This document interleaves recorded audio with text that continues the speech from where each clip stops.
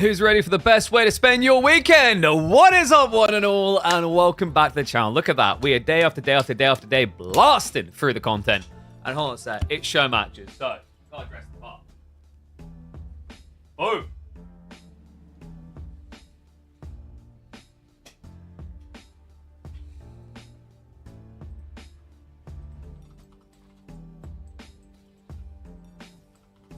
Sorry, just letting the boys know.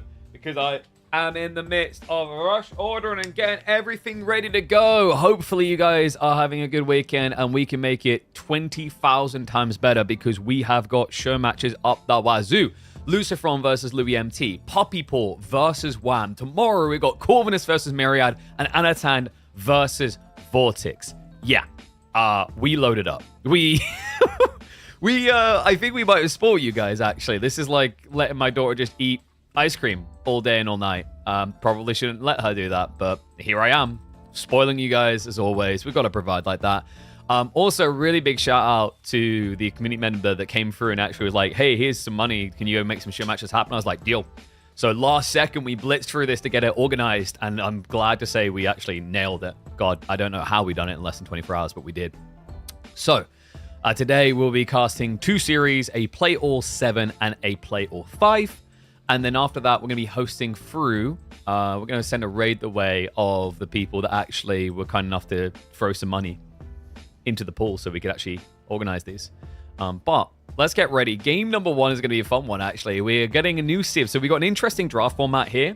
The 2 players are going to be Lucifer and Louis MT. The draft is empty for good reason. We're not denying them certain picks. There's no Civ draft for this. The way it works is that we're going to have a new Civ versus new Civ matchup, a new Civ versus old Civ matchup, an old Civ versus new Civ matchup, then another new versus new with different Civs, and then we're going to repeat game 2 and game 3, and then the final game will be pick whatever the hell you want. So we've loaded up. We've got really cool potential outcomes here. Game number 1 is going to be Sengoku versus the Golden Horde, and I think the boys are now getting ready to go. Please tell me they made the game observable. They did. Did not. Oh, I see what the problem is. It's because I'm in the lobby. All right, guys, so let's get ready to go. Gonna waste no time. And what is up, Veteran Wolf? I see you with that Prime sub. Thank you very much. You're a legend. Appreciate everyone. Make sure you get those subs in. It supports us. Also, Opera GX is back. So if you need a browser, !Opera GX, download via my link. Make sure you install, as that will help us make some extra monies so that we can make even more tournaments and show matches like this happen in the future. But guys, are you ready? Oh, it's time. I've outdone myself. I've spoiled you guys. We have got a show match with the new Civs on the upcoming expansion early, and not just that. We've mixed up the details to give you as much content as possible. New Civs versus new Civs. New Civs versus old Civs. All the new biomes being played, and it starts here. Louis MT versus Lucifer. Game number 1. And let's get into it. And I knew there was going to be someone I left on the screen. Let me just get rid of that. Boom. So, Lucifer's going to be playing as the Sengoku Daimyo here. Louis MT as the Golden Horde. Oh, dude, I'm so excited that we were able to bring this together. This is happening early, before people have access to the expansion, actually. So, we managed to get the limited players who have access. We managed to get a bunch of them to come in and do a bunch of show matches. So, this is going to be a Play All 7, and we will see a lot of new Civs. So, Golden Horde for Louis MT, of course, the variant of the Mongols, but very different. And then, on the other side, Lucifer with the Sengoku Daimyo, which right now, kind of controversially, is seen as the OP Civ in some people's minds. They think it's the strongest Civ. It is early days, though, so it's hard to be certain. But my initial instincts is it does feel like the easiest Civ to jump into and make work. Now, does that mean when the dust settles, they're going to be the best Civ? I don't think so. I don't necessarily think this is going to play out that way. But it does mean, to begin with, this early on, when people get into grips, I would definitely favor Sengoku over the Golden Horde, because the Golden Horde has been struggling a little bit. It's a cool Civ, but they seem to have issues with diversity. I feel like right now they have to play tempo, because similar to the Mongols, they are a fairly aggressive Civ.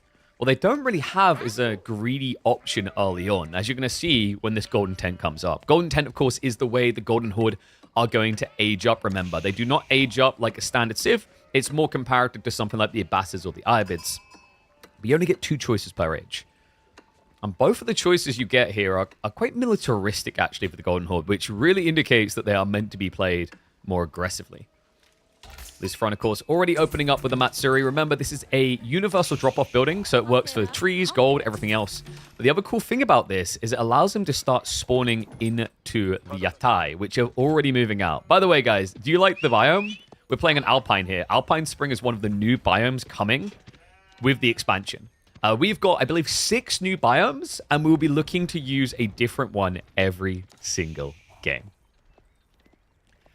So remember, the Yatai, the way it works, is going to generate food based on nearby food sources. That means deer, berry, boar, fish, sheep, and if you upgrade it later, farms. It does cap at 60 resources, and you get a base of 20 as the least.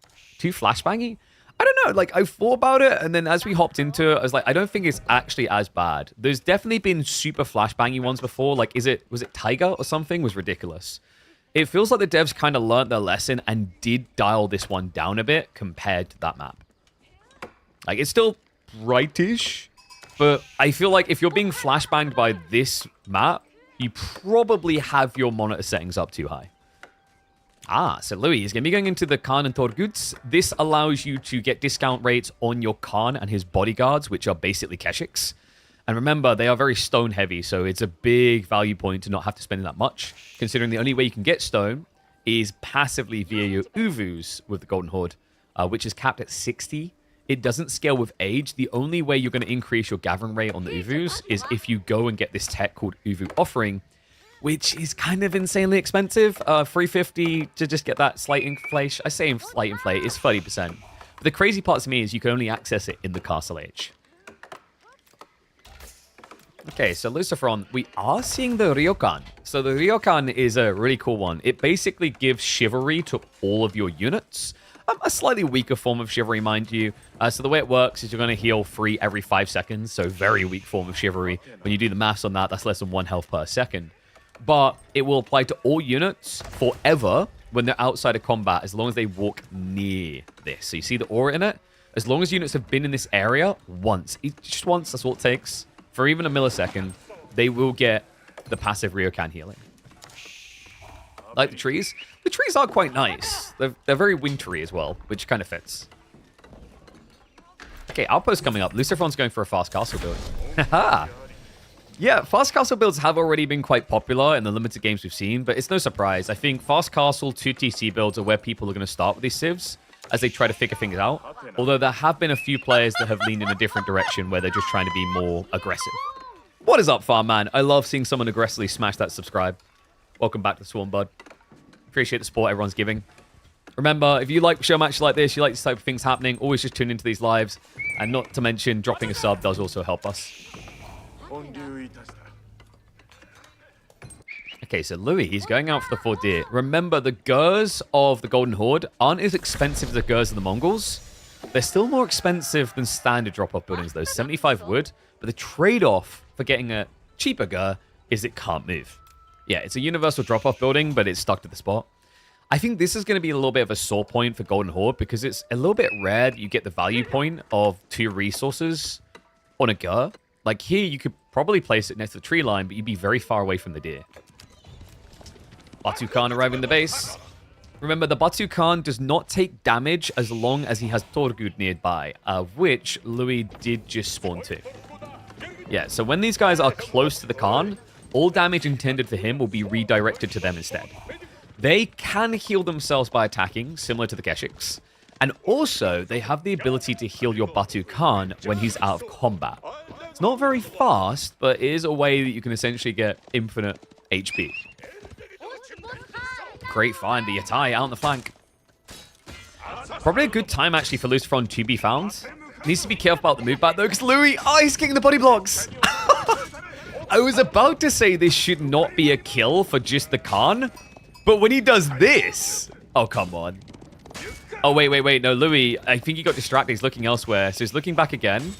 But that failure to continuously body block might cost him dearly. The Yatai has 370 HP. It does not drop easily. Yeah, so he does get it back. And it's interesting, actually. Louis, he was redirecting his Torgud on the east side of the base, so they weren't even coming to try for that kill.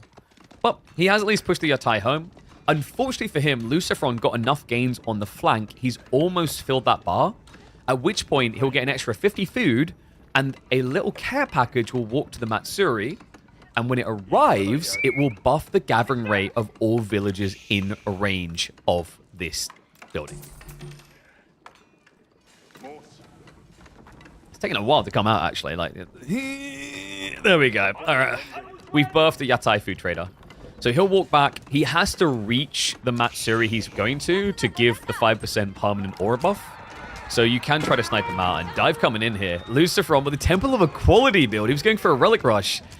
Target snipe on towards the food trader is not going to work out, but the villagers are in trouble. Lucifer, no, not like this. You greedy son of a gun. He has got stables, but he didn't opt to build any Yari cavalry. Lucifer, he's just going to trust in the TC to deliver him. The Batsu Khan can't be killed, remember. But his bodyguards can. Ring a rosies. I'm surprised there's only been one worker lost so far. I mean, the Torgud are kind of weird to me. Like, they are good, but they aren't Keshiks. These are, however, Keshiks with 50% more base damage than the Torgud. Not as tanky, but they make up for it in DPS, and that's what was missing here. So he gets in, carves up 3 extra kills, make it a 4th. He's going to take down an additional 2. Lucifer, come on, no! Not like this! He taps it up, but at what cost? Disastrous game 1 is the cost. Oh my goodness, Sengoku Daimyo, which a lot of people perceive to be the best Civ of the new ones. Losing out to, I think, what most people would rank as the 3rd best? At least on current power rankings. So Louis, just going to carve up some more. I mean, why not, mate? You've earned it. Lucifer. Louis has 50% more workers right now. I say right now because he just claimed more. Mount Samurai comes out, but I don't really know how you're meant to play this. I mean, the only play that makes sense for Lucifer is rushing relics. But that's easier said than done. He has got the gold to do so. But Ikko Ikki are also food heavy. Well, it's not like heavy overall. It's 150 resources, but a 50-50 between food and gold, which is tragic for a guy who has barely got an ounce of food to work with.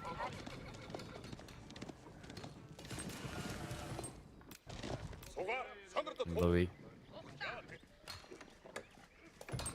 Is he rushing castle now? I think so. I mean, of course you would in this position. Can this monk even solo a Keshik? No, but he can take on a Torgud. Ikko Ikki are a little bit icky, you know? They're not... I think Ikko Ikki might need some melee armor. Being 0 melee, 13 base damage. And the healing is like, what? It's 2? When you strike, if I remember correctly. So you're basically getting not even 2 health a second if you think about it that way. Because you attack every 1.38. So I think it maps out to be more like you get 1.5 health every second.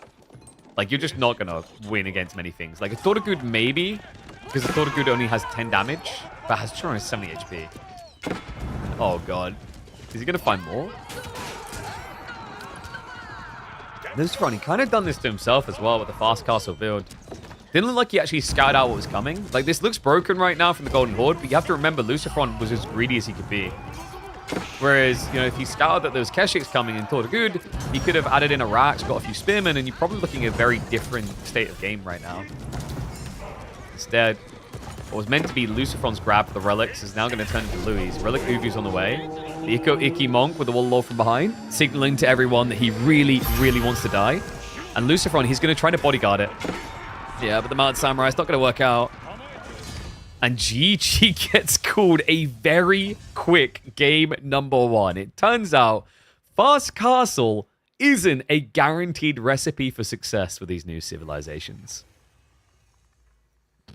That was very quick. Yeah. I don't know about that strat. Okay, so that was Golden Horde versus Sengoku. Up next, we're going to have a new Civ versus old Civ.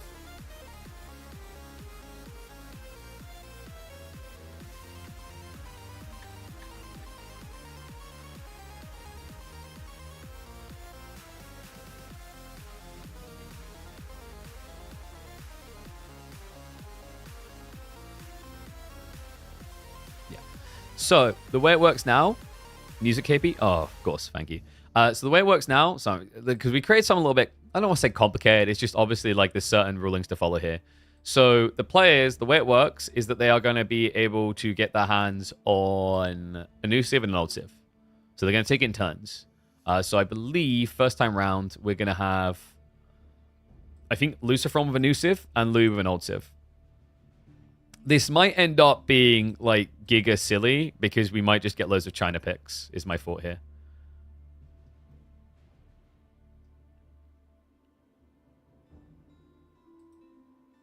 I think he's just going to pick China. I hope we're not just going to get China every game. Like, I'd like to see some like exploration here. But obviously it's up to the players.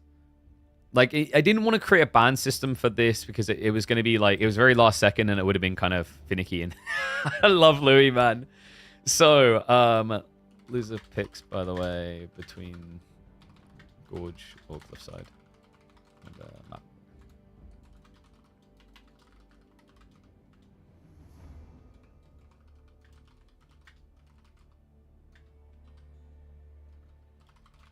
So I just time the players.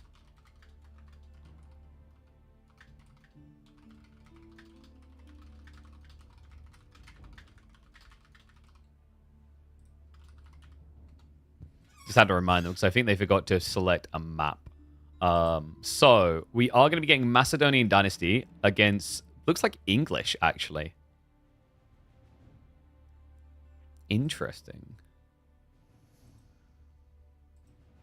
And yes, there's a prize. Why does the prize matter? Why have you got to turn this into a race to the top? Have we not learned our lessons about esports scenes and like stupidly large inflated prize pools and how it just does not work? Come on. Just know that they're playing for money. In your brain, it can be $1 million. I've got these players playing for $1 million Nigerian dollars. All right, there you go. Oh, we can do predictions for these, by the way, because they are live. So we are getting, I believe, English versus, did I say Sengoku again? I think he went Sengoku again, right? No, sorry, he went Macedonian. Got it. Okay. Interesting. On Cliffside, English versus Macedonians. Dude, we might actually get a full all-in double feudal aggro, which is sick. Oh, I'm excited for that.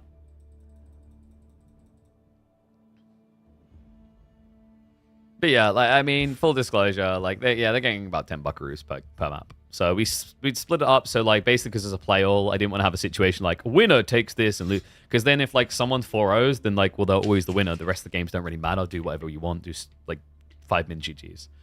So every game has value here.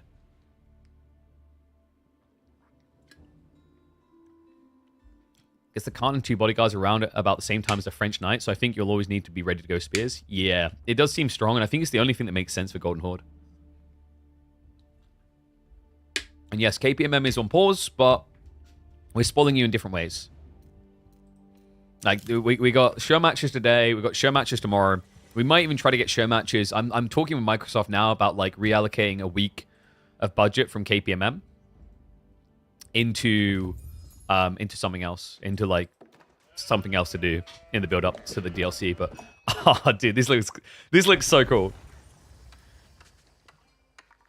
Guys, we're spoiling you. These new biomes are incredible, as are these matchups. Game number 2 of our show match, and oh no, it's cursed again.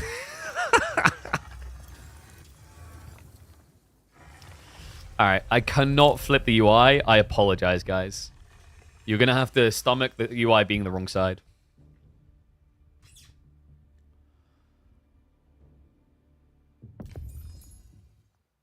All right, we had to restart because you may notice the capture age just flipped and reversed the writings. So we have got Lucifer in the green on the left side here, playing as the Macedonian Dynasty, a new Civ. But we need to see how they function against some OGs. Louis MT, it may not be everyone's top dog, but the English has been a staple pick for this #1 Chinese player. Let's see if it works out for him here. Here we go, folks. Game number 2, and let me flip that UI. It's going to get confusing, just bear with us. Honestly, like, I wish I could fix this top bar, but capture age doesn't work quite as good as it should. Sometimes lobbies bug out, but we have got a new biome here. This one is going to be the black sand, and it looks so cool. I love these new biomes, man. Like, this is what we need. We need an enrichment of biomes that make the game feel different. And we've got so many more to come. There's 6 new biomes with the Dynasties of the East DLC, and we are going to be showing off all of them in these show matches. So, Lucifer, it is going to be opening the Varangian War Camp. Remember, this functions as a house, but the more important thing is it allows you to get units for free after losing a lot of units. It's quite nice, actually. Like, it's good to just set it up first. My top tip for people starting Macedonians, always build this instead of a house. There's really no negative to it. It's just 5 seconds longer to build, and the reason it's worth doing it, despite that extra 5 seconds, is it saves you forgetting about the war camp later. And you'll want this because it's just free units. Other side, Louis MT. Do you guys need an introduction to English? I think you guys... I feel like the community as a whole probably knows this civ quite well by now, right? I would hope so. Yeah, but they're different now. And I wonder if Louis is going to try to lean into that, because the English specifically received a buff towards the gathering around deer. So that could have been an option, but I think he's maybe worried about a Dark Age rush. It sounds crazy, like, against English, but, you know, if you go that wide, even short bows won't be safe against the angry Viking spears. Longbow rush? Quite possibly. Longbow's got buffed as well, right? So some changes you've got here now is, like, deer becomes beneficial once you get feudal age, because if you place a fire camp near it, it buffs the gathering rate on your deer gathering. And also, longbow play got a little bit more desirable. The counter haul got a little bit better because it now got buffed with a 5% discount, and we are going to see Louis using that. Here we go, folks. This is hype. This is what we wanted to see. We were theory crafting this, that we get a feudal on feudal aggro game. Lucifer is going to be the Macedonian Dynasty's aggro choice. Hippodrome coming in. The Imperial Hippodrome for the Vikings works a little bit different than the Byzantines. It is still focused on cavalry, but you summon champions over time for free. You'll get your hands on a scout champion, then a horseman champion, and then finally a heavy cav champion. But you only get one each for free. If they die, you have to pay a premium to replace them. But they're worth it, folks. They've got buffed up stats. For example, you've got the scout that has 7 damage, and they provide aura buffs. And what is up, everyone tuned on the platforms? I see you folks on TikTok as well, YouTube, Twitch. Hope you guys are all enjoying this. We got a fun weekend ahead of us, man. Yeah, like this, I mean, this is going to be the place to get your content. I'm really actually happy with what we managed to achieve on the caliber of players. Like, we've got Louis MT versus Lucifer. Later today, we're going to have Puppy Paw versus Wham.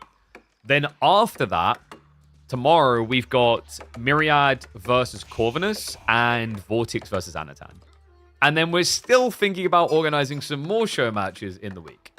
Like, seriously, is there anywhere else to go for your competitive AoE4 content? I think we dubbed the crown now, baby. Whoop. Rack's coming in. So it's going to be the classic English build, man. Talk about a blast from the past. It's been a while since we've seen this. I just realized we're like 30 seconds out from live because we did have to rejoin after the capture age busted. So just to speed that up. Did we get some predictions in, by the way? We did not. Uh-oh. Are my mods not around? All right, I'll set that up for next game. So first the longbow is now coming through. The only challenging thing here is, like, the campfire would be nice to move out to the deer, but you have to go to men-at-arms or use the scout here. Still 25 wood. And there you go. That's what we're talking about. You see that? You get a 10% gathering rate on huntable animals when you place a campfire. But he's obviously not going to do it now because he's up against ponies. Yeah, Lucifer, I'm going to horseman.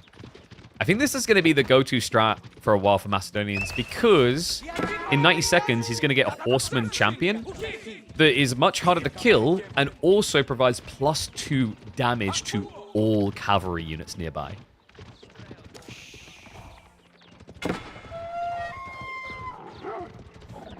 And yeah, like, just to clarify, the Macedonians and the Macedonian dynasty are different. We just refer to them as the Macedonians because we don't have the Macedonian dynasty. So for a little history lesson, the Macedonian dynasty was a period in the Byzantine Empire that saw them actually go from regressing to actually growing a little bit again, off the back of recruiting a wide array of Norse warriors to fight for them. So that's where the Varangian Guard began. So what they started doing is recruiting these fierce warriors to clash across the lands around where the Byzantine Empire is located, and it led to a reblow across about a period of 200 years for the Byzantines. So, you know, I think it was one of the last periods that marked a growth for the Byzantines before the full declines. But because we don't have Macedonia, which would be Alexander the Great in the game, and we never will, he won't fit the time period, we will always just call them Macedonians and Macedon because it's much shorter. Some nerds of history are going to get outraged by that, but my counter thought process is we know we'll never see Alexander the Great in this game because it just doesn't fit the time period.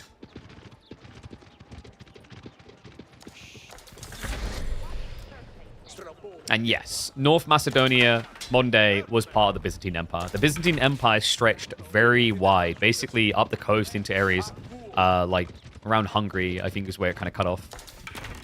So remember, the Byzantines, like the easiest way to remember like how big the Byzantines were is just remember that they were the Eastern Roman Empire and then you had the Western Roman Empire. So when you think about it that way and you imagine how big the Roman Empire was, and if you cut a rough point down the middle, starting at like the edge of Italy around Austria, you have like a rough gauging of the two.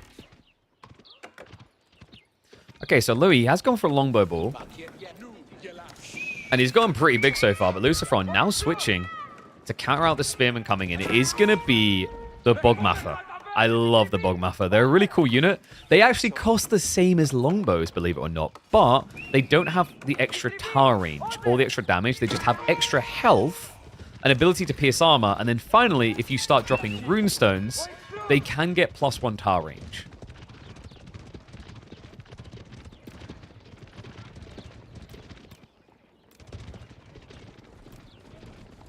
And yes, this is Cliffside. Yes, Basil basically brought the Varangians into the Byzantines' court. Once he realized how effective the angry Viking warriors could be, he never looked back. And neither did the Byzantines. They continued to serve in their courts for many years. Okay, wait, we're getting the deer play. Oh, this is so cool. So if he drops a campfire, he'll get a buff of, I believe it's 15%. And the scout's coming over for that now. Sorry, 10%. 10% is still pretty good, though. That's almost like doubling the survival techniques once you add survival techniques in. Oh, this is cool. And there you go. They have got the aura there. So chase away as the horseman tried to break in. Man, Louis, that is ballsy, though. He leaves a small group of spearmen to defend his economy. And he's moving in for a kill shot. Lucifer, unaware of this, is about to be in trouble because Louis is looking for that gold line. Free workers out here, unguarded, and Lucifer has no idea of what's coming. Horsemen are now pulling back. His troops are rallying out. The position here, though, Louis, it's got to be too delectable to not take. There we go. He dives on in. Lombos with a double kill. Oh, he greets it perfectly! Louis, with a beautiful spin micro there, gets 3 kills instead of the 2. What a sick move. Now, he did lose 1 worker on the other side so far in return, so it's not an insane lead. They're stacking, and Lucifer, he needs a fight soon. He's going to look for it. The horseman count is high. The spearman count not, because Louis, he didn't bring them up quick enough! Horsemen in! The longbows! They're going to get sacked! Oh, what a fantastic fight. Lucifer may have hemorrhaged some workers, but well and truly worth it for a win like this. Bogmather just pulling back a little bit so they're not dying as quickly to the remaining longbows. And Louis, army gets melted. Oof. Not just that, Lucifer now able to generate some runestones off that fight. That's going to be important for the next one. On top of that, he just got his hands on the Radari champion. This is an important addition to the army because the Radari champion provides an aura buff for movement speed on archers, meaning these guys gap close like crazy. They're quicker than Yumi with this aura. And did I mention that that aura also does stack with the runestones, meaning he can get his archers up to 1.6 movement speed. It's crazy. Yeah, like, I don't know. Like, the more I think about that when I say it out loud, I'd be shocked if it's allowed for long. Because the other thing that's quite interesting about this, and I don't think we're going to see it in this game, but you will see it in games, trust me, is Varangian guards, the men-at-arms of the Macedonians. Because if you get the Radari champion for 15% buff, and then you drop runestones, that means your Varangian guards are going to be moving at like 1.4, 1.5 movement speed. They will be quicker than HRE men-at-arms.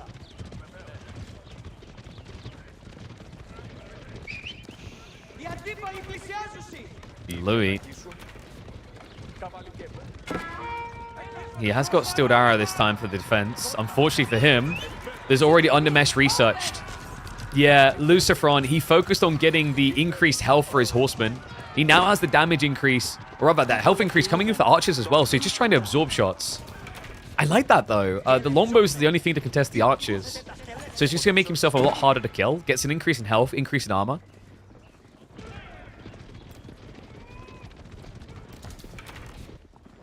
Lucifer, I'm not actually sure Louis saw that, which is a little bit concerning because he's actually playing wide on economy. But that's not where he's going. Look at this. He already scouted it out. He's looking for the 2 gold workers. Horseman will just run away. Really feels like Lucifer's game to lose right now. Has army value, has army size, has villager lead. Not just that, he might just blindly punt in perfectly, but Louis, great reaction. Gets inside the outposts. The Bogmacher will be able to do nothing here. He'll have to walk away.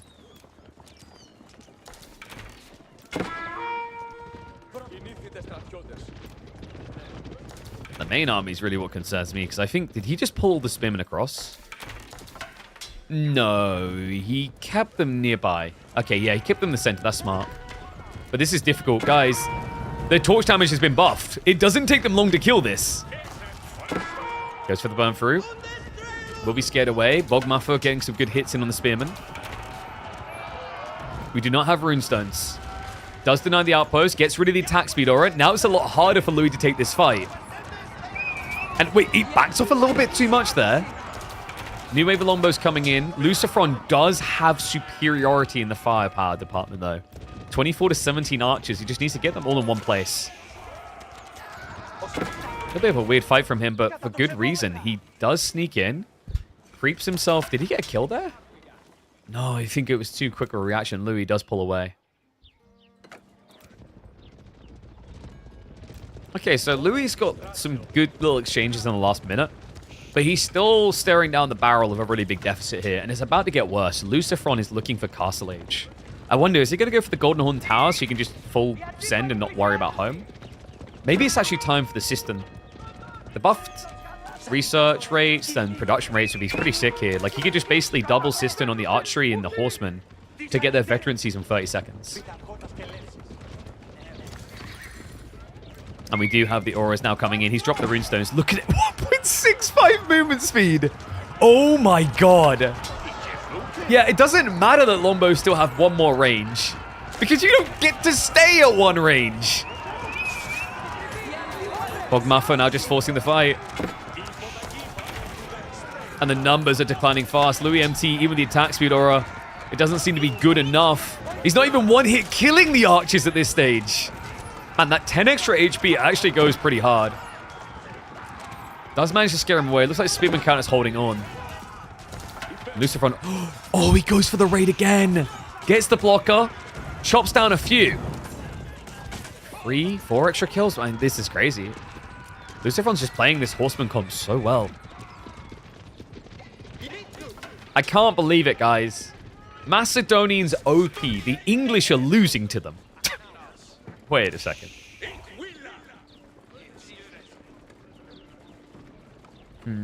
I think Louis feels that if he sits around any longer, this is not going to work.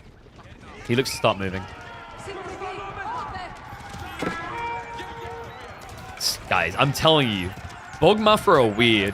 Like, just having 10 extra HP, plus the extra 4 from getting the tech up. It's making the number crunch so odd on how many lombos it takes to get killed. It's taking him 2 rounds of shots to kill Bogmafra, which makes this so inefficient. Louis, ay. Where are the spearmen now? The Dadari and the horsemen ride in. Lucifer, it's only going to get worse for Louis. Remember, Lucifer has been taking these fights this whole time, lacking his +1 damage. So Louis has been able to absorb a lot more shots here. Not for long, though. That's going to be coming in. And remember, this is all courtesy of the silver generation, which comes from gathering gold and stone. Yeah, I think that's one of the big challenges with this Civ that has to be figured out. Is like, how do you use this gold? I mean, with this type of comp, you're basically going to have to keep selling gold to buy food. Because you want to be gathering gold to generate silver. To then also generate passive silver when you link an arsenal into your mining camp. Because remember, the way it works is as you drop off, it's going to generate silver here. And the way you harvest that silver is by placing an arsenal. Now, this number never goes down. It can only go up. Which means you want to keep gathering from a mining camp to get more and more passive silver per minute. Yeah, I don't know. The more I think about it, it feels a little bit weird for justifying tech ups because it has to be gold or stone. But I think the meta is probably going to be marketplace and just sell, and buy food.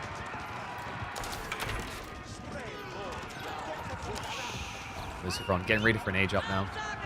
Still so scary in these fights. Looks like the Radari champion. Wait, what's happening there? Why is he not? He was still there, right? That was weird. It didn't look like he was giving the 15% movement speed. It's giving me a backup, and as expected, sister in the first heal. So this landmark, very powerful. It's going to give him the ability to either get resources for free, 160 wood, gold, or food based on the building he targets, or what's more likely here is he's going to drop on the archery range in the stables, and then just get veterancy in less than 30 seconds. Because you do start off with multiple charges of this thing. And there's the marketplace coming in. Okay. So you might rush a lot of people into gold. Why is the bar for do you guys notice how small the bar is for the system? Like, wait, what? Why does it have the tiniest bar I've ever seen? Huh? Okay, gold bump mode activated. Also, for some reason, the Capture Age UI does not show the amount of charges he's got. When you play the Civ in game, you'll be able to see a number above this. It's a bit weird. Louis. He's trying to find a way to punish here. He's not too far from his own age up. Problem is the speed these veterancies should be coming in. It looks like he didn't actually prioritize it. Yeah, he could have gulped it. Instead, where did he gulp? I don't think I'm seeing a target. I'm not imagining this. Yeah, you've got 4 charges right now. It's so weird. I feel like people just forget to use it. And no, the system, we just described it. It works very differently. Like, think of it as a buffed up Golden Gate is the best way to think about it. But the Yorishiros that you're going to use are temporary. Oh, push coming in. Veterancies have come into play here. This is a difficult defense. White Tower is going to go up for Louis, though, so that will keep him alive in this game, but it means he has no way of recouping his current eco losses. Yeah, it's a state of execution landmark. He had to build it. He was going to die otherwise. But it means he doesn't have a second town center to build his forces up.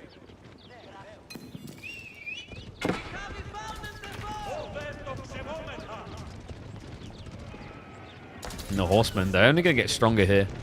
We have got this second cavalry armor tech coming in. So that's going to be +1 melee and +1 ranged armor again. And another 5% HP increase. That is also going to apply to the Redari. Yes, that's right, folks. You are seeing angry, mounted bearded Vikings. Psychopaths with cleavers so big and balls so big that they don't even use their shields. It just sits at their side. Probably protecting said balls. Even getting behind the walls and safe against them with the axe throws. Bogmafra. I'm just going to trade out a little here, but veterancy comes through. Louis says not dead yet. They ain't looking good either.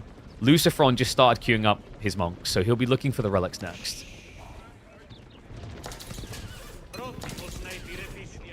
Is he going full back god? He is. Okay, so this is going to start generating a lot more silver now. We do have double stables on the flank, so additional Radari. Yeah, the way he's playing this is just going to be full heavy cav. I've been seeing a lot of this so far from the Macedonians, which isn't too surprising. I think in the early days of new civs, if they have a unique heavy cav unit, it's always a safe bet to lean into them.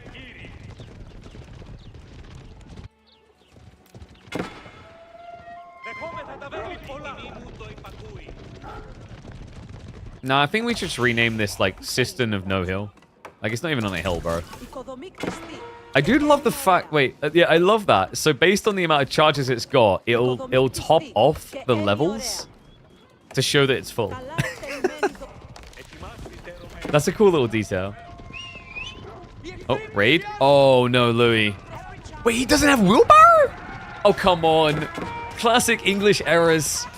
I mean, if you're playing just farms, I'm not surprised when they pass this up sometimes, but he went double deer and didn't get wheelbarrow. So -5. Extending lead now for Lucifer. A grim outlook for Louis.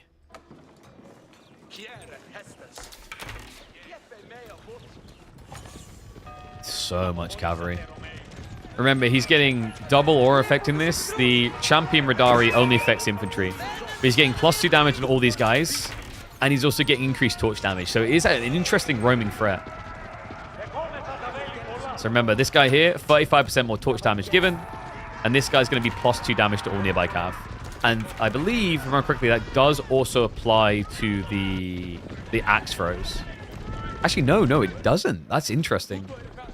I wonder if that's an oversight, because it's meant to be +2 for cav. And it doesn't specify melee damage, does it? Yeah, it just says increases damage of nearby cavalry. So there's probably a wordplay that needs to be altered there. And second army coming in now, though. He's at least going to be able to snipe down some of the heavy cav here. And that wall doesn't work. That's a disaster wall. Louis, stop. No. Run! There was some temptation, I'm sure, for Lucifer to just go axe thrower mode there to get a few kills. Archers on the front side aren't really doing anything right now, although I think they already netted another 2 or 3 kills anyway.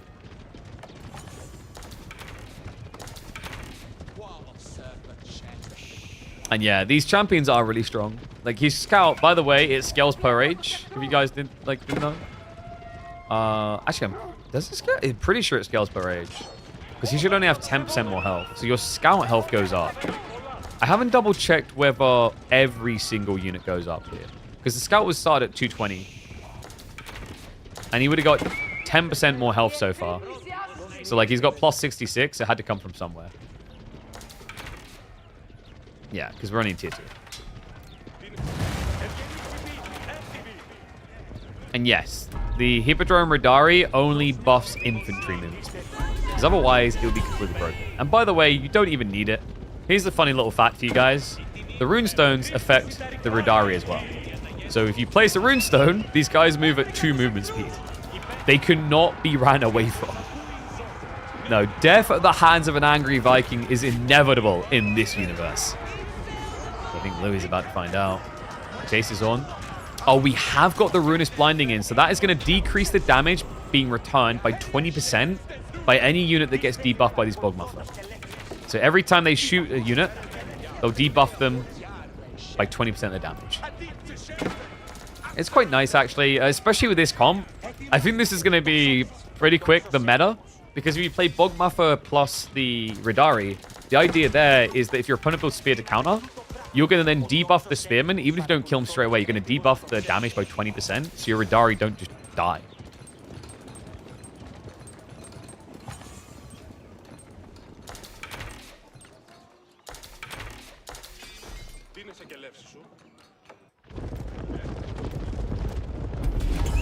Someone's getting technical about the Byzantine Empire not being the Eastern Roman Empire. No, it was referred to as the Eastern Roman Empire because when you had the Western Roman Empire. Then, technically, with the decline of the Western Roman Empire to the Visigoths and all the invaders, that's when you would call it the true Roman Empire. The thing is, the Byzantine name wasn't even a name that the Byzantines gave themselves. The Byzantine naming was given to them by German scholars in the Holy Roman Empire because the Roman Empire, the HRE, needed history to view the Byzantines as the Byzantines and not the Eastern Roman Empire, so that they could be the one true successor to the Roman Empire. Otherwise, it questioned their whole legitimacy. All right, nerd facts over. Right in now from the Radari, and where are the spearmen? Oh my god, Louis, so out of position there. Lucifer getting a good push in. And these are indeed live games. We host a lot of live games. I'm not sure Louis is going to be alive for much longer, though. Farm's now being set up on the backside, so that means Lucifer's going to have permanence of food. And his generation is decent here, yeah. Like, I mean, he went down to mining camp, that's fine. Yeah, his silver gen is just going up and up.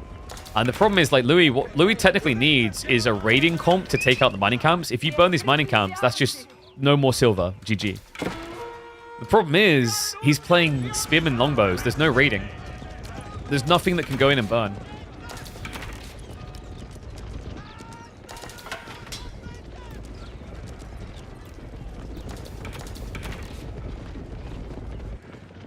And good question, Ruinous Blinding, does it debuff bonus damage? I need to double check it. I think it doesn't, because most things don't debuff bonus damage, but with I know with newer gen units, it has been tweaked so that, like, bonus damage gets affected by things.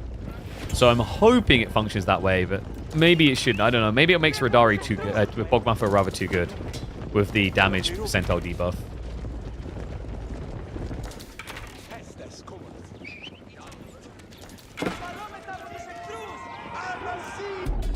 And you aren't wrong that the Eastern Roman Empire is very different to Ancient Roman Empire. Yeah, it's like going, well, England existed back in the 13th century, 14th century. Like, yeah, but the very different to the England of now.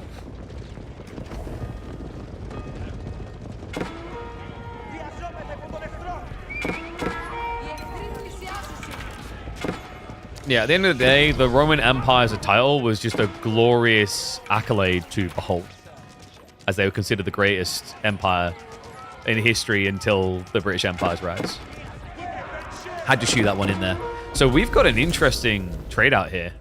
Louis looked like he was posturing to go in, but this hit on the backside, it's hurting him a lot more than anything he's capable of doing, so Louis has to back off. 82 longbowmen, boys, right now. And we are full Agincourt, but I don't remember any Vikings at that battle. Danes lore, anyone? I think we know how that historically played out. Bogmaffer. They haven't got runestones. I noticed this. Players just keep forgetting them. It's such an awkward thing to micromanage because you're just going to have to manually place them all the time. But it would be a big boon to have here. Let's go give the trade out. Radari hunting for more worker kills. At Lucifer, he's throwing away the archer. Wow. Okay, so there's no easy getting out of here. He's just going to minus probably another 10. But look at what Lucy's up to. You cheeky son of a gun. The Palatine School now on the way, so he's going to get access to the cataphracts. Okay. Or better known as the pre-medieval tank, I guess you could say, with how heavily armored they were.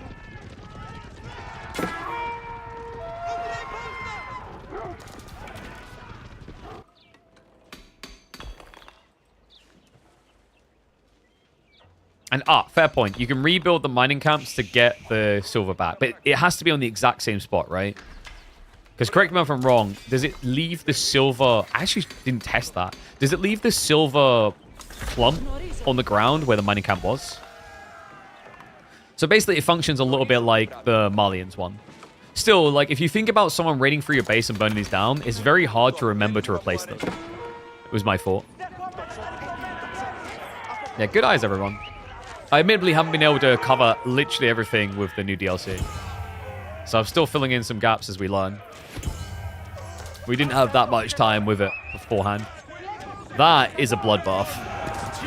Woo! England beat the Danes! Eat it! Perfect time to say that when a Danish person turns up in chat. Is it me or is Louis kind of holding on. I'm not going to say he's doing well here, but Imperial's not far away.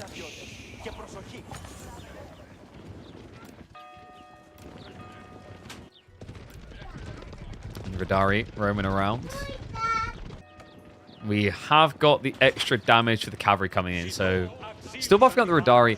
It's a bit weird, actually. The damage buffs, I don't think, are as valuable. They're still nice to have, but it's +1 damage, and it's going to scale at the same price as just getting +1 armor and health. So I do think that the way the Macedonian's been designed, there are a lot of cases, with melee units especially, where it's infinitely much more worthwhile to go for the protection than the damage. And yes, the English longbow models did always do this.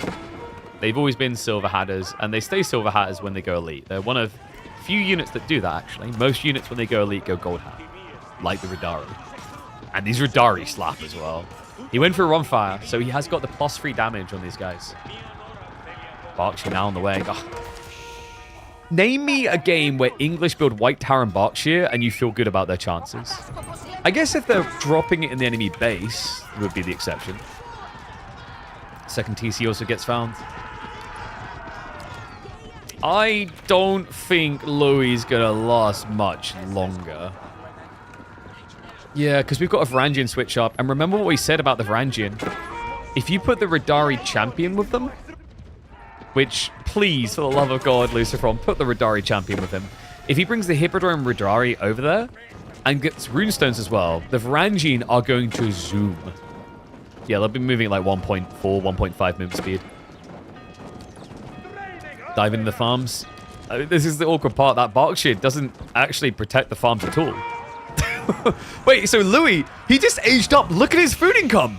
Oh my God. He spent so much time chasing that small group of heavy cav with the entire military of the English.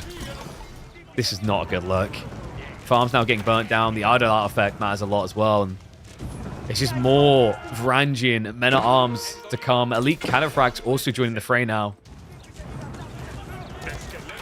You know, it's kind of weird. They're Vikings, but there's nothing for pillaging. You know, you burn things down, you don't get paid.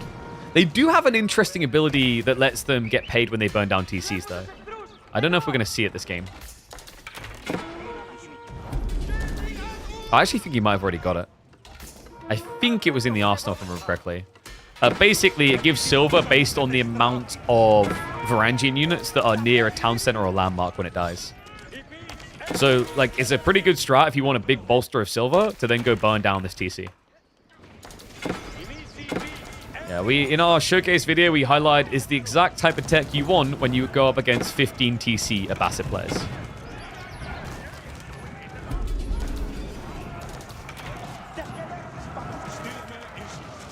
Varangian again, fairly beefy, by the way. 214 HP now.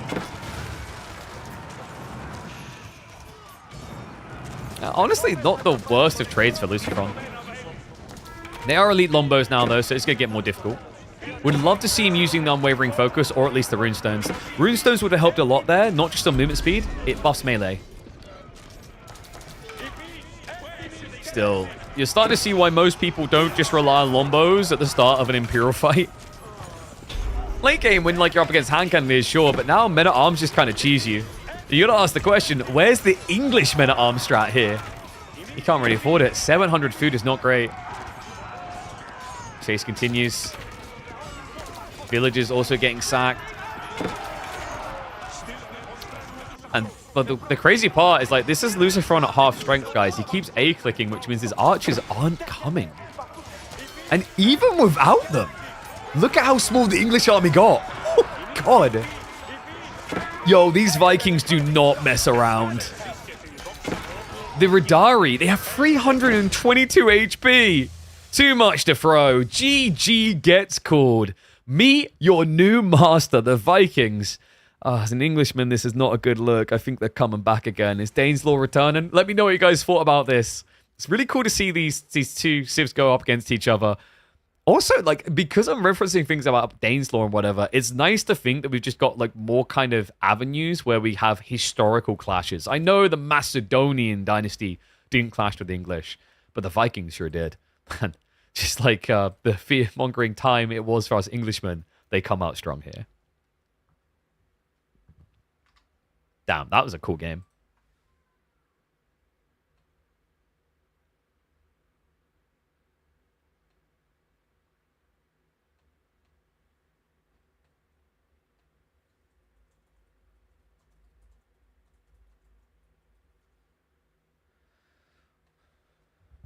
To be fair, Englishmen probably descended from Vikings, and then you've got like French and all that other stuff. Like, I mean, do you want to go down that hole where we just eventually go, and we're all African?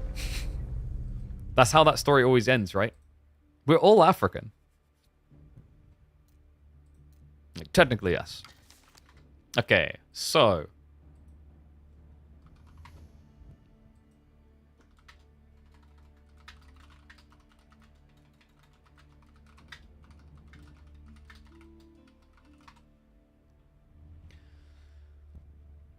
we're all Malians. There you go, dude. We all technically are like Mansa Kingdoms, baby. So the boys are drafting now. So you should be getting into the next game in a second. Alright, they're going back to Dry Arabia. So a reminder, the way the map pool works... I just realized we haven't got any maps showing with this UI, which is weird. I don't know if I have an easy solution to that. Let me double check something. No, it's not going to work.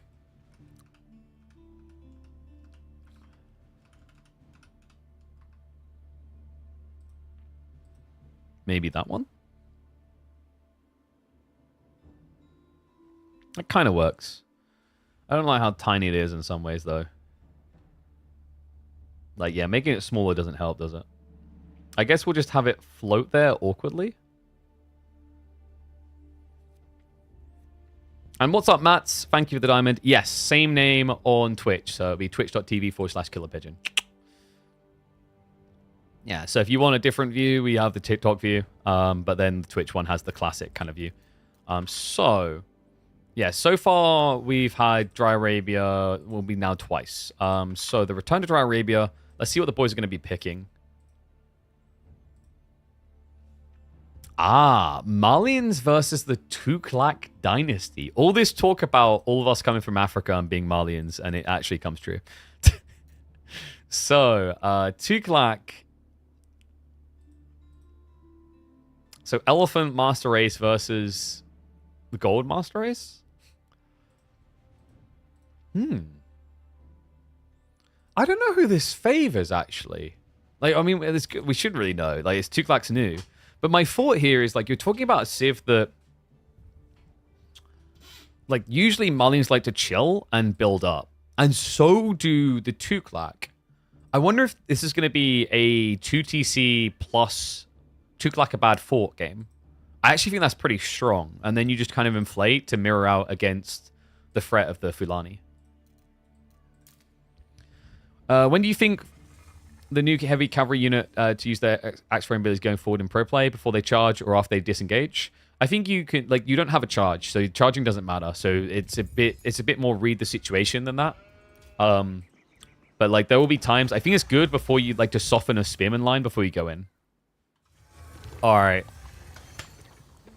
This one I'm excited for. This might be my favorite biome of the new expansion for Age of Empires 4. We are in the Greek islands, but no Greeks here. No, somehow we ended up with elephants and Africans.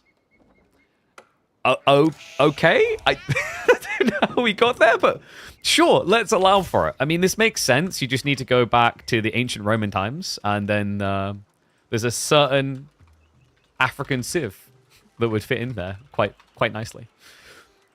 But yeah, this is a really cool map. Do you guys want to know why? Do you want to know why this is my favorite? This biome, it has different bushes. The berries have been replaced by prickly pear bushes. Isn't that cool? I wish they'd done more of this, actually. So it's exactly like a normal berry. Like, it's no different. It's just aesthetically it looks different, and I love that. Yeah, so we are in the Greek islands type biome. If you guys want to try this stuff, I even love details like this, like the more defined Old school. Okay, yeah, we're definitely in the Greek areas here with the kind of like old style steps. Yeah, it's just really nice overall. The tree lines, I don't know if I'd say that there's particularly anything different about them, but it makes up for it in different ways. Okay, so Lucifer and Mali. It is going to be a full house setup, and that makes a lot of sense. I haven't really seen Tuklak try and do any Dark Age rushes so far. They just tend to be more of a greedy civ, going into the Feudal Age and whatnot. And we do already have the Work Elephants out. Remember, the Work Elephants are going to be your drop-off buildings, but Louis has not used them. Okay, he has. He's using them for scouting.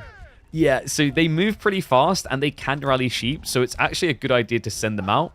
Yeah, it's blind. You might not find sheep, but you might. It's just essentially a mini second scout. And I've got Freya harassing me. What's wrong? Freya, you can say hello stream quickly, and then you have to go back in the house, okay? Hello, viewing stream. Hello, viewing stream. Okay, Blue's not here, though. All right, say bye, stream. I know Blue's not here. Say subscribe to my channel. Subscribe to our channel. All right, blow kisses. Say hello, elephant. Hello, elephant. Give me a kiss. Elephant. All right, you gotta go now. Get your own Twitch channel. But I not put up you. I know you haven't. You won't have one for quite a few years, girl. All right, off you go back to mommy. No. All right, guys. So we have got Dome of Faith, and it is gonna be a 2TC build. Okay, this is cool.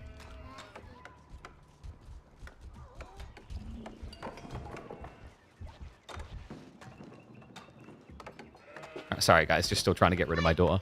So, it's not just 2TC. You can build your fortresses in Age 2 as the Tuklak Dynasty. The Tuklakabad Forts allows you to get governor buffs, which can be used for discounting techs, increasing gathering of certain resources, getting access to more buffed up units. It has a lot of variable usages here.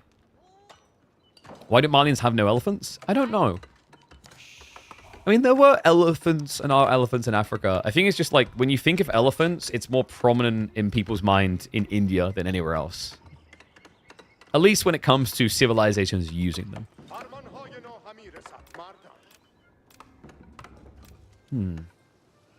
So, is he going to go the Tuklakabad fort first or 2TC? Because actually, this is a really good spawn to just drop a fort here. Because he's got the deer. So you could fort drop and then TC drop here. It's a little bit aggressive, but it shouldn't be something Lucifer's able to break through quickly. Man, it's kind of weird when you have epic bloodbath games that go deep, and then you have to reset to the start of the game again, you know? I've always wondered, like, what is the golden solution to, like, people's mindsets and refreshing them on that? Because it's a little bit of an odd experience, isn't it?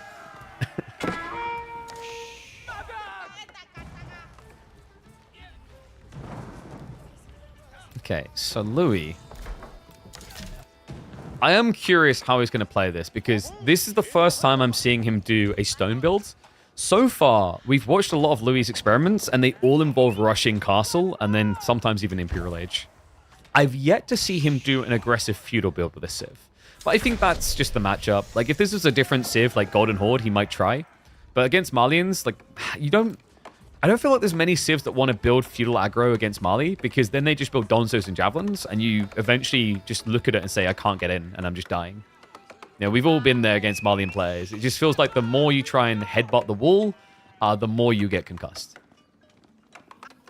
Ah, he goes really tight with the second TC.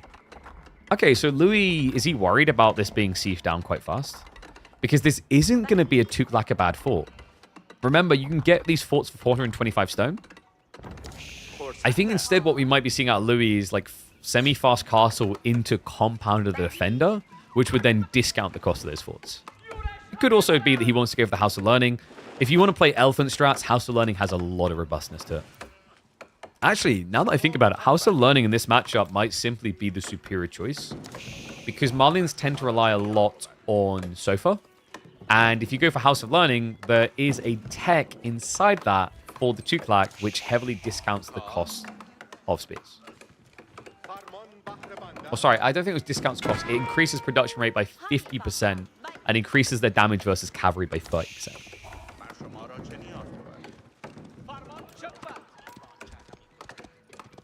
And the worker elephants have 2 ranged armor, 2 melee armor. In Dark Age, the worker elephants have no armor, and then per age, they get +2. So once you're in Imperial Age, you'll be sitting on 6 armor, and then you can inflate it with your extra blacksmith decks.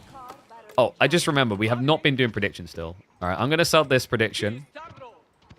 It's going to be really short, though, because we're already 6.5 minutes in the game. Ah, hello. Okay, so it's not just a fast castle bird from Louis. Raider elephants. Ah, that's a cool idea. Similar to Ghazi Raiders. Just to club away at the pit mines. So this unit he's building right here, think of it as like a Gilded Horseman type unit. It's very tanky, but it does cost double what a standard horseman does. 235 HP. Look at the damage as well. Yeah, these guys are actually surprisingly good at killing workers, by the way. I think that's Louis' #1 goal. If he catches Lucifer on not looking and gets on top of these pit mine workers with his Stampede ability, he could easily run them down. Or trample. I think it's better calling Stampede. But yeah, the trample is, if you math it out, kind of crazy. You can do 4 damage every 0.5 seconds, meaning you can do 8 damage a second, meaning that you can do 48 damage to a unit if you're constantly on it for 6 seconds. Villagers only have 50 HP, guys. A little bit ambitious with the warrior scouts here. Does force the outpost commitment, though. And Louis, oh, was that an A-click? I don't know if that was intentional. He's chasing after a sofa now. Yeah, this type of elephant isn't designed necessarily to beat the sofa. I think it can, and kind of should when you map it out. Actually, it's weird. I think sofa do win because the better attack speed is 1.62 versus 2.38. But the interesting part is, like, it's 18 damage versus 17, 2 armor versus none. But the health increase is an extra 75. I still think Sofa, like, if they don't win that fight, they barely lose it. And that's a good sign for Sofas, because if you look at the cost, Raider Elephants cost a lofty amount more. They're 50% extra in cost. Sorry, 33% extra in cost.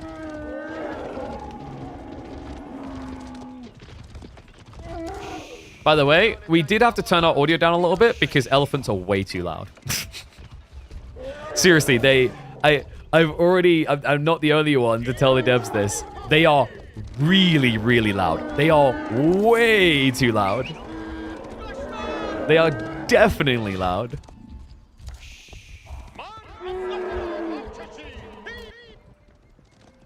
Okay, so Lucifer and Donzo is now getting queued up. Ah, and Louis, he is going for the heal elephant, so we will see the Dome of Faith getting used. I like this. I feel like I'm seeing a lot of Dome of Faith builds where they just don't get used at all. At which point, you might as well have built the Tower of Victory to buff your elephants.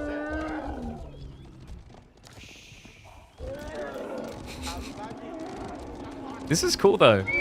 I'm glad we're seeing more than just fast castle, fast imp.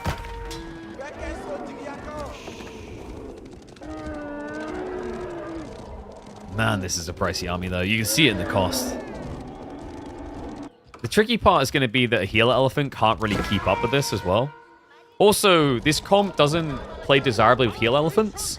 Healer elephants actually become a lot more scary when you build infantry with them. Because a healer elephant gets its damage buffed up by having more melee infantry nearby. Yeah, +1 per. So if you have 15 spearmen, you're going to double your damage. Oh, interesting. Louis actually went for melee tech 1. I wasn't completely convinced about like melee tech 1 on Raider Elephants because their attack speed is worse and they have higher base damage already. But I guess he sees it as just that little bit of extra to edge out over the sofa.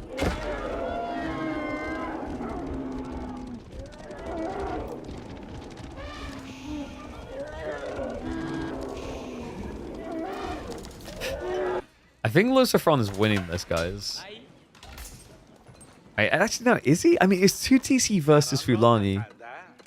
And Louis MT's Civ is kind of deceptive because of the efficiency around gathering in conjunction with getting 5% extra resources.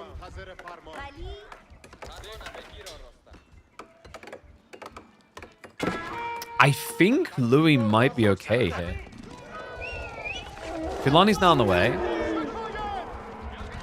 He's got archers to deal with the Donzos.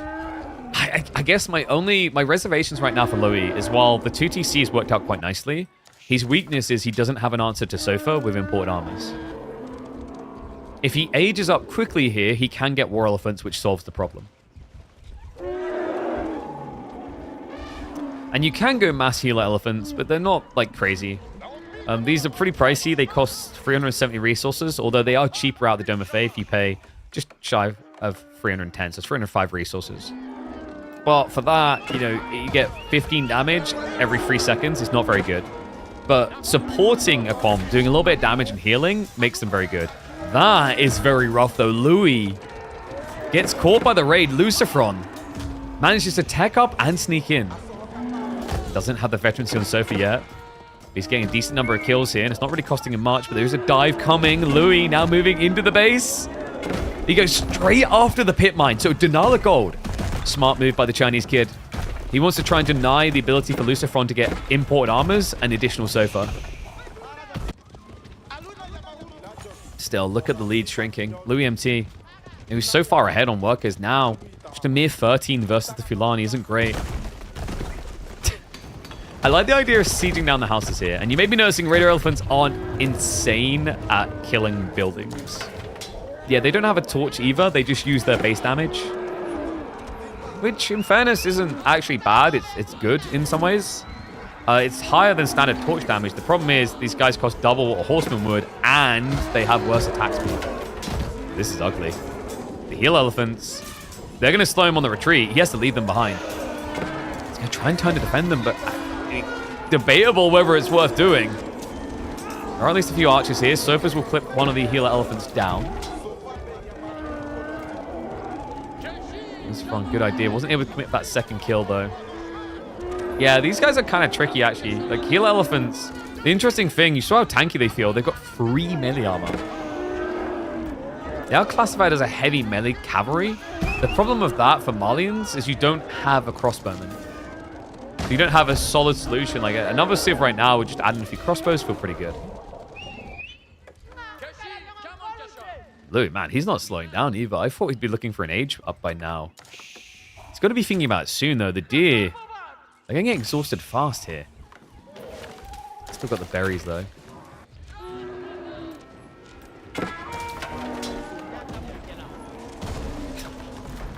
These guys are actually surprisingly annoying. I don't know how I feel about mass Raider Elephant still. The Stampede should be sick, but you just can't use it here against Donzos.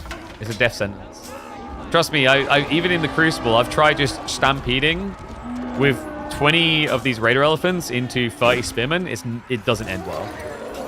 Even if I win that fight, I feel like mathematically I lost it by a mile. Great chase here as well. The War Elephants, sorry, Heal Elephants, once again just slowing him down. Louis, if he doesn't tech up soon, I think he just ends up losing this. Another elephant goes down. Archer Wave isn't insane either. And so far, another awkward thing here, so far are quicker than Raider Elephants, so he can actually hit you on the chase.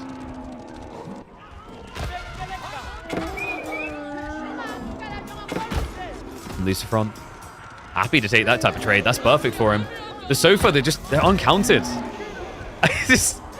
Tuglax just don't seem to be delivering against the Sofa wave here. Lucifer, he's latching on now.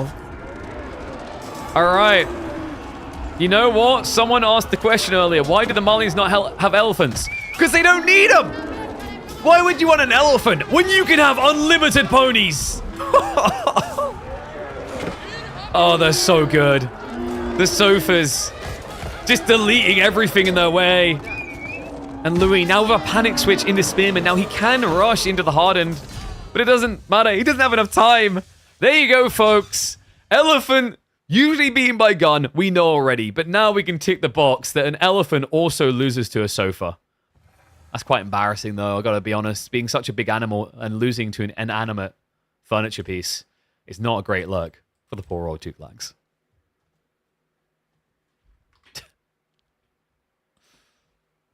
elephants. Age 2 Raider elephants versus Age 3 Sofa. Yeah, still. It was 2TC versus Mali and Fulani, and it still didn't look close.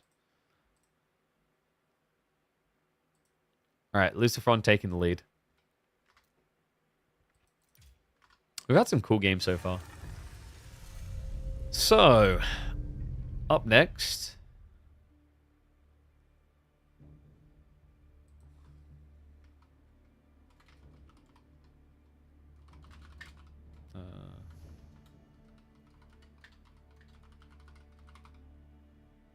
There we go. Lucifer's time. So Louis now going to pick either Gorge or Cliffside. And Louis will be playing a class... no. We're game 4, aren't we? So New Civ versus New Civ.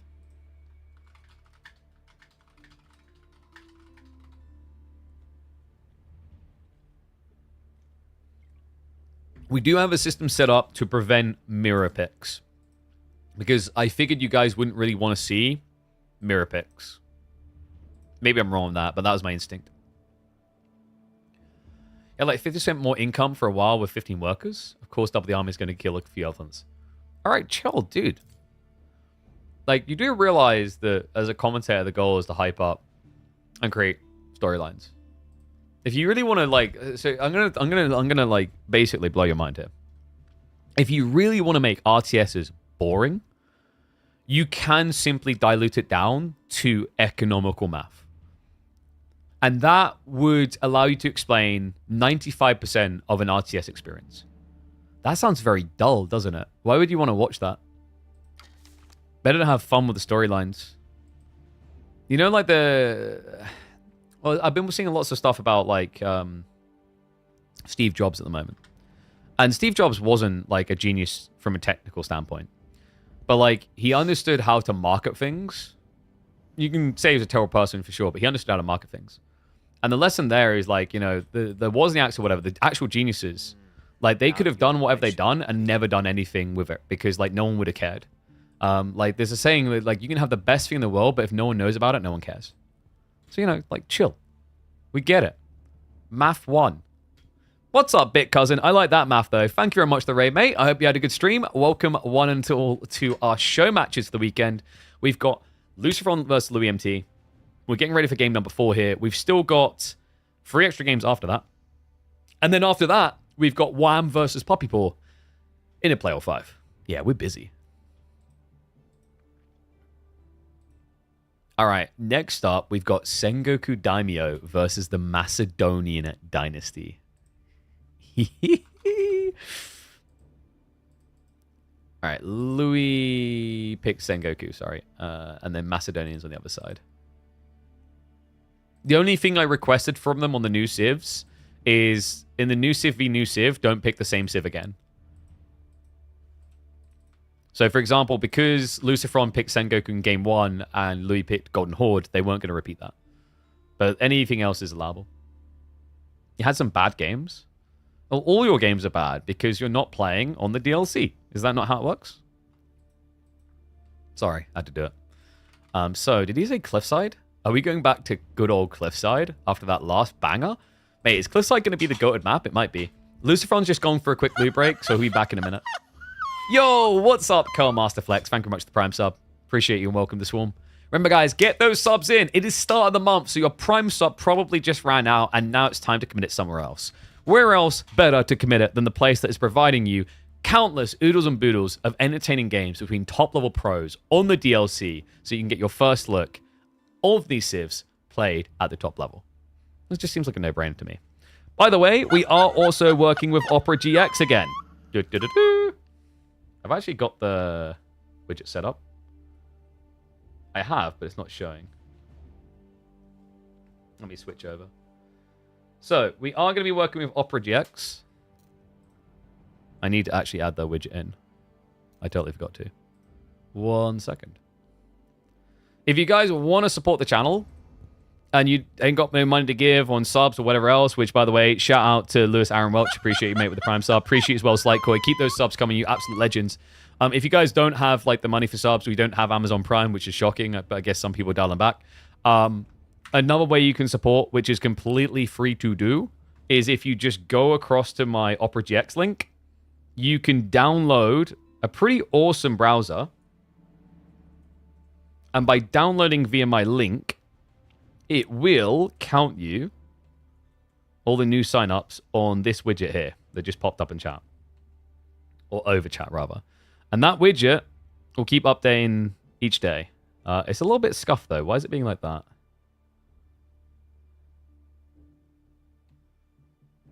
There we go. So, we're at 0, which is pretty sad. So, I want to see that number fluffing up over the weekend. It updates once a day, so it won't be live in the moment. But if you guys haven't checked it out, Opera GX is pretty sick. We've been using it a lot. It's got a built-in VPN for free that you can use. I think even with League of Legends happening right now recently, they've given access to the paid version of that VPN for free with one of their codes for a few months. You can Google for that one. But the VPN, the default one built in, is good for most people's usages because most people just want a VPN to buy a game anyway, and it solves that one. It also does allow you to optimize the usage of your browser. I have a God tier PC because I work PC specialist, and they've set me up with the best PC and laptop imaginable. But for a lot of you guys, you might want that little bit extra RAM or CPU usage not going into your browser, so you can optimize Opera GX around that. And then my favorite thing still to this day is there is literally a tab here.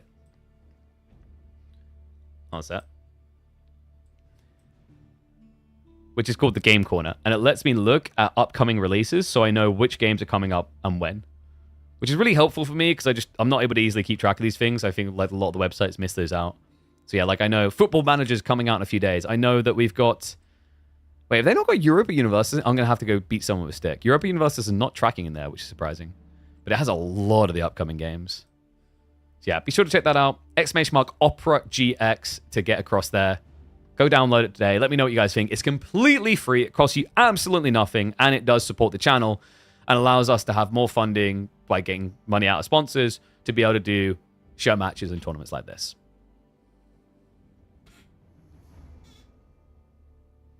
Why no more Beastie on your channel?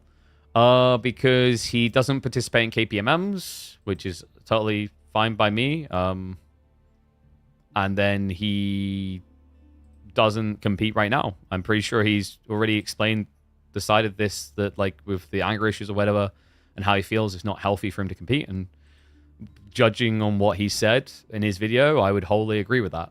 That's not a healthy state to compete in. So he took some time off. He's relaxing. And good for him.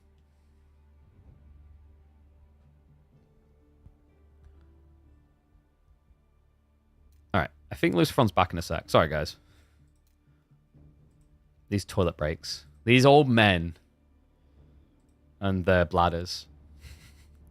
Yeah, they're loading in now. All right, so Golden Horde versus Sengoku. I wonder what biome they're using this time.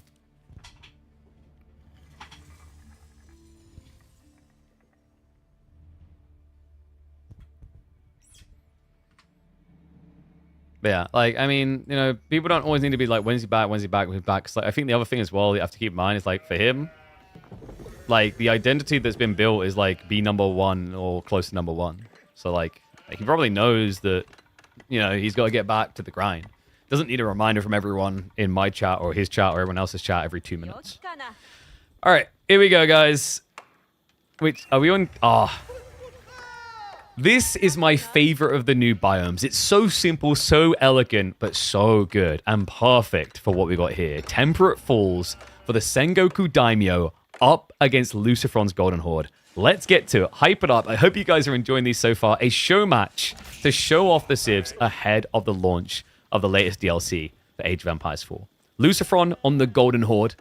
Louis MT to the Sengoku Daimyo. Now, we had this matchup at the very beginning of this show match. And in that one, Louis MT, he punished Lucifer. Lucifer attempted a fast castle Sengoku build, and it did not end well, courtesy of a huge spam wave of heavy cav. Let's see if Louis is going to try the same or something different. Oh, that is a great spawn, by the way. Matsuri drop on the tree line as well as the berries. So it's already gathering towards the food. And then that means he's also gathering the wood to then set up onto the gold afterwards.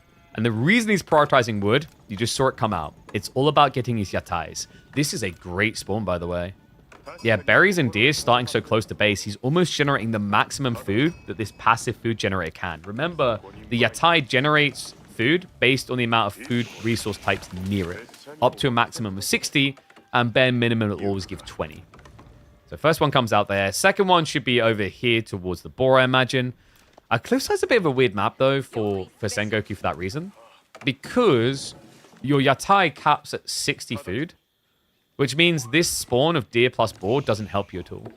Because the boar's worth 40 and you have base 20. So you'd already be hitting cap with just the boar. So, like, you don't get this ridiculous meditation garden brain logic by sticking Yatais over there. He'll do it anyway because this is the best thing on the map. But it does kind of make you wonder if it's better to have maps like Lipany where you can just find, like, berries and deer next to each other more commonly. Okay, so Lucifer on his opening. We have got the golden tent down. Remember, this is how you're going to age up as the golden horde. Now, imagine, are we just going to be seeing Khan and Tortugud? It feels too good to resist. It's kind of been the go-to out of the games we've seen. Well, beautiful map biome. Agreed. I love this one, man. Temperate Falls is probably my favorite. It's so simple, but works so well. It reminds me of the... was it Autumn Blossom or whatever it's called? The Japanese one they added before. Oh my god, Louis. The Sheep Whisperer here. Oh, that's sick. He got 20 sheep. Lucifer only got 10. Now, this is really good because the Yatais... And he just brought it back. Guys, this Yatai can generate food off of sheep as well. Sheep are worth 2 food each. He just got 20 sheep, which equates to an extra 40. So he just instantly capped this Yatai.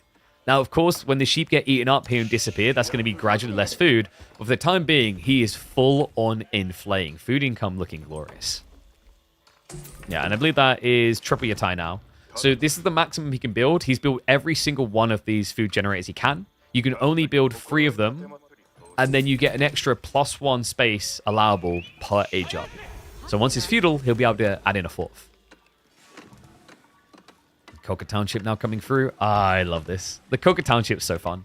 So Louis doing something very different. We saw Lucifer trying to utilize the Ryokan. I'm not entirely convinced the Ryokan is that good. The Ryokan is the worst version of Chivalry. But you do get it for free on all units that come nearby. The thing, though, is like Coca has a great deal of utility here. I think Coca is heavily weighted to be the favorable because it has 2 activatable abilities, both costing nothing. The first one spawns Shinobi near either your base buildings or a stealth forest. And those Shinobi throw grenades that debuff the enemy, slowing them and making them take more damage. The other ability is even easier to leverage for those that don't want to have to micro. Select an area in the map, press the W key, and win. Yeah, so the other ability, Shinobi Scout, is essentially going to give Scout's vision on an area for 30 seconds upon usage. I think this ability... Sorry, 20 seconds, not 30. This ability probably needs to be on cooldown upon age up. I think it's a little bit strong that you get this straight away. Especially considering the importance of sheep rotations. It just gives you a lot of control. Like, you can scout what your opponent's doing and just focus on sheep. And there's the reveal. So he scouts in, sees everything. And we did get the Khan and Tortugud, so that's going to be buffed up health on the Tortugud, as well as making them cheaper on the stone cost. Well, Khan as well. Yeah, Khan only 112 stone. And someone made an interesting point, actually, about this strategy with the Khan and Tortuguds. That technically, you can get a Khan and 2 Tortuguds out at the same time a French player would get a Knight out, which is pretty good. Oh, this is cool, though. Talk about different. Lucifron. He tanks with the Batu Khan. Now, remember, the Khan can be healed out of combat by the Tortugud.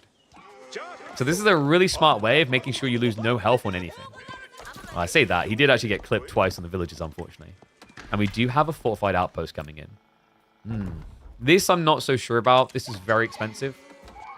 Fortified outposts run you 200 resources, 150 wood and 50 stone. The stone is pretty natural. Like, you're going to have an Uvu, so you'll get that anyway. But it's still a very expensive outpost. Yeah, the benefit of this, the reason you pay more isn't just it has more health.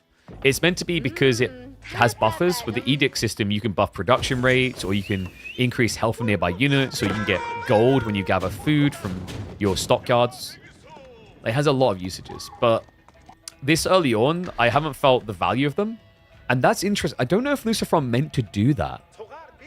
He hasn't finished it. Usually you tap it closer to complete and then leave it like this, and if you don't need it, cancel it. But I think the logic here for Lucifer is if he sees that he starts to lose the front side, he'll then rush this up with 5 to be safe. That's kind of cool. Because remember, guys, it's 200 resources, and there's no other reason he'd want it out there than just to protect workers. Dive in. Batukan and the Torguds. Shinobi debuff was annoying there. Just slowing him down a little bit, but not good enough. So, Louis MT is going to have to pull back off of the gold. Outpost just can't be built up. I mean, great micro. Lucifer just min-maxing. However, maybe hanging around a little bit too long there. Torguds are starting to go down. It's the Batukan and one of his bodyguards. And reminder, these guys have worse damage than Keshiks. Yeah, they only hit for 10 each. So before anyone thinks these are kind of broken on the time you get them, etc., they are not a substitute for Keshiks, really. They fulfill a different role as more of a tank unit. Because anyone who's played Keshiks before knows how squishy they are. Like, it's very easy to lose Keshiks to Spearmen, whereas Torgud, having 240 base health or an extra 30 because of the tech choice he made, compared to 145 HP, you're talking about having almost double the health pool with Keshiks. Yeah, and the trade-off is you do 50% less damage. So, it is weird, but you have to think of it as like you're going to build Keshiks and Torgud, and one is going to be the tank, and one's going to be the DPS. The problem with that is it means if your opponent just builds Spearmen, your whole army can get killed, which is why you're now seeing Lucifer go into archers.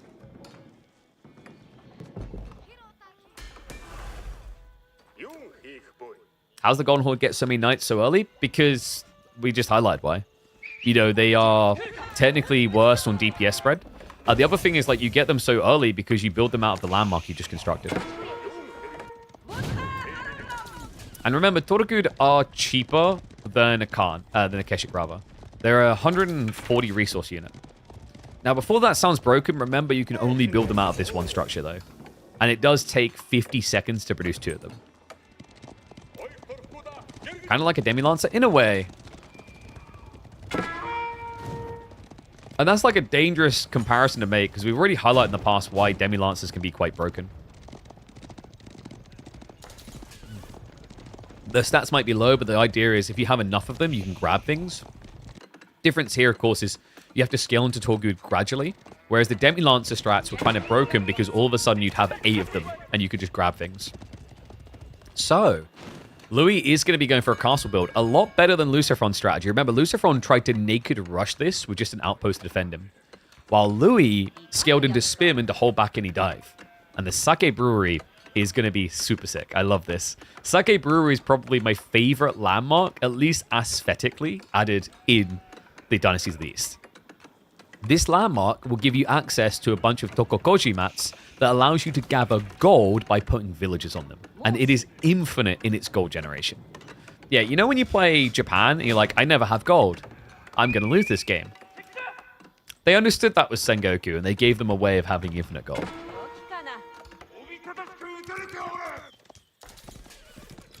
And yes, Matsuri will buff gold generation. So we've been having these food traders coming back from the Atais. He's currently up to a 15% aura buff on his villages. And that applies to any type of gathering rate. So the Matsuri will buff the Tokokoji mats. It would buff standard mining. It would buff food gathering, wood gathering, all of it.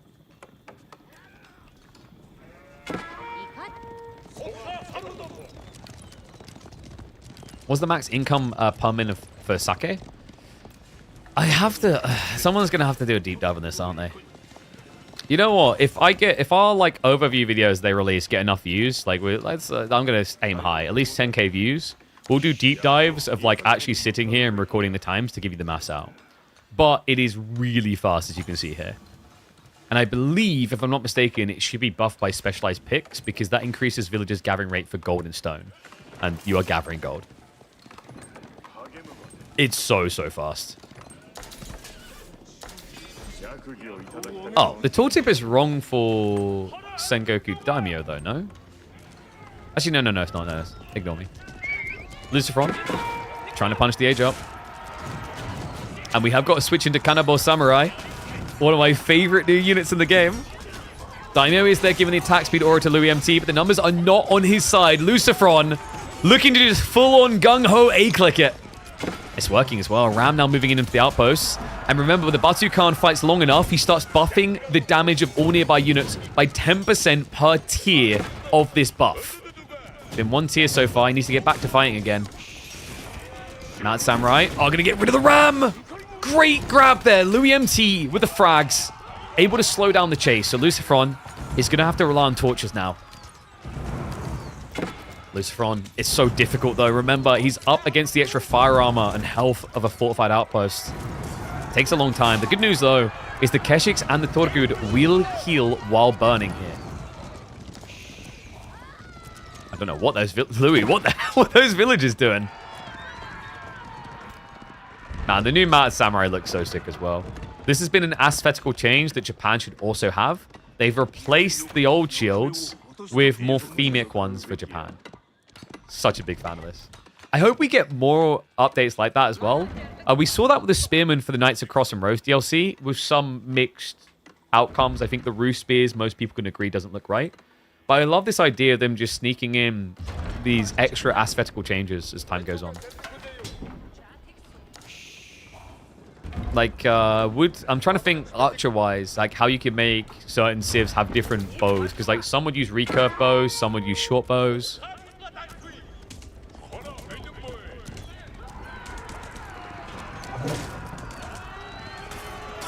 Two rounds now. Lucifer, he's committed, man. Either goes back a loser or comes out a winner. Double ram now connecting on the outposts. Louis still has gold gathering due to the Tokokoshi mats. Guns coming through. Outpost almost down. Choke point hold. Louis MT in trouble. The workers, though. They try to scramble away. Archers looking for the kills. He doesn't have the Sake Brewery buff on them, so no extra HP. They are going to get sniped out. Keshik even chasing down the final one. In the main fight, though, the Mad Samurai, they are able to hold on. So Lucifer, he'll look to break the second tower.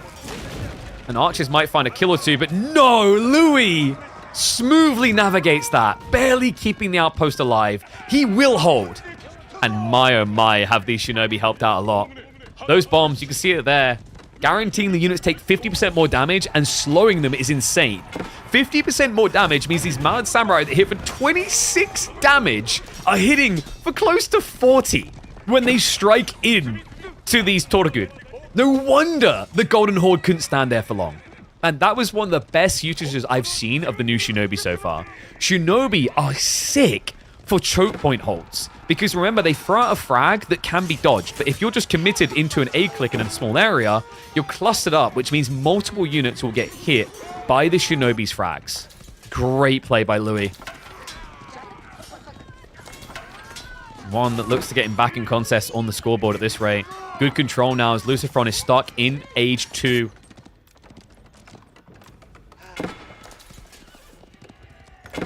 Mount Samurai are going to sneak in. Louis able to club down a few workers. All that effort that Lucifer made to get ahead on the eco count looks like it's counting for nothing. The Batu Khan loses his fabled bodyguards. Spearmen are going to be coming out, but against Mad Samurai, not just Mad Samurai, folks, that Daimyo is buffing the attack speed of these Mad Samurai. This is like the Bannerman for the Sengoku. Looks like actually he will start to lose the heavy cav. He got thinned out. But look at what Louis is now up to. It's going to be a switch into the Buddhist temple, and he also got the Takeda clan. What does that mean? That means he now has 10% more movement speed on cavalry. They move at 1.79, and I love that. He uses the stealth forest next to Lucifer's base. Remember, spawning these is free, and look at the debuff. 0.88 movement speed. That's freaking crazy. Debuff lasting a little bit longer there. Does allow him to snipe down some spears. Lucifer playing a very dangerous game here on the flanks. I feel bad for players having to do this, by the way. You only get 5 garrison slots in these 200 resource outposts. So to be safe here, he had to spend 400 resources just on the naked outpost. Be thankful for it when Louis finds his way out there. Now, though, he's focused on the main. He sees the workers. Lucifer biding his time. He's getting close to a castle play here. I don't know if you must be Yasak here. You're probably thinking Relic Uvus, but you want to be fast because Louis is looking to pick up relics. But the Iko Iki gets sniped out. Well played.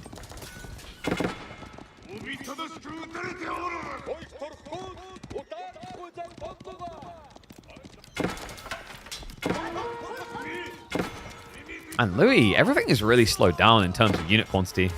But the quality matters a lot here. But there it is. Relic Uvus now on the way. Now remember, you have to think of Golden Horde as dead. You have to think of them as a little bit like the Abbasids in that they aren't going to waste workers' time teching up. But obviously they can't rush it either. So he's going to survive for 2 minutes still. To make matters worse, you're relying just on Spearmen. If Louis realizes this and just adds in 2 Archer Rangers, the Yumi are still as cheap for the Sengoku as they are for Japan.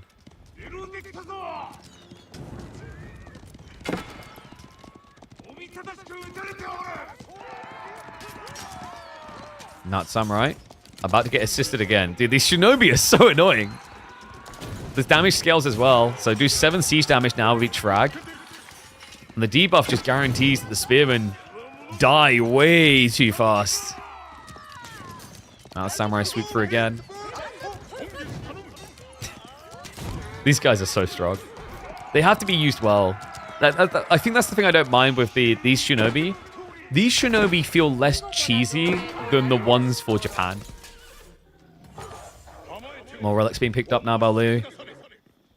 This worries me. Lucifer, he's committed to the Relic Uvus. I think this is one of the big problems Golden Horde has with the Uvus choice. If you don't rush it, it takes so long to get. You're so delayed getting into the castle that quite often there isn't going to be much on the map. Remember, Relic Uvus has barely any value if there's no relics left. It will increase your stone gathering rate off of Uvu standard as well. But the main goal here is it allows you to turn relics into Uvus that generate infinite stone. Oof, villagers on the front side. Is Lucifer out of food? He's already cleared the deer there. There's barely anything left here. He hasn't set up stockyards yet. And stockyards won't keep him safe either. Remember, stockyards that allow you to gather from infinite sheep, they aren't garrisonable. You just exist there, so you can be attacked. Lucifer. Oh, God, no. That's the worst possible moment for this to happen. Louis, he knew the tech up was coming, and now he's ready to full hand fist send it. Mounted Samurai cutting him down. Lucifer, he looks like he's moments from dead. Yeah, he's hiding his economy wherever he can, but the problem is, with food running out quick, your movements are becoming more predictable. Mounted Samurai now just going to stick to their targets. Fortified outposts being burnt down. Sprint placement's not going to be quick enough here. And that, folks, is how you can rush Castle the Sengoku. Very different game to game number 1. I think we might actually upload these 2 together to show how to castle rush with the Sengoku. Because last time, the way we started this series, Lucifer attempted the exact same strat of getting to castles as Wincon, but he went a bit too fast. And that did indeed make Louis furious. Sengoku, this time, able to stay the hand of the Horde. G to the G. Okay, so 2-2. Is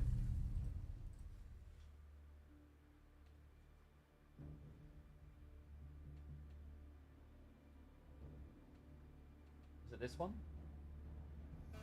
All right, brand new map here, and oh my god. Sorry, guys, you can hear that, can't you? No, it's this one. Okay. I've outdone.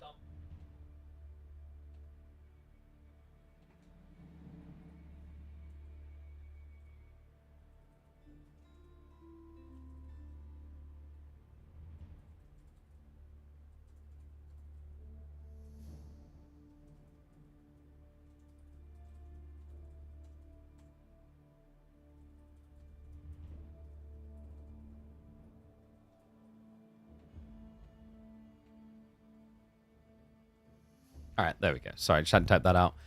So, next up, we've got any Civ versus any Civ. BO5 show match? Nope. Go higher. Play all 7.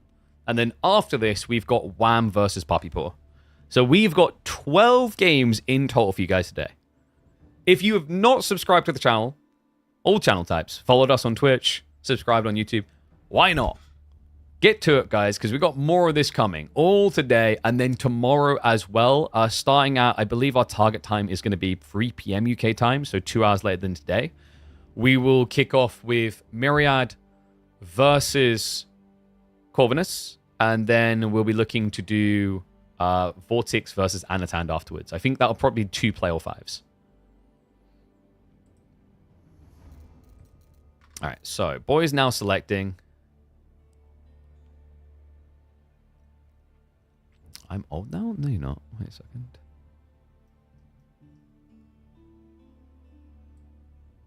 Oh, no, he's right. Yeah, he's old.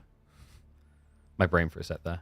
Yes, we just had new Civ versus new Civs. So back to old Civ versus new Civ, and then it'll be new Civ versus old Civ. And then the final game number 7 is simply a do whatever the hell you want. I imagine people are going to want to do new Civs, but like, you know, if they want to go China, Japan, or whatever, they can.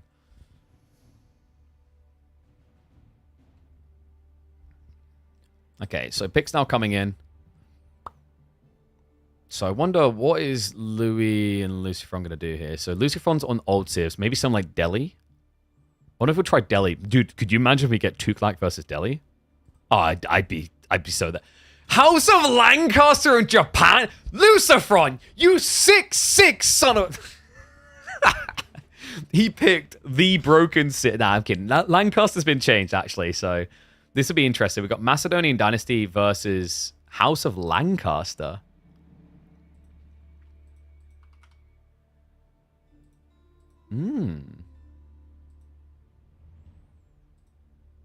Oh, that is interesting. Because I don't know if I'd say that the Lord's build has been really nerfed as hard as other elements of the House of Lancaster. And Macedonians play very aggressive. So this might just be angry Vikings versus Lords.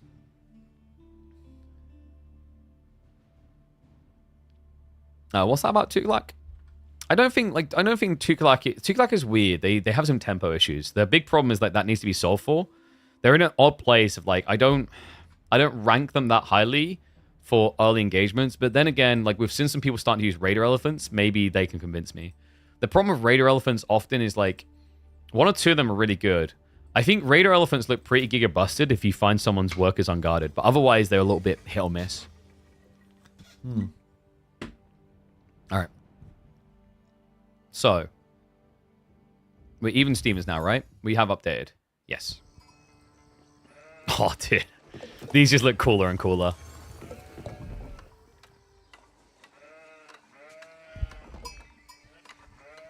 Oh, so I know how to start this. Welcome back to the channel, folks, for a brand new biome. This is the tropical rainforest, and of course, it only makes sense when you go to a tropical rainforest to have civilizations that fit. We have House of Lancaster and the Macedonian Dynasty. Okay, maybe these civs are slightly out of the original biomes. Welcome back, though, folks. This is a show match.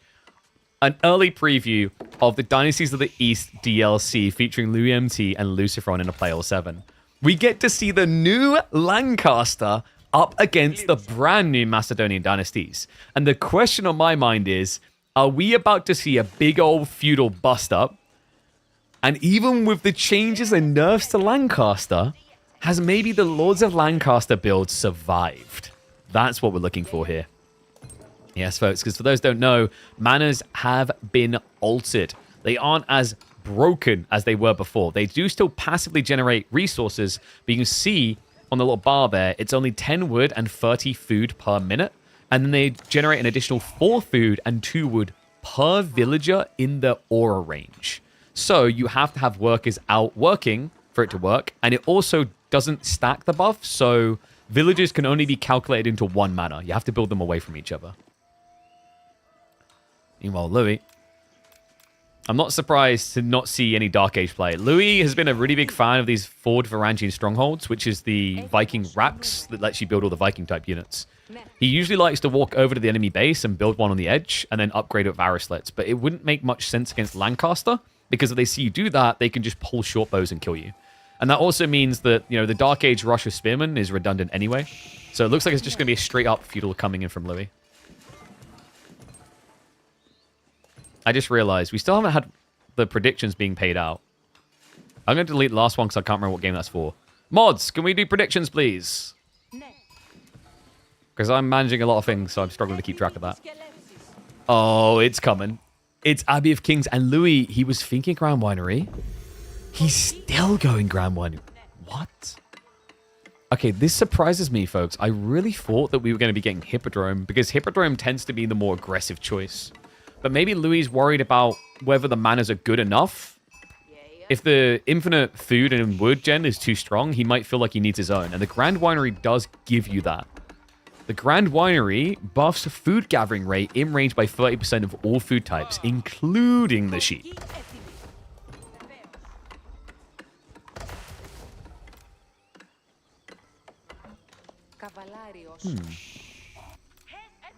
Why don't we have 4 AEP sayings? Because I don't even know why you'd want to look at the game at that stage. You probably wouldn't be able to see anything.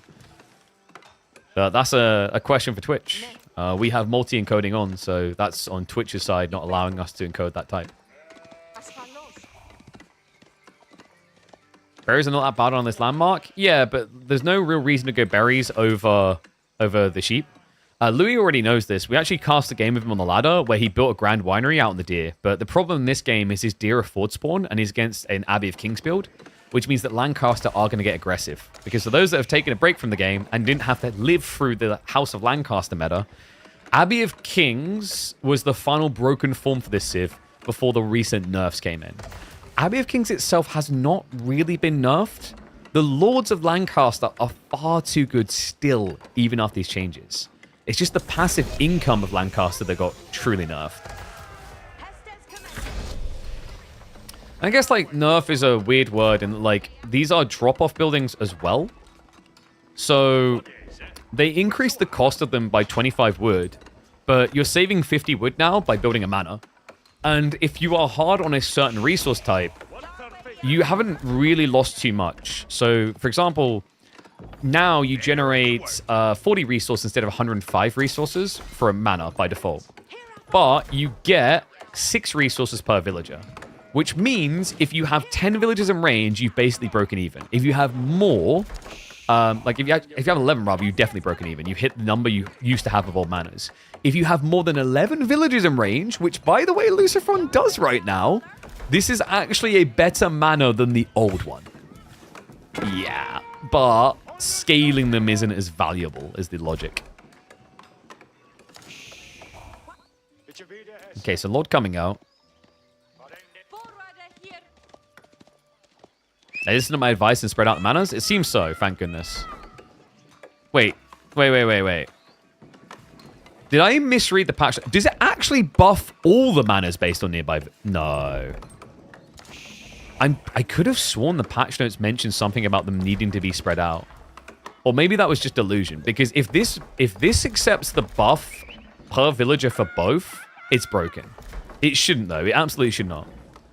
Yeah, which is why I'm surprised he built the manor over here instead of, like, building it here. Would have made more sense. Like, I'm certain it said it didn't stack, so it might be Lucifer just didn't realize here. Second Lord coming out. 2 more queued up. What's Louis been up to? Oh, we are getting the angry Viking builds. So we have got Varangian Guard coming through. Outpost going up. Louis understands the Lords are way too tanky early on. And the Varangian Guard's a good choice here with the Hobbler now following this up. So remember, this is one unique thing about the Macedonians compared to the Byzantines. You can build into your men at arms in Feudal Age. You don't have to wait until Castle Age. That's right, early Varangian Guards are a thing. And yes, early Varangian Guards have 4 melee armor. 4 melee armor, 125 HP. This is a pretty good unit. The weakness is actually against ranged, which Lucifer is now adding in.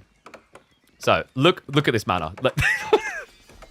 The second one is trash. It's only generating 40 resources, but this one right here is generating about 150 resources. Actually, 160. No. Yeah, 165, I think, is what it's capping out at. So that means, like, old double mana would have got him 210. New mana is getting him 200. So, like, the early mana economy hasn't really been truly nerfed. As long as you don't luck out and get really unfortunate with spawn. But scaling manas has been nerfed, is what I will say in fairness. But yeah, like, early game? Nah, dude. Like, early game, they're still good. Like, if anything, they became more efficient. Like, the one mana play became more efficient with this change. I think the new meta is going to be always to rush one mana.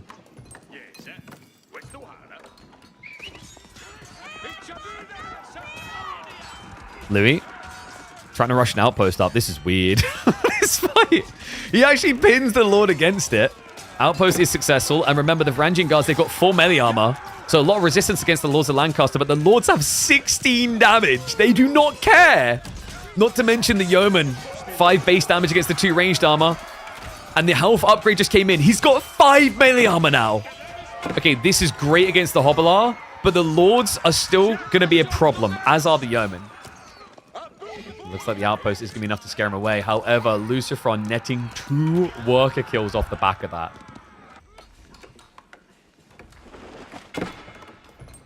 Aren't the mana changes supposed to nerf early and scale later?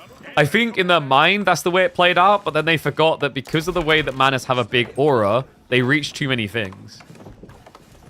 Like, I understand why it has a big aura. I think the aura probably needs to be smaller in field age and scale per age, maybe? Like, it's kind of just crazy. Look at this. He's getting about 150 resources off of this mana. And then he's getting another 70 resources off of this one. So he's at like 220, 230 now. So he has already reached the scale point where these 2 manas are better than the old generation manas. Now, where it's going to get tricky for Lucifer is as time goes on, these villages are going to move out of range. And when they do, that's when the manas will lose substance. But that's why you build new manas.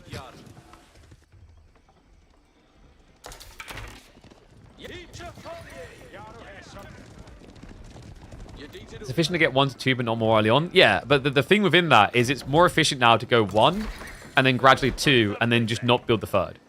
Because 2 can outperform 3 on the old mana system. When you have a condensed economy. Like, that's the big asterisk. Like, you have to have a condensed economy. And I think the big concern I now have with this change is what they've essentially buffed is Yeoman builds. Which is the one that I don't think people want to see buffed. But then again, like, Hobblars were the toxic one that was just GGing all games. And Louis, well, that is a creep out and a half. He sneaks the Golden Horn Tower. Okay, not a bad choice here. He'll start getting the Crossbowman, which deals well with the Lords. He's also securing some food. And another interesting thing here, folks. Louis, he went for a Varangian build, which means he's been accruing a lot of gold and getting a lot of Arsenal techs earlier than we normally see. The other thing is, because he went Grand Winery, he can deposit these relics in there to also generate silver. Louis does have to garrison the TC. Dive comes in. Lucifer on. This is the timing, the infamous timing of House of Lancaster that always seems to win games for them. But is it going to work here? The Varangian are holding on quite well. They've got the melee armor 2 coming in 5 seconds. Remember, it's going to give them +1 of ranged and melee and extra health. And the age up just completed. He drops the runestone for the buff damage and the movement speed. The dive pass, he's looking for his targets. He's going to find 1 villager, but the Golden Horn Tower is also an outpost to garrison. He's safe. Lucifer, the dive, it has netted some kills. But I don't think it's actually done enough here, no. Louis is going to stabilize, and this is all pre-upgrade on the Varangian. Lord's now getting sniped down. And it looks like Louis will hold. Okay, now this is where it gets scary because Yeomen are fast, but when you start feeding the Varangian in these fights, they generate runestones to drop. And with runestones, they can gap close quite quickly. Wouldn't even be surprised if Louis now just adds in 2 or 3 Ridari. He's already got the Varangian, which gives him access to the heavy cavalry of the Macedonians. Ridari would be his best friend here. I mean, Lucifer doesn't have any spearmen. Lucifer, what's the buff like? And it's kind of sustaining the good mana here. Hasn't set up a new mana over here. It would be worth doing because you'll eventually want this tree line anyway. Yeah, like, I guess he needed to build a mill because he needed a wheelbarrow anyway, but he already had one down here. So you could have saved 50 wood here and just built another mana.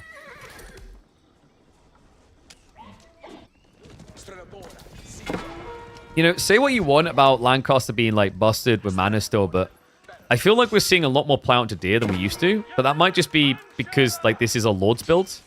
But it feels more necessary. Like, normally in this type of position, a Lancaster player is like, okay, I'm just going to build a white tower, and then I'm going to rush 9 manas. I will say that at least looks a bit shaky now. The thought of him having to do that doesn't sound strong.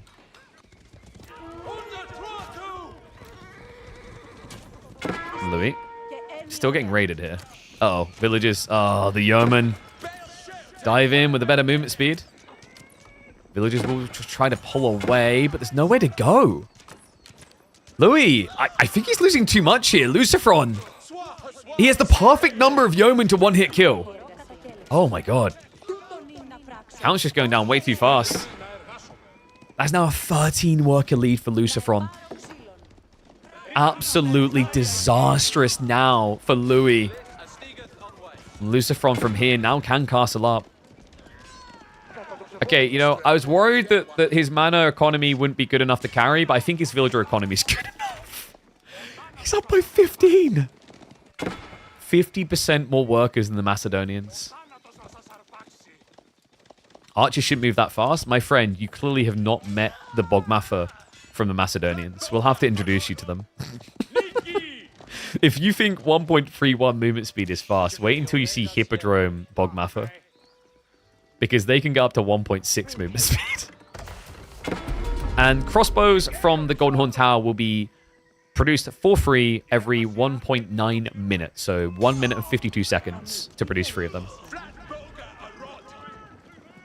And there's the runestone stored back. So 1.29 movement speed. It's not too bad, actually, for a men-at-arms. Has got Radari now coming. And we'll look to connect for some raids, but good reaction out of Lucifer. Not giving anything for free. And remember, it's a white tower build, so you can't really now just go and dive his base. Doesn't Louis need 2 TC? I think right now he needs relics. If he doesn't go for relics, Lucifer will just take them. And the importance of relics cannot really be stated enough here, because they can generate silver, which is kind of a limiting factor for Louis right now. Where he starts to win this game is if he can start rapidly upgrading his men-at-arms and his Radari. Because remember, right now he has 7 melee armor on these guys, 6 ranged armor. He can go for another tier. You can go up to tier 4, so you can get +4 armor in the Castle Age if you have enough silver. Challenge there, of course, is if you have enough silver.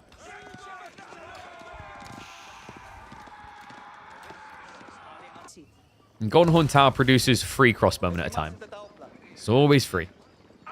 There's no way to increase its production speed. Even going for things like the Military Academy will not increase the production speed of the Golden Horn Tower. It's locked to 1 minute 52 seconds. Nothing alters that.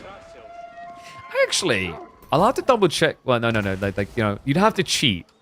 But I do wonder if you had cheats on and you built both castle landmarks, I don't know if you'd be able to cast System of the First Hill on it. But obviously that just doesn't apply to standard games. But it is an interesting thought.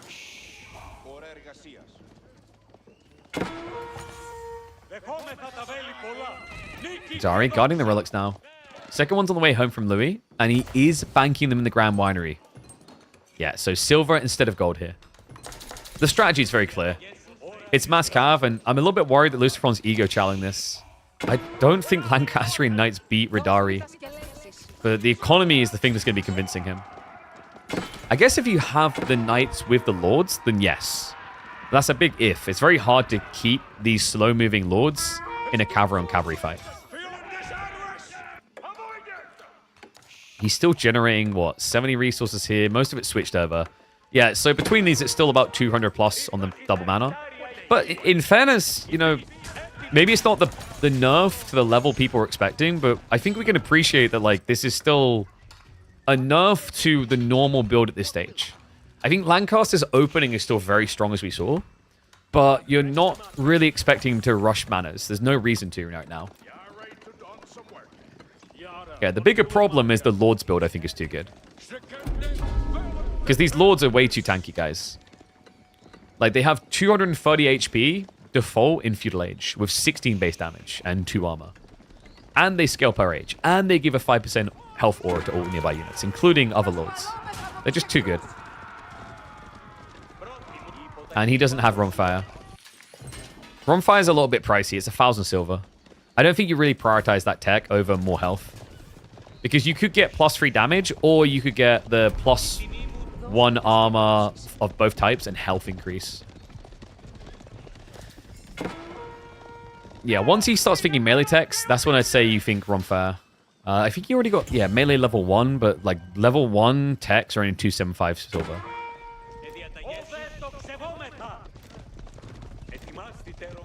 You don't know why the House of Lancaster Lords weren't nerfed? My instincts tell me that the reason we probably didn't see the House of Lancaster Lords get nerfed is probably that meta when it developed. It wasn't really that long ago. It was like maybe 3 months ago when it really started to come in, which sounds like a long time ago. But from a developmental cycle of you trying to get a giant expansion ready, they may have thought, okay, the problem with this Civ is the manners. We think we fixed it. Because if you guys remember, for the first like 3 months or so of Lancaster's release, no one really touched the Lords. By the way, I'm going to be that I told you so guy. We did say, I warned straight away that Lords are going to be broken. So we were eventually right on that. But I think the focus was more on fixing the castle builds, the Lancaster castle build with manners.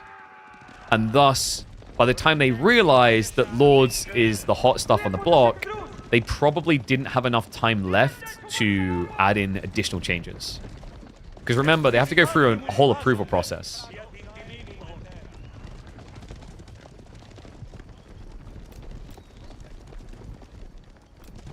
And like to the point of early manners getting buffed, remember, early manners, that wasn't the highlight problem when Lancaster first came out. It's the fact that every game was max out on 9 manners. So like, in the devs' defense, like, yes, this is an L. They don't seem to have nerfed early manners, and it means the Lord's build is broken still. But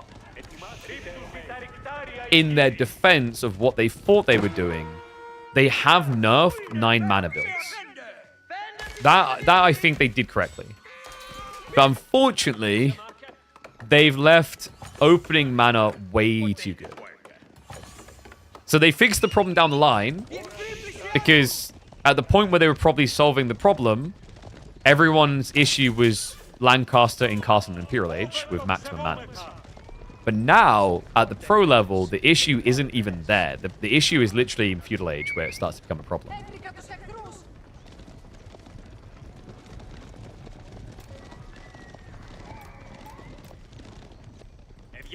Louis has a lot of knights. But the crossbow count is good for Lucifer. The issue here is going to be the runestones, though. Like, Louis can just surge in. I think he's trying to bait him a little. He is. Lucifer, he doesn't know about the Radari's position here. They're wrapping around the back. Lucifer now looking for a dive.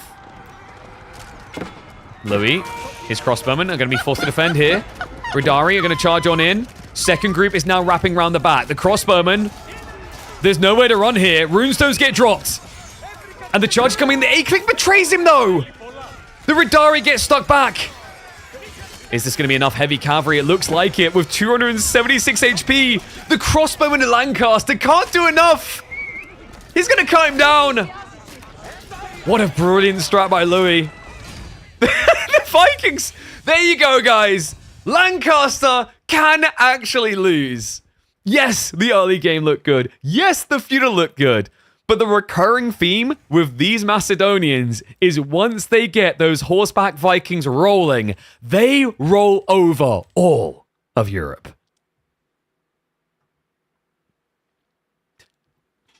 That was a cool game.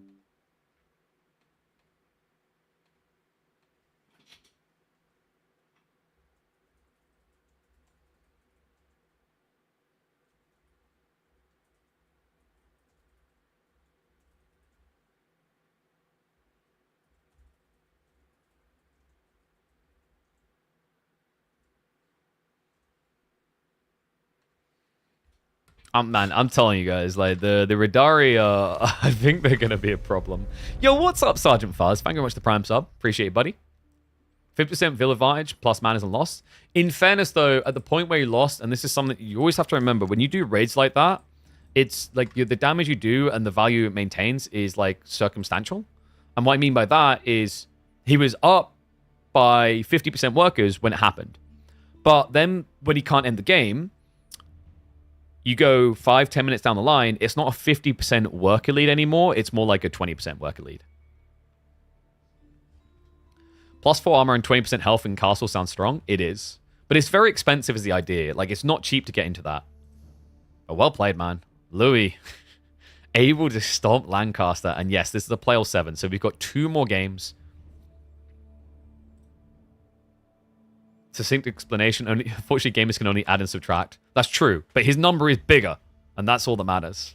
Okay, so we are going to the other map finally. There is going to be a Gorge game coming. Exciting. Yeah, first Gorge game of the series. And this is going to be new Civ versus old Civ. So Lucifer will be picking new Civ. And then Louis old Civ. I swear, if he goes Lancaster as well, I'll laugh. I wouldn't blame him. He's like, oh, here, let me show you the way. And then I've scheduled them in, maybe perfectly here, for 50 minutes from now. We've got Wham versus Puppy Paw. But I think they'll be on standby just a little bit early in case we need to start slightly early.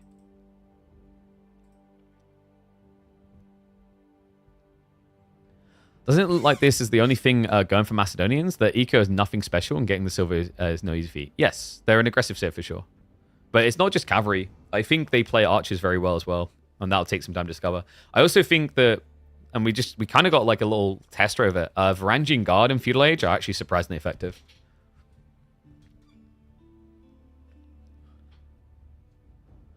They say one Viking killed around 40 Englishmen at the Battle of Stamford Bridge. That's true.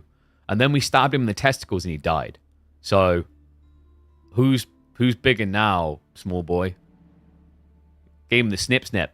Yeah, so a guy, you were talking about the story of the angry Viking that guarded the bridge at Stamford Bridge. And in the end, the solution was that a soldier went upriver, got into a barrel, and then drifted down the river. And then when he was under the bridge, he poked his spear up through the wooden planks and caught the guy in the nuts. And that was how we beat the Viking guy. Okay, so we've got Sengoku versus French up next. I know my history. I'm a little bit of a nerd for that.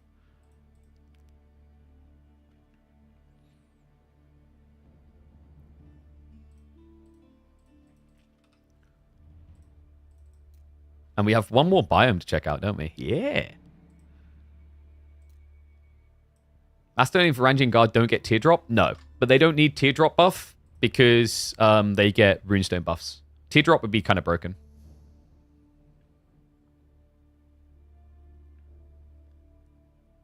Have I seen the pink sheep? I have not seen it live. I have seen a clip of it, though. Someone basically opened a game on the test server and got it first time, even though the spawn chance was, I think, 0.5%.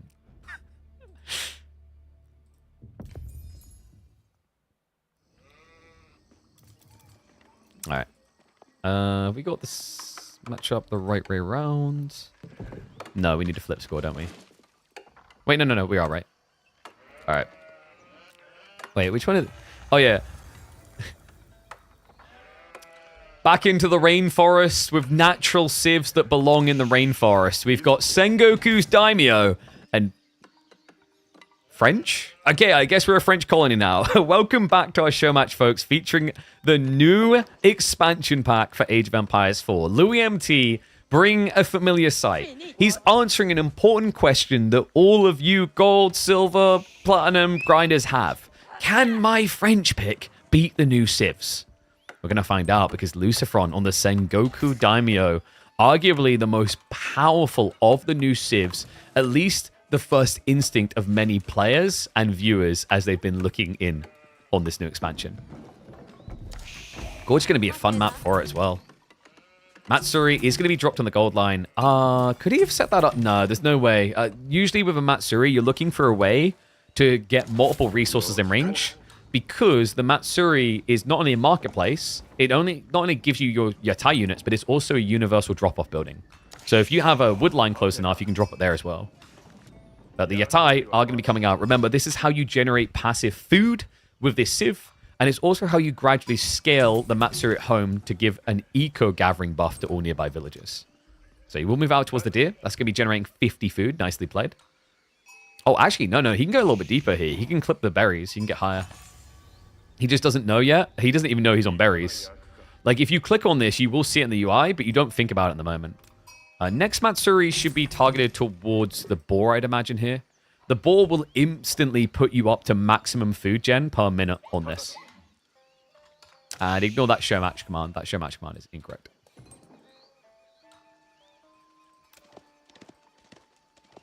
Forward wood lines on Gorge are always interesting. Yeah, it wouldn't be that useful here, though. It's too wide. Yeah, I'm not sure Sengoku's going to like this map much. I think with the way Gorge plays, I could envision Sengoku Daimyo just feeling like a worse version of Japan. That's my instincts anyway, because, you know, you don't get great leverage out of the Matsuri early on. The food is really wide on the spread quite often, so you have to spread your yatai out. And also, the food spawns predictably, so your opponent, if he wants to stop your yatais, which generate all that passive food, they'll know where to go quite quickly. And the cap on the gathering rate for the Matsuri is 30%. So you can get a maximum of 6 drop-offs in, and then it'll cap out. At which point, it's worth setting up another Matsuri elsewhere and starting to buff that one. Because you can choose which one of the Matsuris the yatais go to.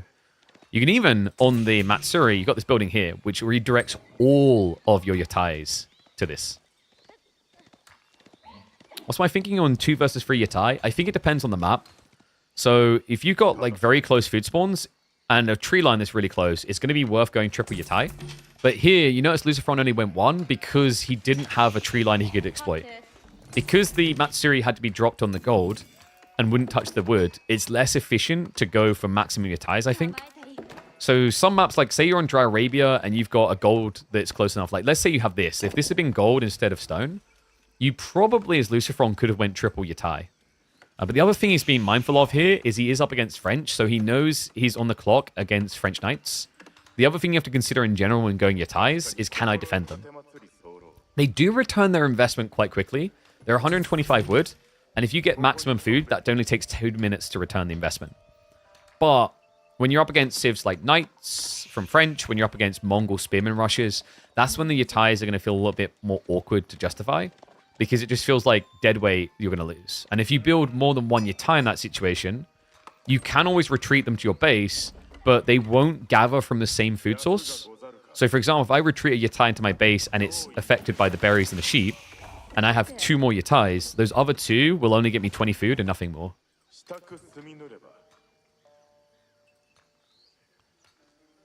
Okay, Louis, age up complete. He's going to be up into the Coca Township. I like this. So you could have went with a Ryokan, which would give you a healing effect on all your units when they're not in combat. But it's a weaker version of the French one. French Chivalry is really good. It gives you 2 health every 2 seconds, or 1 health every second, rather. And scales per age. But if you go for the Ryokan, you'd only be getting healed by 3 every 5 seconds. So it's just a slow loss. But it looks like this is maybe a fast castle build from Lucifer. I love the fact we're seeing people go into deer now. Remember, Pro Scouts got nerfed, so I think you're going to see a lot of civs just ignoring it now. Pro Scouts, I think, got completely gutted, actually. So the way that Pro Scouts now works is that you will see deer decay when they're carried. And I think it's, like, I think someone said it's a rate of, like, 1 or 1.5 food a second or something like that. So that means pulling these deer, for example, back to Louis' base, you get barely anything. These, you probably get about 300, 275 food, which is still decent, but the idea is meant to be now, Pro Scouts is good for getting your close deers, not very good for taking from your opponent's side, because killing off your opponent's ability to have that food should already be a good enough advantage. So what they've done with that change to Pro Scouts is if you don't participate, instead of you feeling like you're at double disadvantage, it's more like you're at a single disadvantage. Like, they got extra food, and I don't get my food. Whereas before, it was, they got extra food, and they get my food. Now, if they take my food, they're going to get maybe like 20% of what it would normally be. All right, Shinobi on the way. Meet the new Shinobi, folks. I love these guys. Oh, they're well blended on tropical rainforest, aren't they? So these guys are different. They are temporary units. They have 3 grenades each to throw, and those grenades decrease the movement speed of things they hit, as well as buff the damage received temporarily. And he's going straight for the frags out in the villages. That's a cool idea. It's a free unit right now, and he's not ready to fight knights. Yeah, and that's going to be final shot and disappear. Yeah, so you can see it's not Imba. It's only half the HP of villages if you hit everything. Still, I think I get what Lucifer was cooking with. He just wanted Louis to not be looking at his base, and it kind of worked. Louis, he kept 2 knights near the villages as if he was about to get raided. So, success? Question mark? I think so. I think that's, like, justifiable. Double outpost now from Lucifer.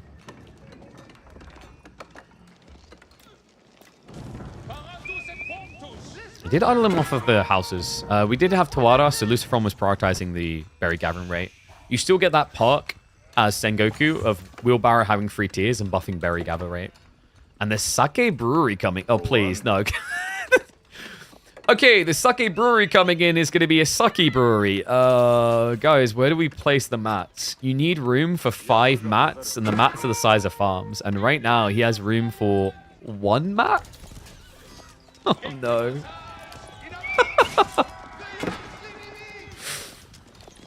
Oh, dive coming in. I've seen this before from Sengoku Fast Castles. Seems more like Fast Death. Louis, 7 knights already. He's got Undermesh. And Lucifer, well, this is a tricky detail, isn't it? Because he chose to build the Matsuri instead of a forge, he has no way of getting Steeled Arrow. Lucifer, this is the 2nd time in this same series you've tried this. And the 2nd time that Heavy Cav has screwed him over.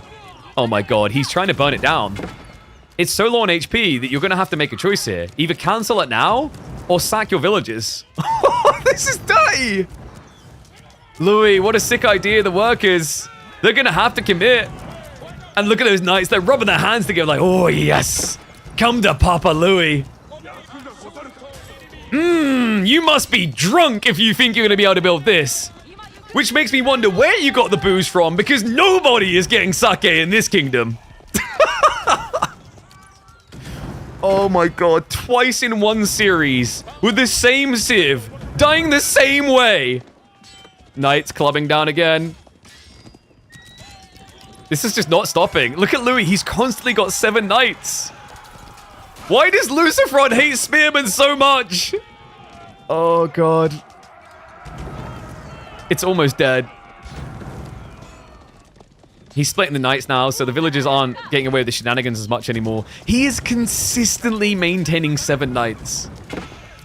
The deer, it still has life as well. He's not running out. He's got 5 sheep. He can keep doing this for like 3-4 more minutes. And no, oh my god, it's so close. The charge through, that's going to buff his damage further. It's so close. Louis is going to club down some more workers. We have at least got textiles now from Lucifer. But it's edging. 250 HP. Oh my god, it's done. Twice he attempted Fast Castle Sengoku, and twice Louis puts him in his place.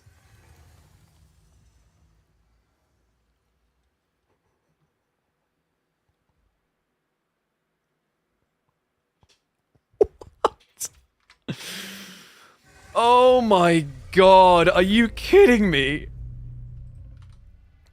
Alright, I'm gonna warn Wham and Poppy Paw.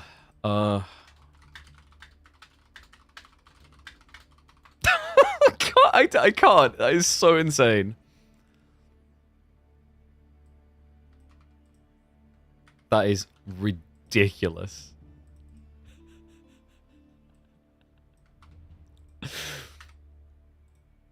One sec. Allowed biomes. Format is...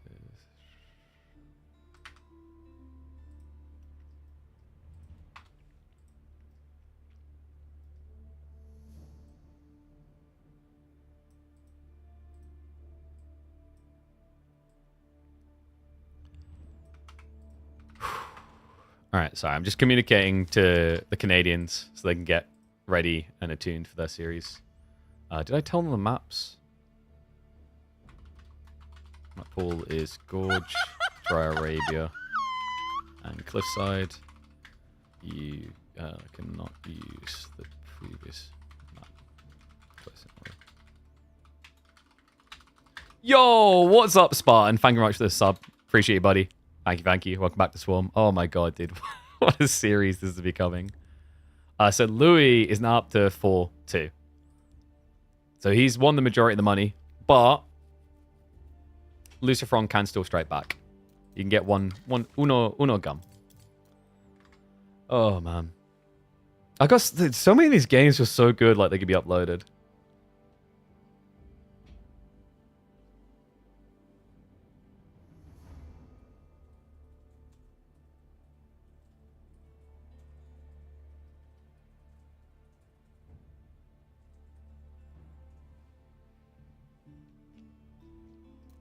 All right. And looks like final game is going to be on Arabia.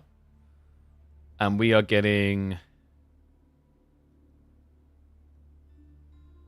Tuklak versus China. I believe that is.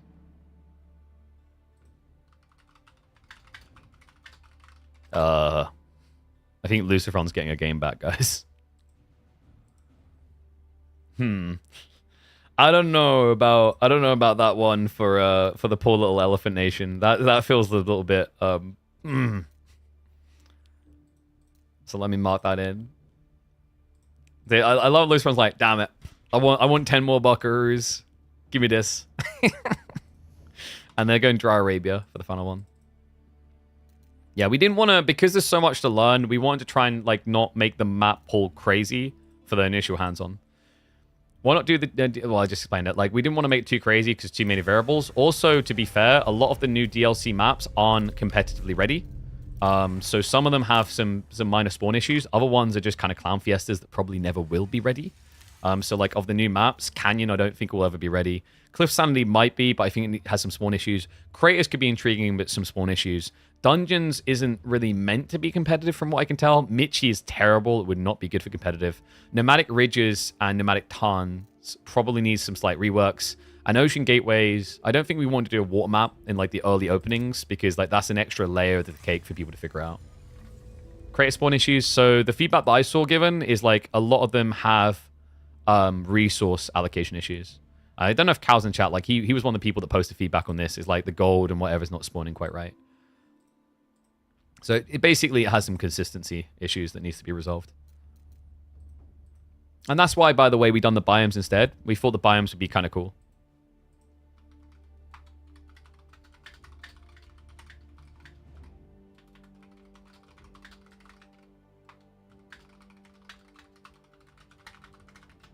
But like, I'll double check. Maybe before tomorrow I'll have some time to like look in, and then maybe tomorrow, instead of having Dry Arabia Cliffside Gorge, we might be able to like shoe in a map or two amongst those, but we'll see. All right. We've just got Louis quickly going to the toilet, so he should be back in a second, and then we'll be in the next one. And reminder, guys, after this next game, we've got Poppy Paw versus Wham in a best of 5. Man, we stacked it. Also, my favorite new biome. I'm kind of a sucker for the Greek one, just because it changes the berries to look different. But I think, like, aesthetically, overall, my favorite one is probably Temperate Falls. I think the Temperate Falls map is really cool.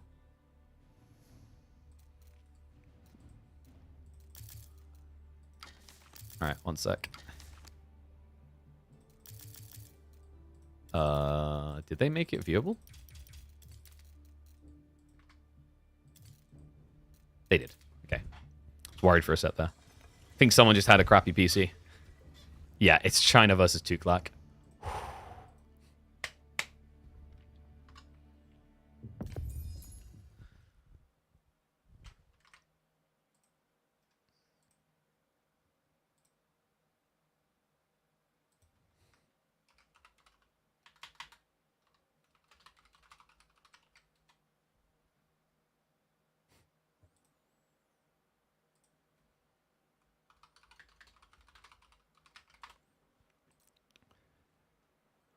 All right. We'll be in shortly.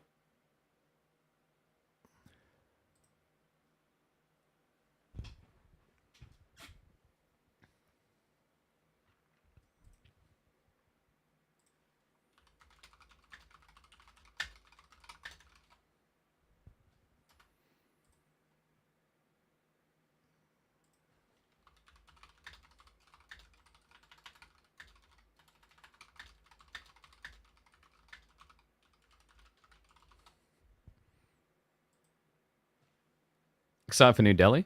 Yeah, like, I'm a little bit gutted we didn't get... I was really hoping someone was going to try Delhi versus Tuklak.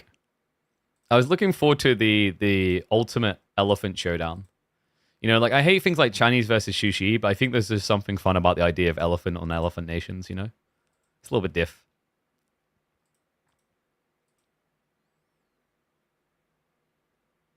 China versus Tuklak. I mean, China has been nerfed a little. I just don't think they've been nerfed a lot. Or enough. I don't understand why they haven't yet added a random biome option when creating a custom game. Yeah, I wish they had it. There is at least something from a... So there is something in there from a pub matchmaking perspective. I don't know if you guys knew this, but every single map in the map pool pulls from 3 different biomes. You randomly roll one of 3 different biomes.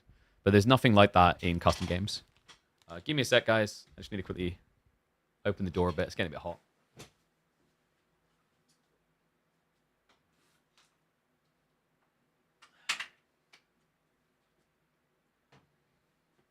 And I think we might have scheduled this perfectly, by the way.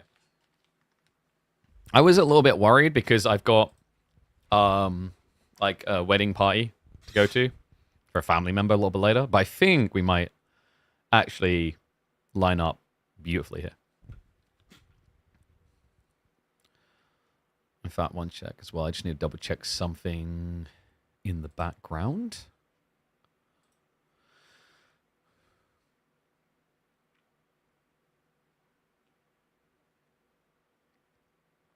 Okay, awesome. And yeah, guys, we're gonna be raiding through to a $10,000 tournament after the show matches today, because they were gracious enough to actually like to donate some money so that we could actually run some show matches, which is really cool of them. They didn't have to do that.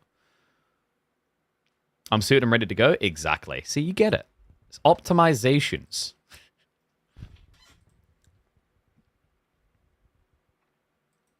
All right, 2 minutes out. We can start predictions up, by the way. Want to see that creator map with the new thing, which you can mine for Golden Stone? It's also in the Crucible mode. You'll be able to use it there. Who donated? We'll talk about them at the end of the stream, because we're raiding through to them. If people do want to donate money, by the way, to make show matches, etc. happen, feel free to reach out to me. Or donate money to me is also quite nice. But yeah, like, you can always reach out to me on the Discord, !Discord there. I think we also set up specifically, not the Patreon, it would have been the coffee link for tournament donos. I need a Patreon. I got a Patreon. I need to figure out what people want and what we can offer. Like, I think what might just end up happening is we're going to have so many games we cast, and I might just upload all the extra games that don't make it on YouTube there as like a little added benefit. I don't know what else to give people right now. But I do need to figure that out. I need to, like, you know, figure out a way to, like, get some sort of subscription service going where people get some value in return. Because we've been pretty transparent about this. Like, I don't really make enough money to feel safe and confident about my finances long term, as it is with content creation. A lot of it has been kind of speculative growth of, like, you know, when we're at like 700, 800, 900 people average watching, and when YouTube's at like 20,000 plus views, then we'll be in a good shape, sort of thing. But, you know, you've got to make money now, baby. KPPs after top donors. The problem with that is it gets confusing for people trying to follow the KPMs. Oh, thank you. Appreciate the subs. All right, guys. Let's get ready to go.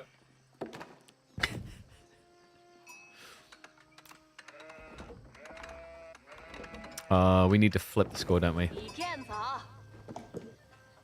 Uh-oh.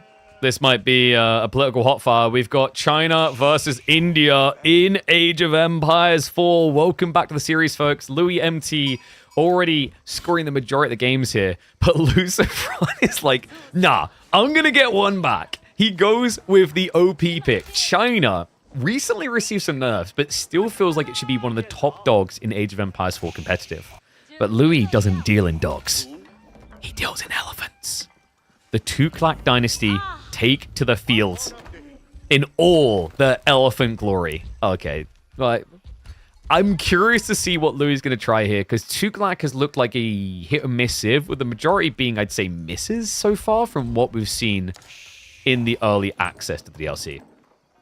Yeah, and you guys know how I feel about this. Gun does beat elephant. If we get to that late game, you know what China's going to be up to. So I think for Louis, probably trying to scale late game doesn't make much sense.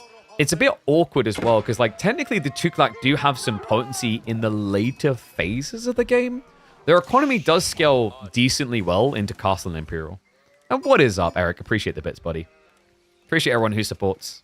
Like I said, you know, it's maybe something I need to get better at is like mustering community support so that we're able to like pay our bills. Because I think like quite often it's been a mixed bag with me with like the esports content, because with esports content, like the focus isn't necessarily on me, it's on what we're doing. But to do what we need to do isn't cheap. And I mean, I'm guilty of it. We're all guilty of it. When you're an esports fan, you're kind of used to just getting everything for free, because that's the way the entire business has been built for years. But at the end of the day, we've got bills to pay. So I appreciate everyone who does help with that. So, Louis, this is probably going to get nerfed. I think they might have to change it so that sheep can stop, like elephants can stop sheep from being converted to another side scout, but they cannot move and pick up sheep. The alternative is they just make it so that in the Dark Age, work elephants move really slow, but that'll have a negative knock-on effect to their ability to just set up their economy to start the game that I don't like the idea of. I think that would make the early game, which is already, in my opinion, quite weak, much, much worse. Yeah, the effects of this is pretty strong. Louis already could have just went out into berries, because remember, you get the increased gathering rate on berries. The only thing you miss out on with the Tuklak is you can't buff the berries with a mill. So you don't get extra food, but you do get it quickly. And that means that he doesn't need to be on the sheep. That means he doesn't have to come back with scout early. And now he's got this extra scout on top. And if you look at the sheep count, you can see the results of that. He's at 16 sheep, while Lucifer is at 13. And remember, Lucifer is playing the Civ that sees sheep quicker. Yeah, with the extra vision, usually China is on top of the scouting game. But they're struggling here. So Tech Up's coming through.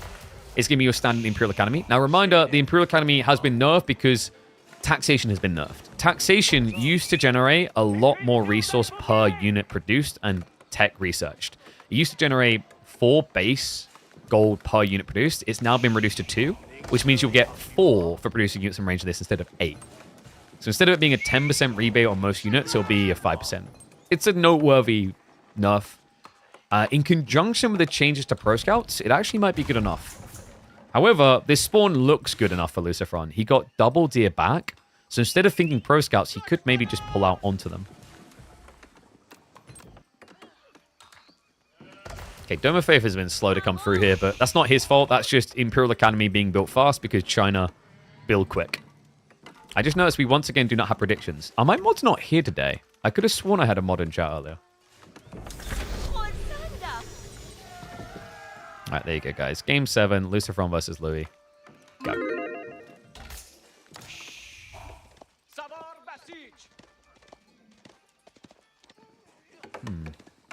So is Lucifer going for maybe an archer opening? Nah. That encourages the Raider Elephants. He's gathering up a lot of gold, so maybe it is Pro Scouts anyway. Yeah. Apparently the nerfs weren't good enough to stop you. Louis, he's going to be going archers, though. Which is worrisome, because if this is Pro Scouts, it means that Lucifer's opening with a stables anyway. So he'll have the answer. Both I'm going to check in on what the other's doing now. I haven't seen anyone prioritizing... Oh, yes, I have. So this is the worker elephant technology that increases your drop-off by 5% per level. So by default, Tuklak get 5% more resources when they drop off. He just got the woven basket, so he increased it to 10%. So this is now half of what the Imperial officials give, and you can scale it all the way up to 20% in Imperial. But the other cool thing here is... Oh, sorry, actually, no, it's an increase of 10%. Sorry, so yeah, it's 3/4 of being as good as the Imperial official. But the other thing that's really cool about this that balances it out, he's getting 15% more in drop-off now, but he's also getting 5% quicker gathering rate from that tier. That's powerful, guys. Like, I think this is the thing that's been missing. In most Tuklak games, people haven't been going baskets. They've been going fast castle. They've been going expensive elephants. But by Louis going spearmen plus archers, he can justify this tech level. Because they aren't cheap, remember. With the Tuklak, you get your techs in 5 seconds, but you pay 20% more than other civs do.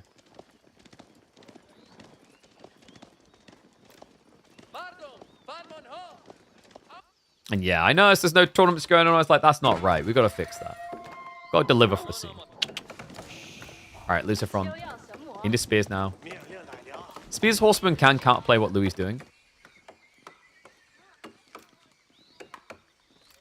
And actually, like, the more I think about this Worker Elephant, I think it just might be the way to go.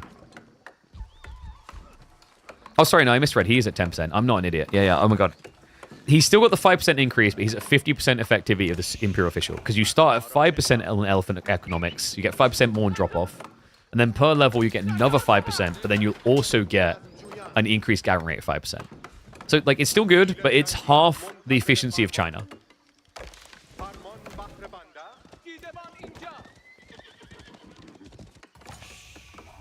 It's a multiplicative bonus. It's not really that way of thinking about it. Just think about it as like you're getting once you cap it out in Imperial Age, you're getting the same effect as an Imperial official supervising a drop-off building. But to start with, at the start of the game in Dark Age, it's 5%, and then per click of this button, you get an extra 5%, while also getting an increased gather rate on your villages. It's like weirdly written. It's like extra layers to the cake, but basically, this is what allows Tuklak's late-game economy to be decent. It's just, the sad reality is when you sit there and think about it, yeah, you get a 15% gather rate increase when you tier it all out.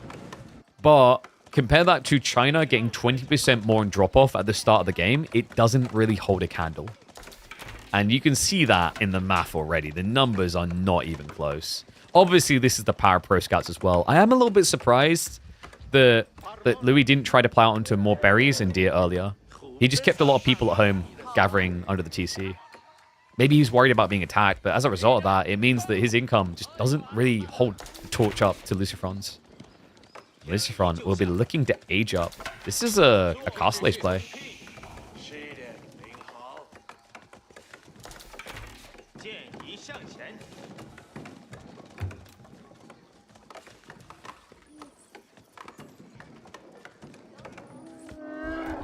All right, Louis. Where are we hunting? Healer elephants are interesting here. They're not very good against archers, spears. Archer spear is actually the perfect counterplay to healer elephants in Age 2 because healer elephants have 3 melee armor and 1 ranged armor and a lot of health. Now, he is getting them discounted, remember. He's actually saving 65 gold per healer elephant.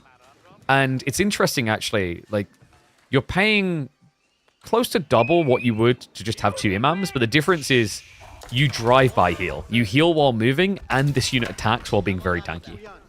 Are Elephant Raiders any good? They are incredible. They're just not very good in this game because of the way Lucifer's played his economy. If Lucifer was out on the gold, lots more people in the woods, and then out on the berries, you would be able to trample in with your elephant, and if you get a perfect starting trample into constantly staying on a villager, you'll do 48 damage across 6 seconds. And then you just thump them at the end for 18 damage. So it's very easy for one Raider Elephant to get worker kills if he's on top of the workers. So yeah, mark my words, folks. You're going to want to keep an eye out for these guys. They do have a similar impact to Knights.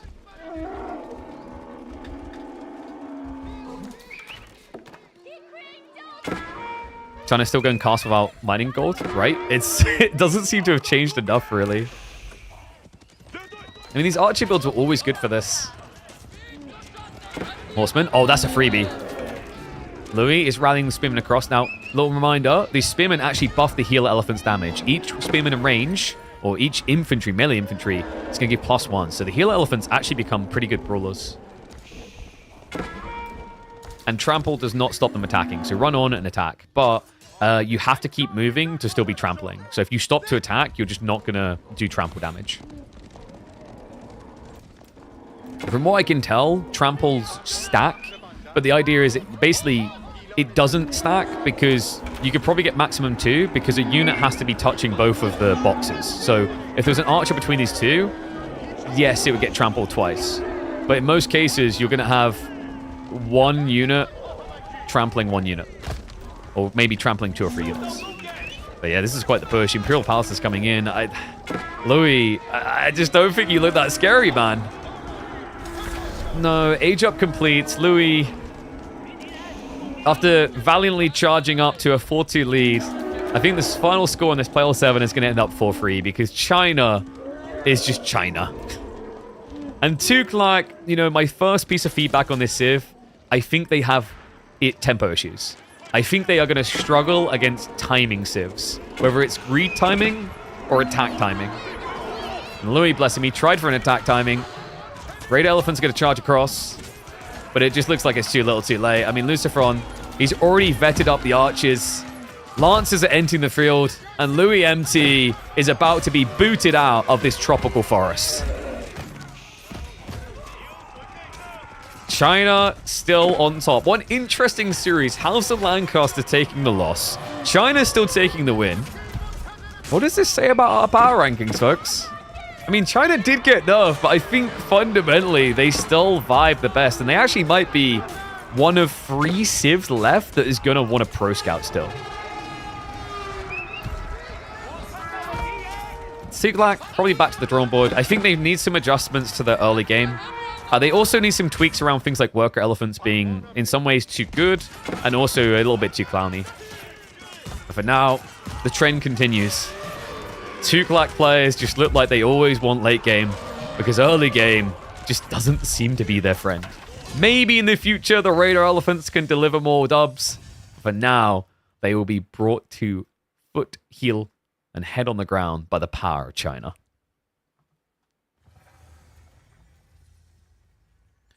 Not very good at math, but if it's a best 7, why another game? Because it's a playoff 7, but Cal didn't update his UI, so we just used the best of 7 piece. So that means final scoring is in. It is going to be a 3-4 score. Lucifer will not be able to get more games on the board than Louis. Wham and Poppypaw should be setting up now. Let me make sure I give them all the detail. I think I gave them every detail. Yeah. And then let me just mark it out.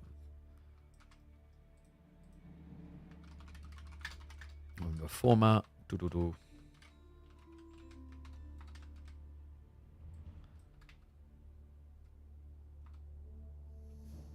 And let me update the title. So, 1 show match done, 1 to go. And it is going to be the Canadian Bros.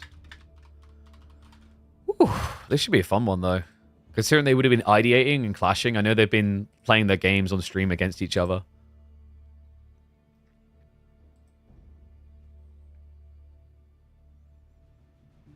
Yeah, I think, I don't know, I think, like, obviously it's just early sample group, 1 done, but I think China's going to remain quite strong, is my personal take. I'm reminded, by the way, guys, tomorrow, our start time will be 2 hours later, I think is what we're aiming for. So 4 p.m. CET, 3 p.m. UK time. And tomorrow we're going to open up with Corvinus versus Myriad. And then after that, we'll be aiming for Anatam versus Vortex. Due to it being later and the plan being to raid through to this other cool channel, I think we might make it a playoff 5 and a playoff 5. But it's still going to be an epic one. I think Anatam versus Vortex is going to be very fast games as well. All right. So, let me have a look.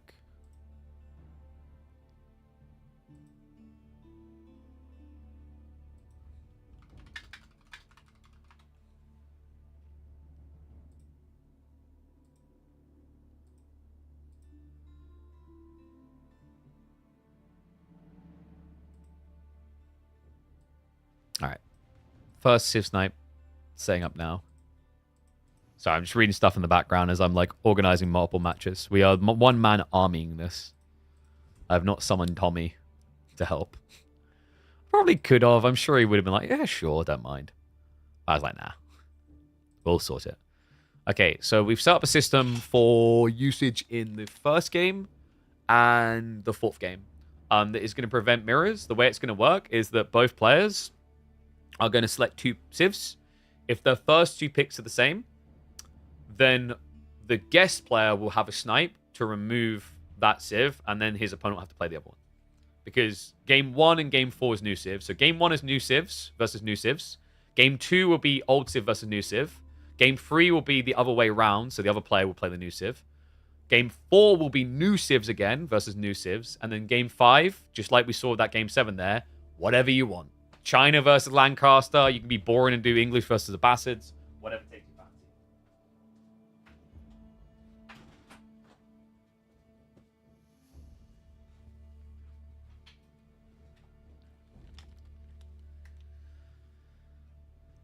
Experience trying to play versus someone who plays Tuklat for the third time. Of course, it's one-sided. I mean, that's not even remotely accurate. Louis played a lot of Tuklat. Okay, so looks like it's going to be Golden Horde versus Tuklat in game number 1. Have we had that matchup so far? I'm not sure if we have. We didn't last time, did we? I think, like, in terms of power levels, this is like a comparative matchup as well, which is cool. All right. So let me change to a player 5 now. And then I need a controller 5, don't I? So Dry Arabia for game number 1.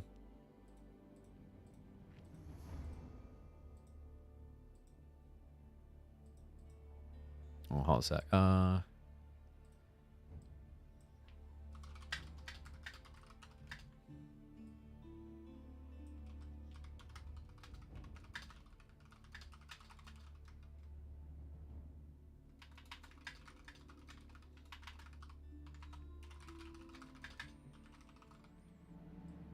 So we should actually, sorry, no, we should have Sengoku versus Tuklat.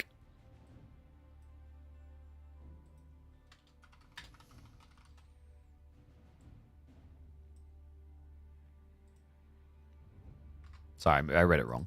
So my brain got confused for a second. Because you have the snipe system, but the snipe system's only meant to matter if you pick the same civs, is the idea. So Sengoku versus Tuklat, game number 1. All right, but I mean, I think you're going to see a very different style of Tuklat regardless here. Because these two, they have a different idea about how it's meant to be played. They are 2 TC boys.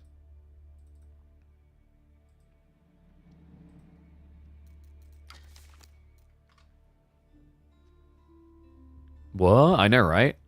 I mean, we even saw Vortex do that. The man who loves his aggression. He went 2 TC. I remember it was against Golden Horde. He went 2 TC, Tuklat a bad fort, which was kind of funky, but really cool to see.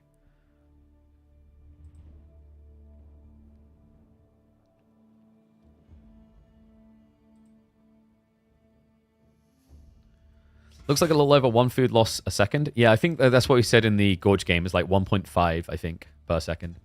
So it's pretty vicious. So, like, you know, if you're talking, like, deer close to your base, maybe you lose 50, 75 food.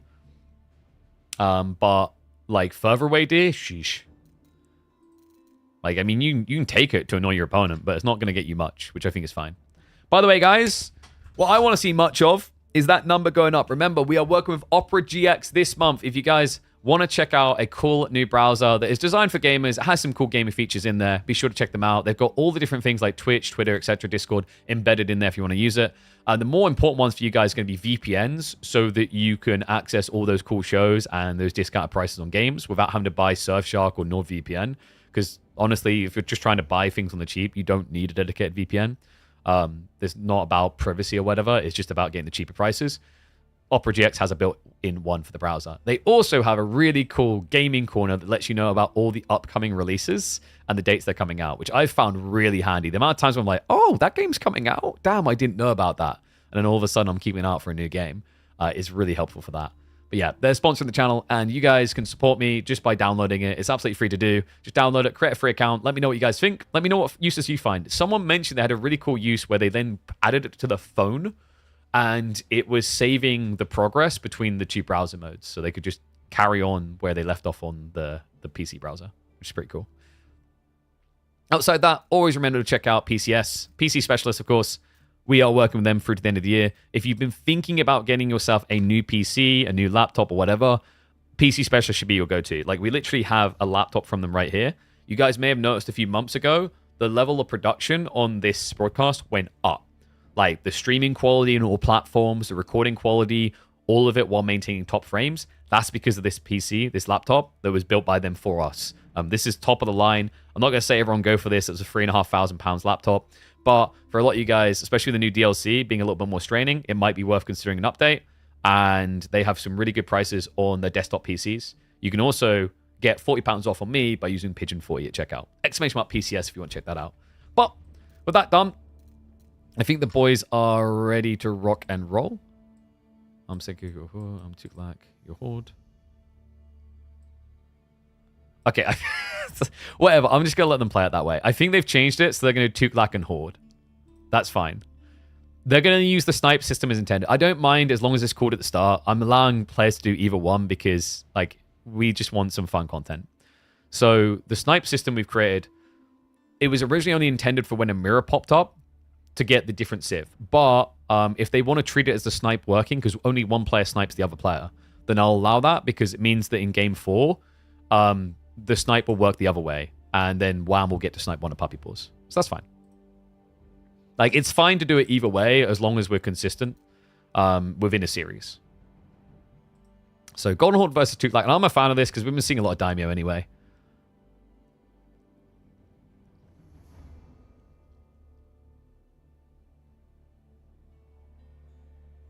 Stream quality is crazy. Do tell EGC to get tools like this, right? I mean, I don't know. If people think that we're giving the highest production quality in terms of the stream quality, then like I take that as a big win. Like someone the other day, I don't know if you guys have seen it. We've got one of our summary videos on YouTube. I'm bumping my editor. I don't know if he's ill because like we've been working around the clock because we got very little like heads up to try and prep videos. We're trying to do basically the best quality Civ reveals that you'll see. So we've already got Macedonians up. I'm hoping we're going to speedrun the rest of them in prep for launch. So you guys have about 10-minute condensed versions showcasing each of the civs and let you know everything you need to. And the other day, like someone's like, this is on Age of Noob levels. I'm like, that is exactly that's music to my ears. That's how you know you won. And what is up, Lucifer? Not quite able to win, but man, did he make it close and entertaining. That sweaty Chinese pick at the end. I knew it was coming. But GG's, mate. Awesome series. Let me know what you thought of that Lancaster matchup, everyone. Like, I think I glimpsed Lucifer was looking back through that on stream. That one was kind of wild. Being up 50% on workers, and then the comeback from the Macedonians is real. Picks Lancaster China. Hey, you won one of them, okay? I was like, I was a little bit disappointed. The thing I said to chat, I don't know if you tried this one yet, your bro. I really want to see Delhi versus Tuklak. I think that's going to be a really cool one. You know, elephant on elephant civs. All right, looks like the boys are getting ready for game number 1. So Dry Arabia, and it is going to be Golden Horde versus Tuklak. I saw that Zergling game the other day, by the way, Lucifer, on the Karash strat. I don't know if you realized at the time when you tried it against your brother, you went for the armor, but the armor only works on heavy units. Was that intentional? Because I was talking about at the time, I was like, oh, if he just went men at arms only, this is maybe pretty sick. Or, like, actually what might work is if instead you went for the Karash Edict. Because if you go Karash Edict and then you go batch production, you can get 4 Karashes out every production wave. So, like, I like the idea you're cooking with. I think it just needs a bit more time in the oven. All right, you guys ready? Let's go big. NA Pride time. It is time for a creator preview show match between Puppy Paw and Wham. They are clashing in a playoff 5, and it kicks off here with a Horde up against the Tuklaks. Welcome back to the channel, folks. That's right. We have been organizing these, cooking these up the weekend before the launch of the expansion, and we have got all the top tier content for you. Tuklak versus Golden Horde is going to be a fun one. The Sengoku was sniped away, and I'm kind of a fan of that. I think Sengoku is the obvious one we've been seeing a lot, and I love seeing their epic units, but they feel very strong. These two civs, to me, are closest on the power levels. I would put Tuklak in 4th, and Golden Horde in 3rd for the new civs from weakest to strongest. The next being currently Macedonian and then Sengoku, but I think Macedonian will eventually take over Sengoku's place as number 1. Yeah, Golden Horde versus Tuklak. Basically, so far we've been seeing greed versus aggro. As Golden Horde has really been designed to just be an attacking civ, it feels very difficult to do anything but that. Whereas the Tuklak dynasty is a slow to get off the starting line civ. I haven't been impressed by their pacing so far. And this is one of the new biomes. This is Black Sands here on Dry Arabia. I love this. Like, I hope we just get more and more of these biomes that just have a lot more character. In fact, there's even one new biome with the expansion pack that changes the look of berries entirely. They aren't bushes anymore, berry bushes. They become prickly pear bushes. Okay, so What are we going to be looking for this game? Considering something against Tuklak, I wouldn't be surprised to see Tortugud coming through, the buff to the stone cost of them. It's been pretty popular up to this point. We haven't seen many building carts, which is a little bit surprising. I think for some fast castle builds, building carts will probably be optimal because you get a new building cart per age, which means you'd be able to castle rush and then immediately drop a monastery. But considering most Golden Horn players have not been rushing castle, that tends to make the Tortugud and Khan buff, which decreases the cost of them on stone and increases their health, a lot better. And remember, the Khan and the Tortugud is going to be a heavy cavalry melee line. It's all about raiding. Dome of Faith. Oh my god, what a shock. I have never seen this landmark before in the history of either Tuklak or Delhi. Guys, we see it literally every game. Like, every single game. Seriously, like this. It's kind of funny, actually, that it's built so much with Tuklak, because in most games, I feel like we don't even see it get used that much. We've seen one or two feudal present games, but like for fast castle games, I feel like you could just go for the Tower of Victory instead, because the Tower of Victory gives you a 15% increase to the attack speed on all elephants built out of networked buildings. Oh, do we not have bets? Dude, where are my guys today? All right, game one, Poppy Paw versus Wham. Let me get those predictions up. Might need to get some more mods. And we are getting a stone build. I knew this was coming. Apparently, rumor has it, Poppy Paw and Vortex have been big believers in the 2TC. And that has started to ripple out, actually. We were casting a game of Lucifer from Vortex the other day where they done that too. Vortex went for 2TC versus Golden Horde. It led to a game that I know is going to end up on the YouTube because it's just too comical not to. A Zergling strategy of Lucifer. I'm sure he won't mind us teasing. Yeah, because like Golden Horde actually has the perfect Zergling unit. They're very trash individually, but you can get a lot of them. It is, of course, the Karash that's meant to be a support unit. But because they only cost 50 food each, you can pump out a lot of them. Puppy Paw. Where are we looking to go? Oh, let's speed up as well. I think we're like 30 seconds out from live. So Dome of Faith for 1. He's just optimized with that 2TC timing.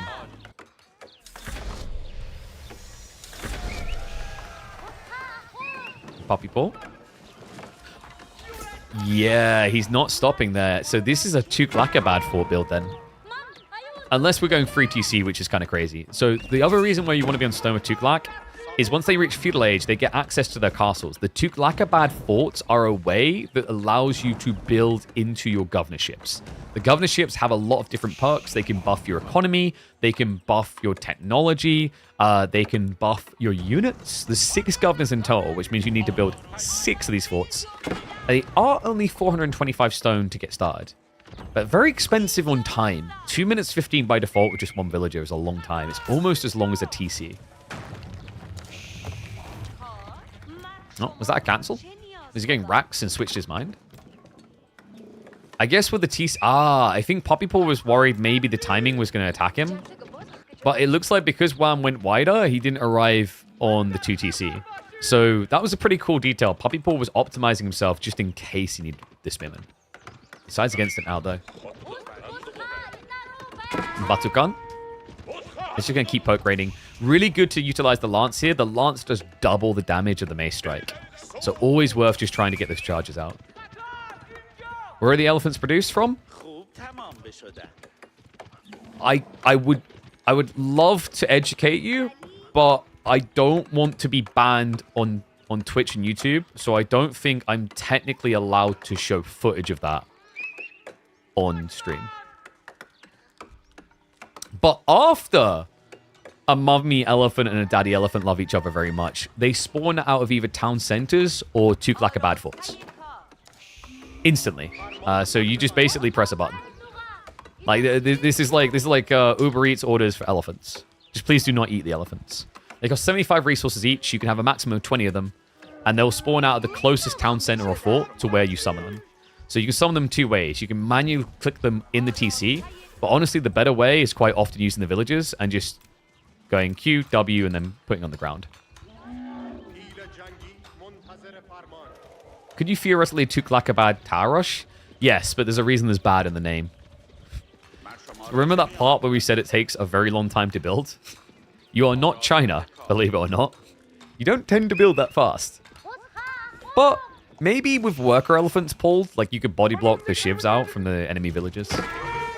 And raider elephants from Puppy Paw, they are not going to have fun though. Yeah, the Keshiks, they will eventually keep getting charges to gap close here.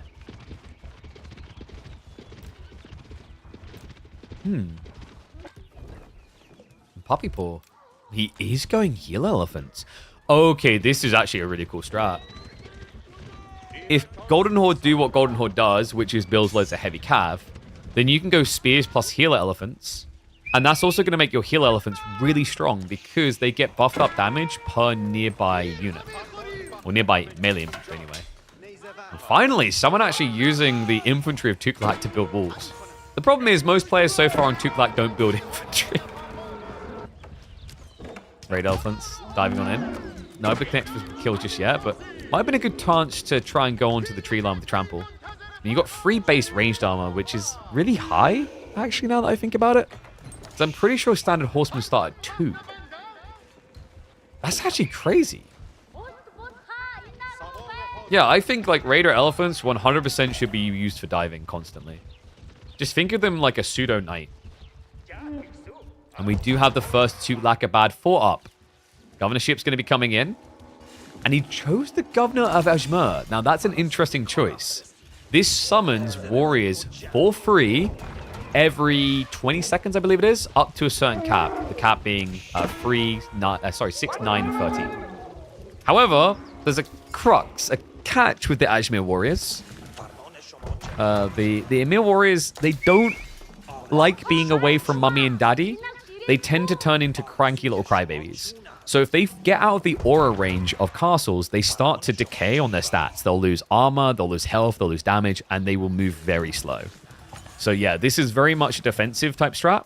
But down the line, if you start keep crawling to your opponent's base, it can turn into a cheesy infinite men-at-arms rush. Wham. Man, he's actually committing here. We've got Rams coming in. It's Wham's Rams time. I don't know, though. I like Puppy Paw's approach. He hasn't been greedy about this. The only thing I'm reluctant about is the Tuklakabad's forts location for the Emir warriors. Like, watch what happens. Oh my god. He was out for a second and he lost 18 HP on each of them. It's really quick, the way this snowballs. It's comical, actually. We have a recording coming up of a wolf beating an Emir warrior. Because these stats will keep declining until they have 1 health left. Now, the amount they lose per decay, it gets weaker. So, like, they lose a lot to begin with because it's percentile. Yeah, they are not impressive right now. But hey, I guess they get healed quicker. Raider elephants now trying to deal with the Rams. Spearman diving in, though. This is a lot of spears from Wham. Is he going to be able to get the break? It looks like the Raider elephants do get the Rams low. Not quite able to connect for the kill, though. But look what's happening. The Batu Khan, he keeps attacking, which is starting to give percentage buffs across to all nearby units. Heal elephants getting scared away. Town center about to go down. Puppy Paw not able to keep it up. Okay, so 11 worker lead. But that's about to shrink a little. He's got some workers stuck out here. What a timing attack by Wham. Showing the Golden Horde know how to stack a horde quick. Chase is on. These heal elephants are really toxic, though, with the runaway. They do heal while moving. That's the idea. So when you have multiple, they can heal each other as they run away. But they cannot heal themselves, which is why they're starting to decline health quickly. Nice micro there. Puppy Paw shifting the injured out the other side. That was a sick little detail to keep his healer elephant live. Essentially using it as a giant vacuum of health to shoot arrows into. Unfortunately, a missed micro after the fact will still see him losing. Still, it kept Wham around longer. Raider elephants are now able to jump in. And reminder, with the trample ability, they can bypass the Torgud. The problem is, they can't easily bypass 11 spearmen. Have you guys ever trampled with a cataphract into a spearman wave? It doesn't end well. It's the same thing with Raider elephants. He's going to activate it. And it's so hard to find the right moment to use trample because it stops you doing anything. When you activate Trample, you see they just go up on their hind legs for a moment. They're not able to move or attack in that time. So you're just a sitting duck waiting to be stabbed. The Emir Warriors. 07's in chat for the bad boys. You came into this world for the low, low price of 0. And you definitely ain't leaving a hero. But at the end of the day, they were free. And he has got more coming out. No upgrades to this, by the way. He's just prioritizing having 6. But that's about to change. Shahi Wall's now on the way. So remember, with this, it just increases the amount of Emir Warriors you can get. I don't know if you really care that much about that, but I think the bigger problem is, like, he can't afford another castle right now. So you might as well invest the stone in upgrading the one you have. Because not only does it improve the governor's effect, but it also improves the castle itself, giving it more damage, more range, and more health.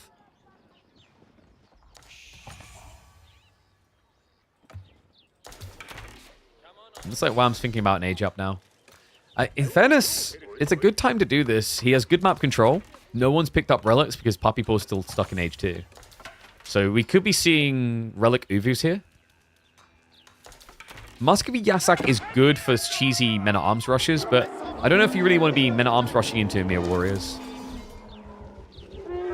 You get sad when an elephant gets killed. Alright, you should probably like look away this expansion. You're going to be in deep depression.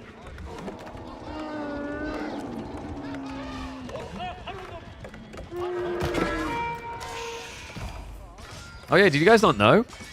Like, villagers always lived in terror and fear of elephants. You know, every time you chop a tree, there's like a 10% chance you'd annoy a nearby elephant.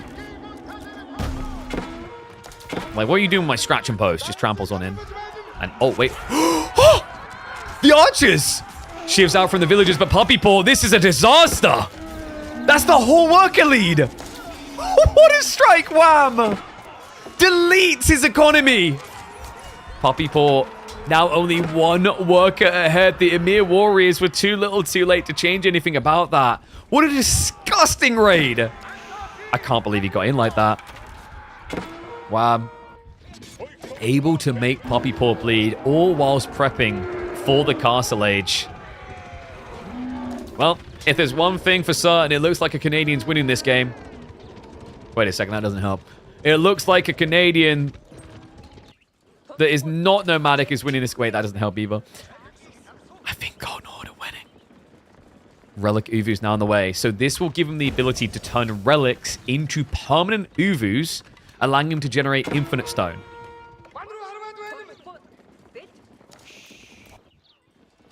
More stone being gathered. So Puppy Paw, he's going to be looking to get more and more of these forts up. I mean, you kind of need to now. You lost the TC, so you need some sort of other eco-inflation. Wouldn't be surprised if he drops a Tuklakabad fort at the base and then goes for the governor of Bakar. So the governor of Bakar gives you food based on the amount of farms and houses around it. So it's a good way of like cheaply getting infinite food.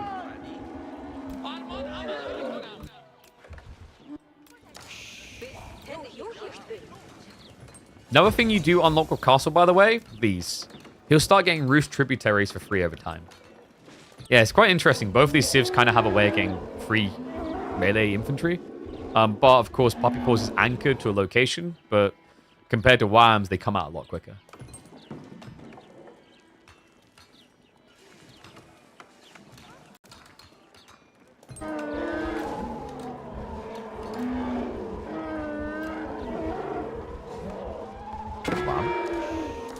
Does he realize? Oh, okay, he does.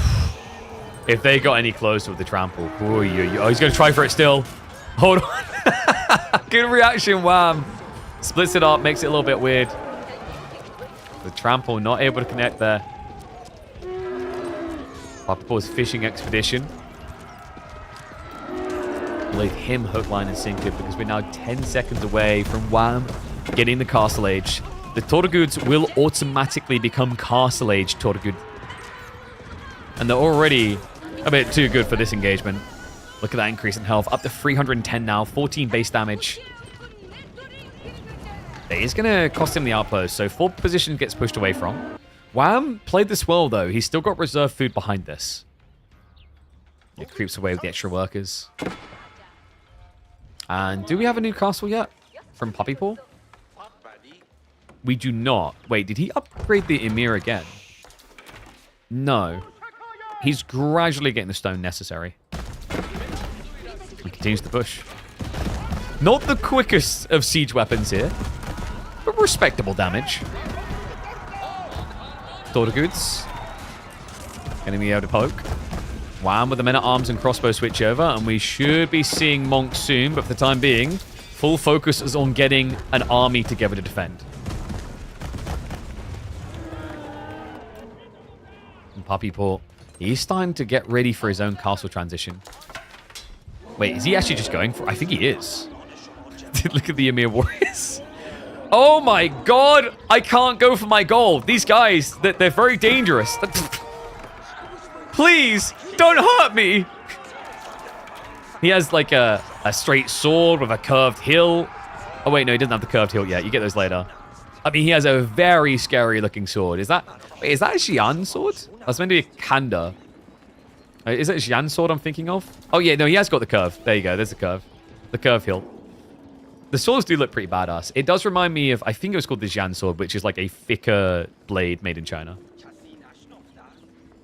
Someone's going to put me in my place and say it's not the Xian sword. I've forgotten the name of it.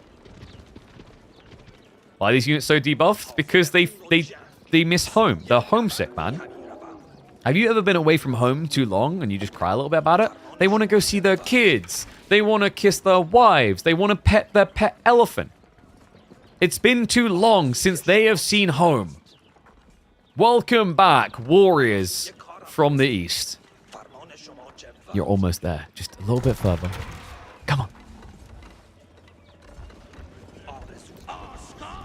Guys, this is OP. Never have you ever seen a unit get buffed this quickly by this much. Free HP to 180. Dun, dun, dun, dun, dun. This is such a fun unit.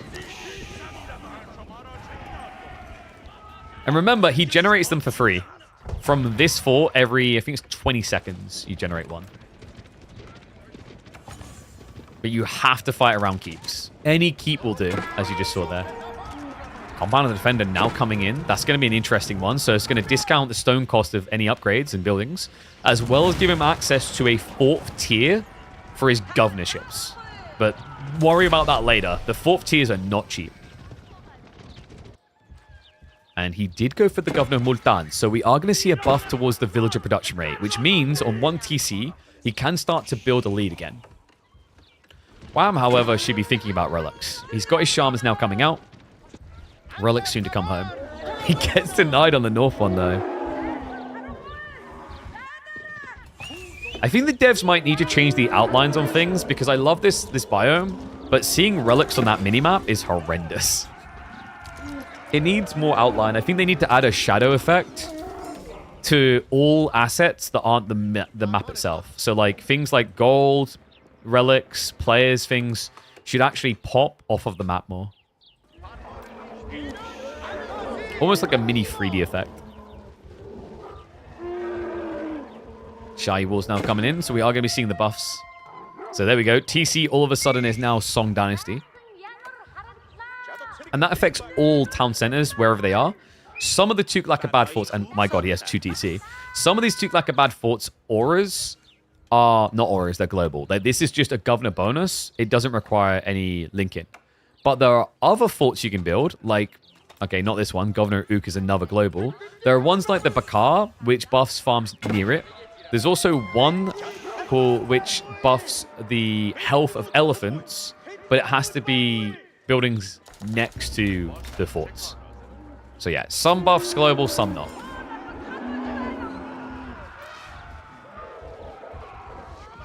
Guys, could you imagine if Tuklak were able to pick up relics with heal elephant? No, don't think about it. That would be so... That would actually be the most busted thing, I think. Ah, wow, into the Uvu offerings. Oh, he is a confident lad, isn't he? I think he's been getting relics home, so for good reason. Yeah, we've got a relic Uvu here. So he already built one of the relics into a permanent stone source.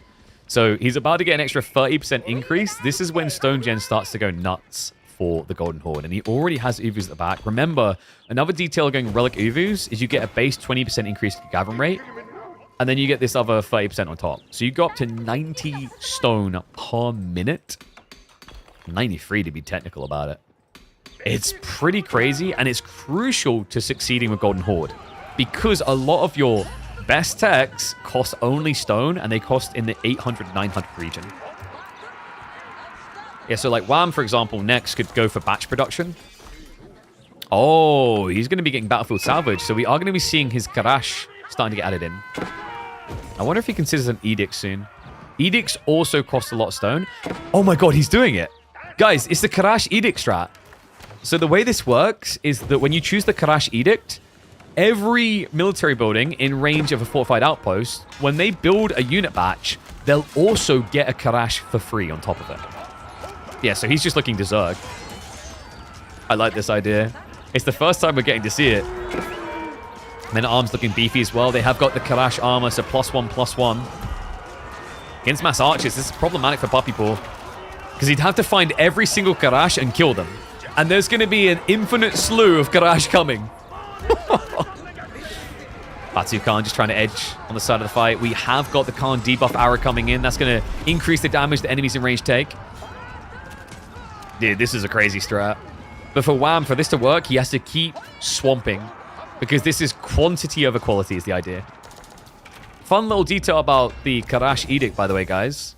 If you go into the racks and research the reinforcement tech for 950 stone, that increases batch production from giving you 2 units to giving you 3. If you then have the Karash Edict, it means if you produce Karash, every 20 seconds you will be getting 4 Karash. And that is what I call a market Karash strat.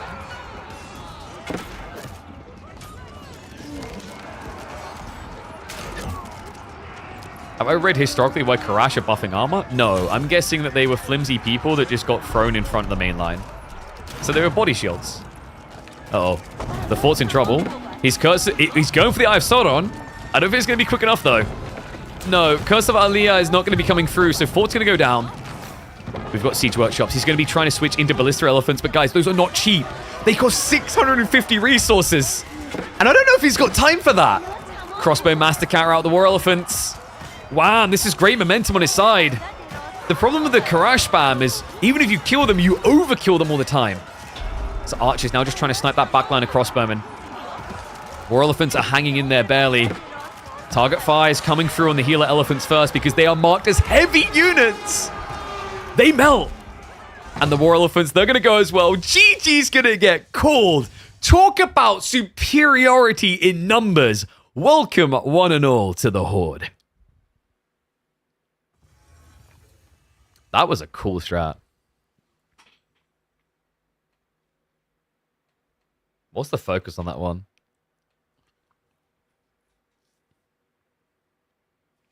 I think that's an uploadable game.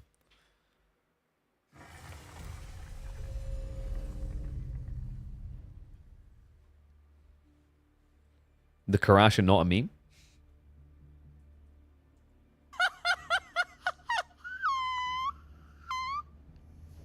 Yo, what's up, Drake? Thank you very much for the Prime sub, mate. Appreciate you. Welcome back to Swarm. I don't know, I think the focus needs to be even earlier in the game. Maybe like these poor little warriors miss home, the Emir warriors. I'm trying to think what the YouTube video would be. I think it would be focused around the Emir warriors, if anything. So game number 1 is going to be a rub-a-dub-dub for Wham, as he takes the lead against his bro. Let's see. So now it's going to be old Civ versus new.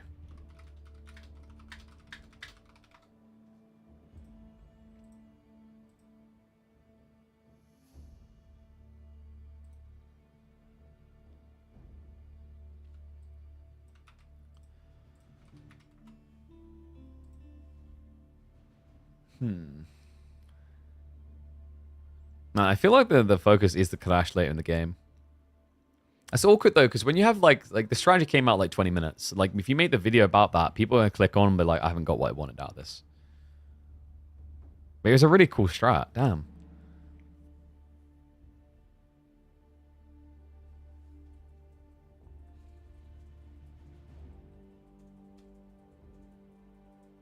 Maybe Mongols move over, meet the real Horde. Or do you think it's a mere Warriors?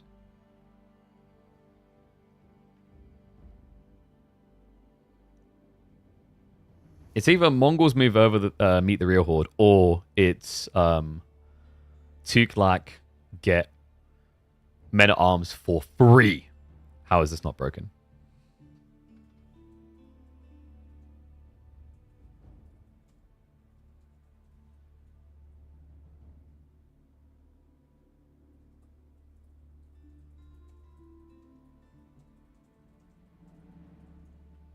I'll leave it up to my editor. I'm going to bump him. I think we're going to start loading up a lot of games now that I think about it. We've got loads of good quality games so far, which have been great. So the boys are now drafting. Oh,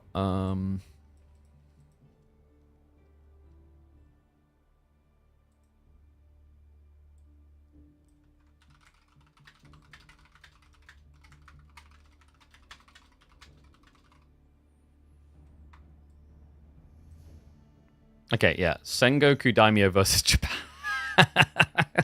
Old versus... Damn, true old versus new. So that's going to be Puppy Paw with Japan. Alright, that's going to be fun. Dude. So get some old versus new in. And we're going to Gorge for it as well, which I think is actually a map that favors Japan.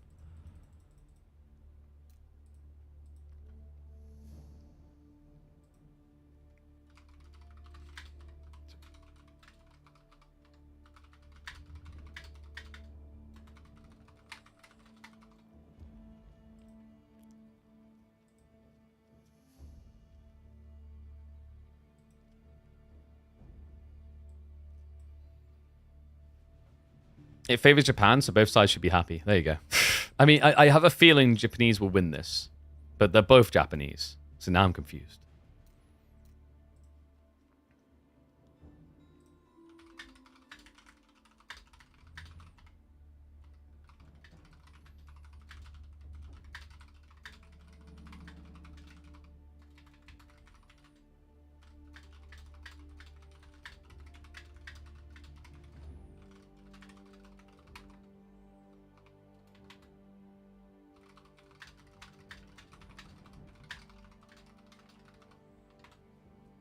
All right, just recapping the rules to the boys. All right, so we should be hopping in a second. Wham Sengoku is looking really good. Effectiveness of Koka Township. I mean, like, I've been a fan of it. I think the Koka Township is giga strong. Like, it's ridiculously strong when used right. I don't think it's Imba. It requires a lot of skill expression, but when you do use it correctly, it's going to be powerful.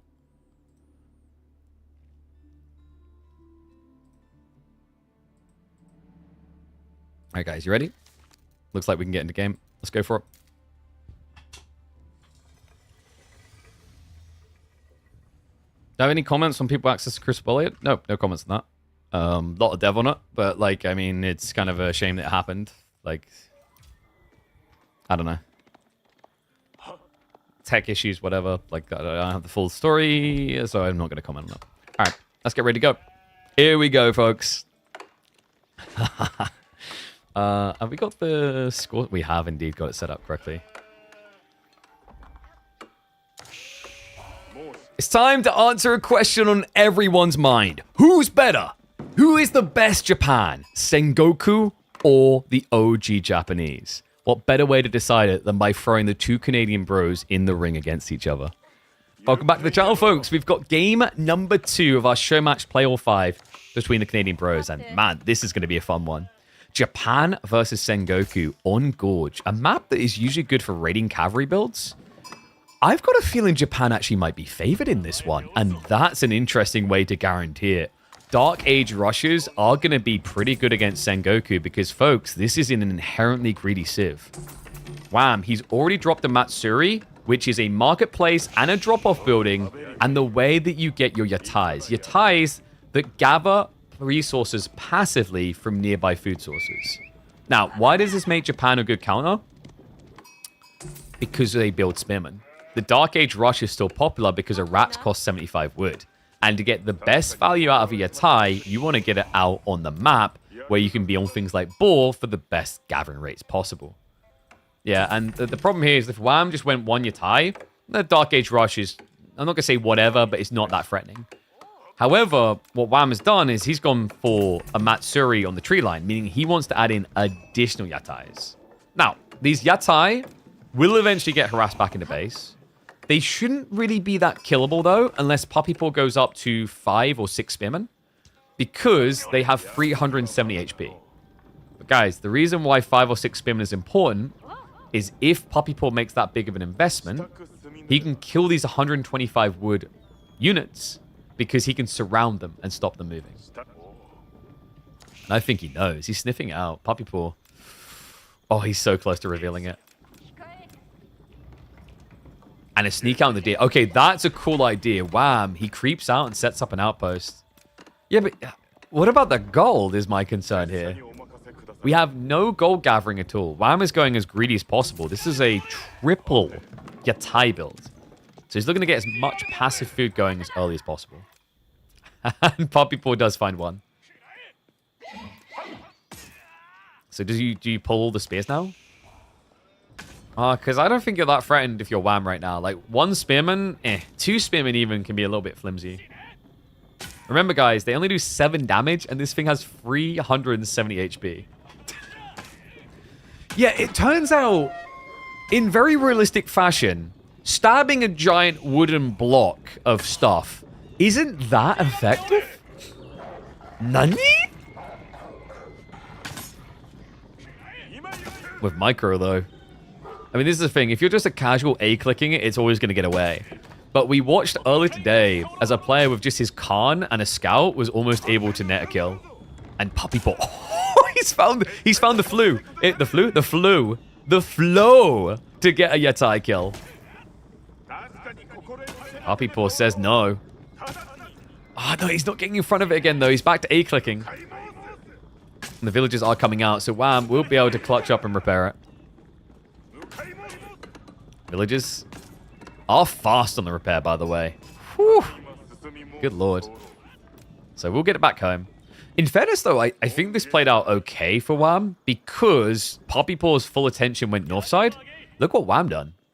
He secured gold on the south side. He's got deer gathering rate still. He's still got extra Yatais working, so he's been getting passive resources. And he did stop at 2, which I agree with. I think 3 was way too greedy here. Because remember, the 125 wood each, if you get the maximum food that you can in range, which is you cap out at 60 food a minute, it would take you just over 2 minutes to return the cost. Why do the graphics look better? Because we have top-notch production quality. That's why. We want you guys to see the game in all its glory. Okay, Puppy Paw, Kura Storehouse coming through. Yeah, just your norm.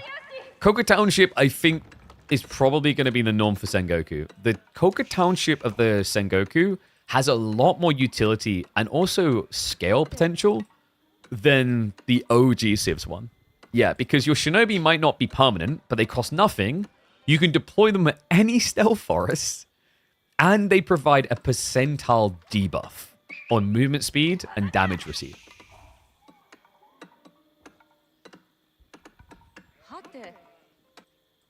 Game about civilizations run to be empires, showing 2 Spearmen stabbing a slow-rolling wooden fort cart. What is this? This is the hunger wave, okay? What you don't realize is history can be pretty much easily summarized as famine all the time. Eventually, someone gets hungry, all right? Those spearmen had not eaten all year properly. And they see this giant, delicious Yatai mocking it, mocking them with all of its booze and food. What would you do in that situation? This is how crime is born, guys. Yeah, you know, if you're not going to guard the goodies, we're going to try and take them. Okay, good news for Wham. Because he didn't lose the Yatais, he's getting close to the Matsuri buff. The aura's going to be starting to kick in soon. You can see this bar above the health. Once that fills up, he's going to send a care package of 50 food back to this starting marketplace. And every single one that comes in is going to up the gathering rate of all nearby villages by 5%. This is a very powerful tool, and it is center to the economy of the Sengoku Daimyo. Like, if you want to scale, if you want to get powerful here, it's going to be absolutely necessary. I just realized we still don't have any mods doing predictions. I'll do game 2. 1 minute. Predictions go. Fast castle on the minor puppy paw. I think this is the right idea.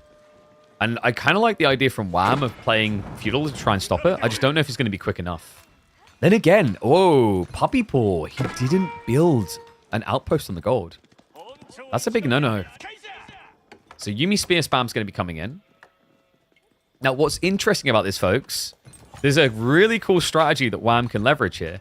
If he postures on the top side and then ambushes Shinobi here, and then throws his first grenades into the villagers, he'll slow their movement speed while doing a little bit of damage. And the reason that's important is it means your first Yumi could easily start sniping workers because they'll be so slow.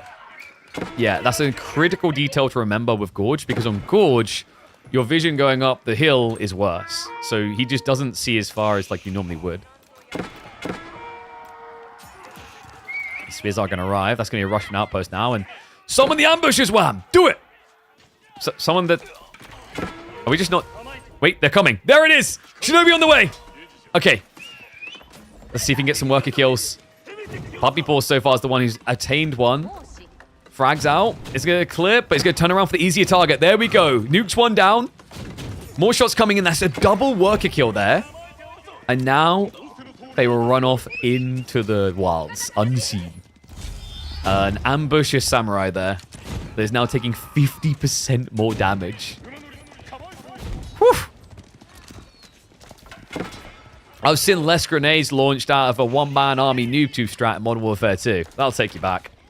Yeah, so reminder, you get 4 Shinobi in the Feudal Age, each with 3 grenades. And for each extra age, you add in 2. So Castle, you get 6, and then Imperial Age, you'll get 8. And the cooldown is pretty reasonable. It's, I think, if I remember correctly, 100 seconds or 90 seconds. Sorry, yeah, I think it's 90 from the moment you cast.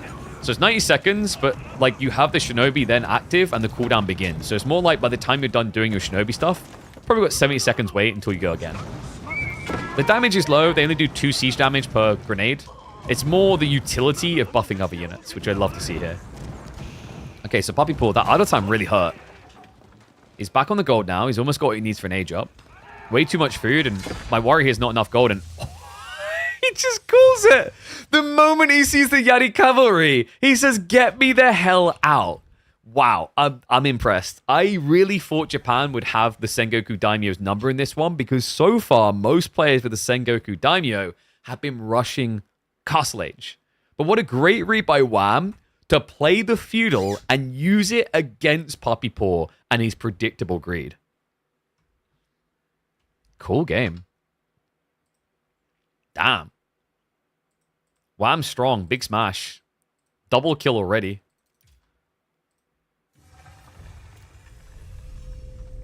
I mean, it felt like a bit of an early GG, but I kind of see where he's coming from. Like, he's just going to get dove by Yadi Cavalry there. Because remember, Yadi Cavalry are just better horsemen. So they can just idle out the gold pretty well. Yeah, we're clearly seeing a theme. Like, in the practice games, people just kind of were greeding up. But now that money's on the line, quite often, it's aggression that's winning. Which I love. Sounds like 5 seconds off. I think that's probably on your end. Unless someone else is reporting it. I feel like Maisel, you usually have problems. Not to call you out, but I've noticed it before. I think it might just be on your end, that situation.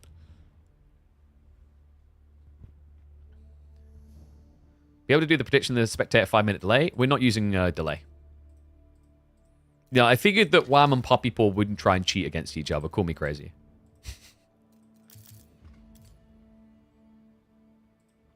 Oh, man. Reminder, by the way, guys, we've got 2 more show matches tomorrow as well. So make sure you've got notifications turned on YouTube, Twitch, etc. Also, join our Discord. We're trying to build a community there. I want to try and get some other little things in there so you guys have things to interact with. !mark Discord for that. We always ping out when we're going live there. And also, I'll let you know when new YouTube videos go up. So plenty of reasons to be in there. And it doesn't cost you anything. Easy.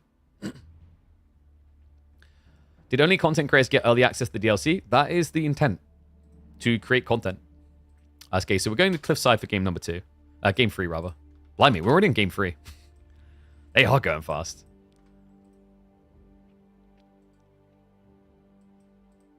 But yeah. Like, the idea is meant to be get early access, create content, which is what we've been hard grinding on. We have been putting a lot of hours already.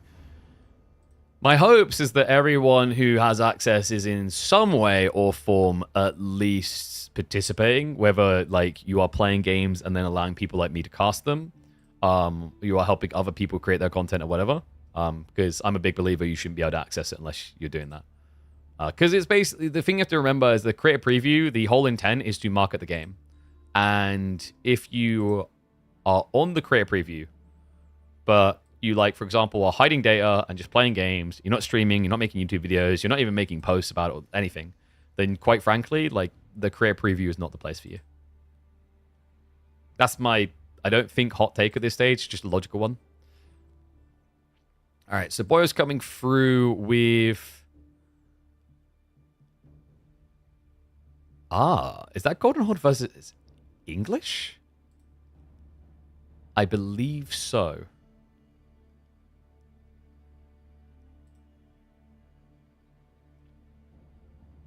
Because we just had... Yeah, it's Golden Horde versus English. English again, by the way. We saw this in the last series, and it actually did look quite decent. It's Cliffside after all. I don't know, man. I feel like WAM is just on it with the draft here. Talk about Marine Lord? No, not necessarily. I mean, M-Lord isn't... Like, M-Lord isn't doing anything. He's just taking a break. That's fine.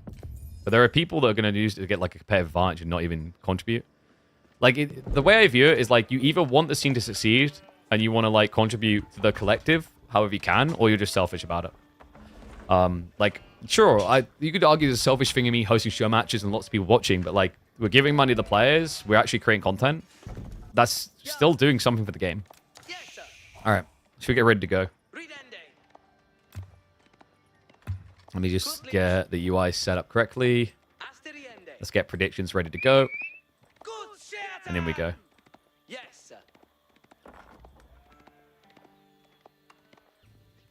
Is English back in the new expansion? It's starting to look that way. I've been impressed by them so far, and I've also been impressed by this guy. Wham! What a choice of player here to make that statement. Up against his brother, looking to be the Cain and Abel story, as he's 2-0 up, and Puppy Paw now has to trust in the Golden Horde to start getting him back on track. Map is going to be Cliffside. This is more of a rush, aggressive type map, which is why a Dark Age meta arms play is pretty disgusting to see. Oh, man. And Puppy Paw... He doesn't have anything saved for an outpost. They're really expensive, guys. They cost 150 wood and 50 stone. What change is making English good again? They had a few tweaks. So, like, Pro Scouts getting nerfed helped them again. But also, now they get a buff around deer gathering themselves. So, after Wham's done with this men-at-arms play, he could walk back and set up a campfire for 25 wood here, which will give him a 10% buff on his gathering from deer for his villages.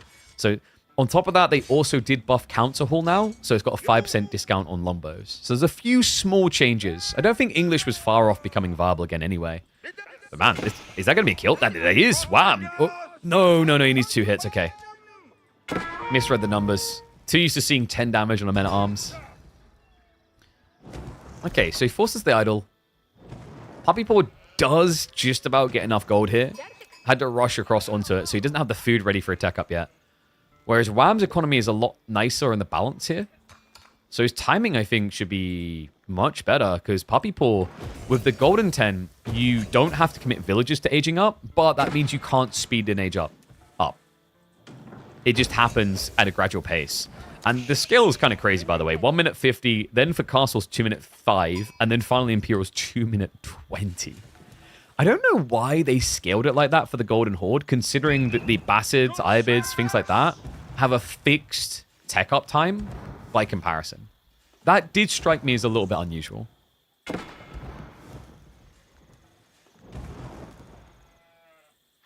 Can the Civ make Cav in the Dark Age? They can. See it right here. Oh, sorry. Well, you can't. You can see. Actually, yeah, you can see it. So they have access to early horsemen from stables. I've yet to see a Golden Horde player do that, though. Most of them just want to get Feudal Age so that they can build into their Khan and Torguds, which are very tanky heavy cav. And council hall it is. Not just that. We've got a deer shove. Yeah, this is going to be men-at-arms comes home upon tech up and builds a camp, and then he gathers the deer. I really like this strat. Now, this is a really cool change to English. It's just subtle, but it gave them something economically instead of just farms. Really big shout out to the devs for realizing this. You know, buffing farms isn't the grand solution to making English great again. That's just the way you make them toxic again. But by giving them buff rates on things like deer, boar, whatever it's going to be, they change the script a little. And remember, it does affect both deer and boar. So, like, for example, he could have went over here and had huge value off of a little proxy eco-gathering base.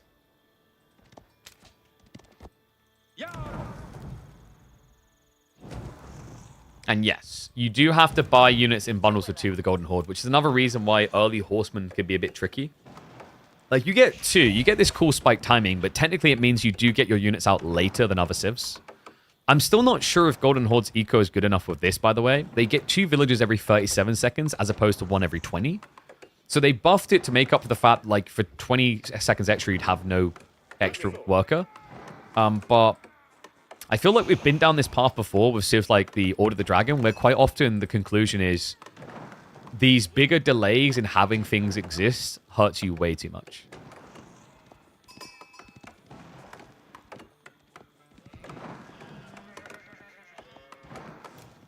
One area I think it has at least looked good for Golden Horde is probably around the heavy cap strats. Like, so far, it's the only one I say reliably works for them, at least consistently. And we are going to be seeing it here. So Batu Khan gets queued up, Thoragud afterwards. Most units will be produced in batches. The exceptions for Golden Horde are Siege, the Monks, the Khan, because you can only have one, and funnily enough, Scouts out of the primary TC and secondaries. So if you build Scouts out of the stables, I believe it still comes out in doubles, if I'm not mistaken. Actually, I'd have to double check that. It's just no one has had a need to really build extra Scouts because Golden Horde aren't playing pro Scout builds. So here you go. For example, Archers takes 30 seconds to produce them, 160 resources, but you will immediately get 2. Batu Khan. He's going to go for the Men-at-Arms kill, not able to connect to it, but I think the Men-at-Arms, has he already done his business?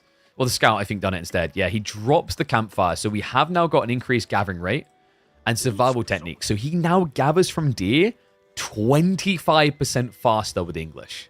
That's nuts.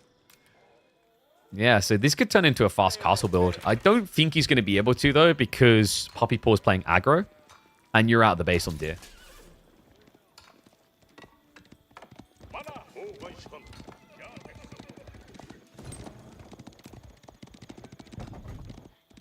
Puppy Paw. He's thinking similar, but this is expensive. Fortified outposts cost you 200 resources. Yeah, and it doesn't feel like you should need it as much as Wham needs his, because you're playing cavalry, he's playing infantry. But I think this is the mentality of Cliffside. Cliffside is a more claustrophobic map. You tend to be closer to each other. So he's just trying to pad himself against it. Ah, and thank you. Scouts are single. Okay, we have confirmation of that then. So Scouts always single is interesting. Dive in. He cannot just snipe the campfire, by the way. Another change to the campfire. They're not 1 HP anymore. They have 100 HP. I can't even click it because of the deer, by the way. Or I'd show you. So they're not easy to delete.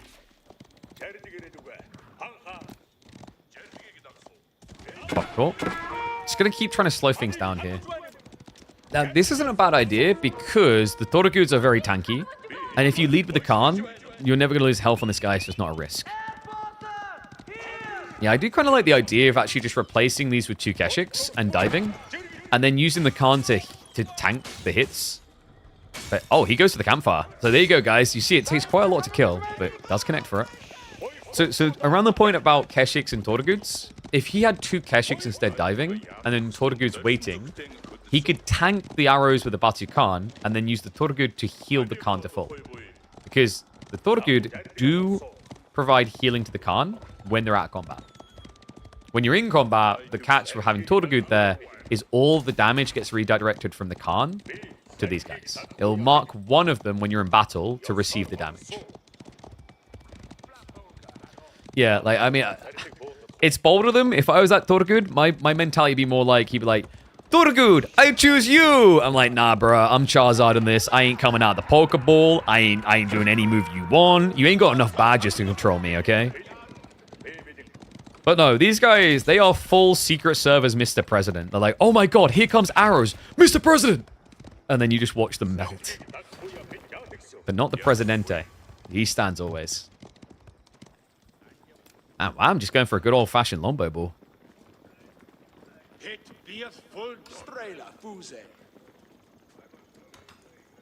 Wait, what am I missing in chat? I hope we're not crapping on developers and individual people. Like, you can have an issue with a concept or whatever, but, like, don't go after individuals. I speak with several developers semi-frequently, and they are very passionate people that put in more hours and dedication and commitment than you can even begin to perceive. Hate an idea, like, hate a direction that games go, but don't hate individuals. Never go there. Like, if that's the type of person you want to be, you're in the wrong stream. And will not be missed.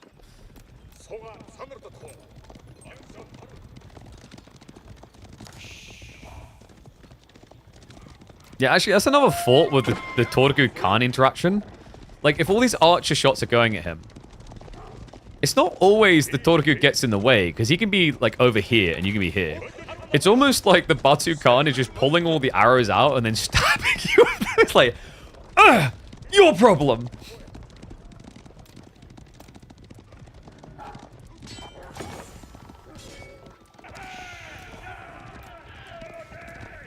Okay, so, Puppy Paw. I don't know if you can take a direct fight here. It's really deceptive at the moment with Torgood-Khan interactions, because it just feels like they don't die as quickly as you'd expect. But I think his problem is that Wham just has the archer numbers. Like, he's flooding it right now.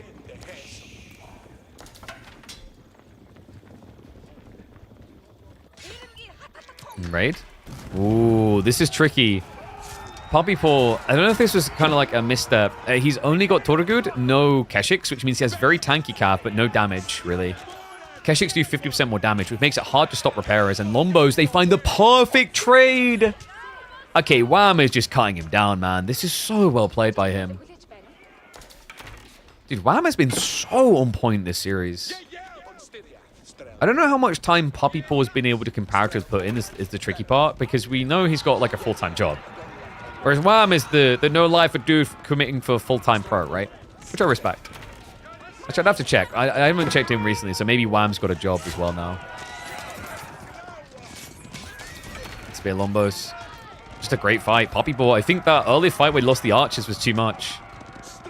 Damn, English back on the menu?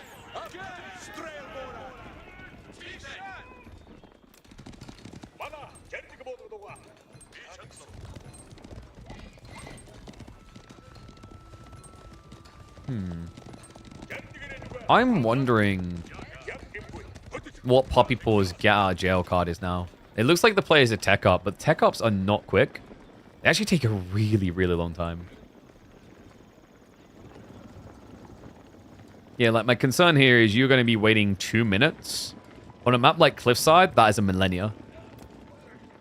Look at how big the longbow ball is and look how close he is to the base. Relic Uvus is now coming in. The tricky part, though, is if Wham peeks in, he will see this little tech effect and know it's an age up. Let me put that a different way. He knows that instead of building another, 10, 15 Torgood, you've chosen to go Castle Age. Speaking of this Torgood, they're in again. Oh, no. Oh, come on, Wham! He's just teasing him. Well, the good news for Puppy Paw is this raid did at least achieve something. It's bought him time. And beautiful micro there. Wham! He's so good at this. We've seen it countless times. The 1x1 garrison. The time that he's bought here is wild. And now reinforcements arrive. He can't commit anymore. Puppy Paw. He did at least idle out the deer. And... wait, what happened there? Wait! What? Did he misclick? I'm not imagining that right. He cancelled the age up. Oh, no. Okay, so I'm going to go on a whim here and say that the Relic Uvu's Q up shares the same hotkey as canceling unit queue. So maybe he went to click on the archery range, or he clicked on here to cancel a queue up of like Tortugud or something, and then accidentally canceled the age up? I think that's what happened. Because he was halfway there. The other possibility is that he thought that Wham was going to dive him, but that cancellation looked like it happened after Puppy Paw forced the army to come back here. Oh, that is catastrophic. So Wham is now ready for an age up. I love these campfires. These campfires are so cool. So remember, this is giving him a 10% increased gathering speed. English not needing farms. I mean, he's got a few, but really this is about the boar and the deer. Oh, the difference this makes. I mean, Puppy Paw would have been aged up by now. And King's Palace coming through, so Wham will look to inflate his worker lead. How is he 3 workers down, actually? Did he... Oh, wait, no, that's right. Remember, guys, 40 seconds versus 37 for 2. So gradually, Golden Horde should be ahead on workers by a small amount. It's like the French TC effect, but much smaller.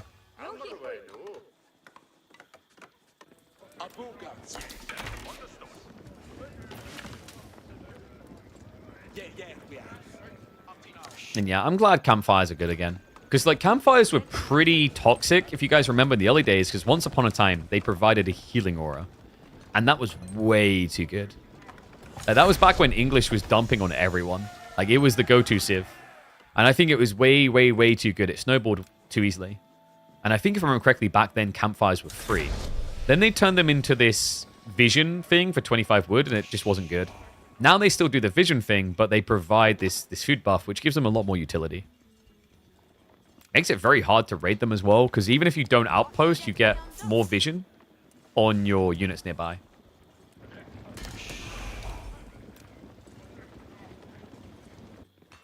Okay, so tech out complete. Puppy Paw is going to be a men-at-arms strat here. Remember, he went Relic Uvus, so he wants to get relics quick. Prayer Tent has been dropped. Wham, is he going fast Imperial? He's going fast Imp. Oh my god. No matter what you change about English, in the end, in the deepest depths of their being, they are still the same degens they always were.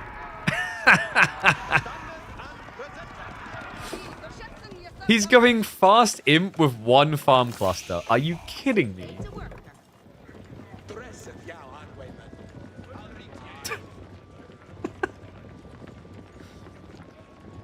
Oh, this is flipping brilliant. Okay, no. He's committing now. We've got crossbows queued up, spearmen as well. There we go.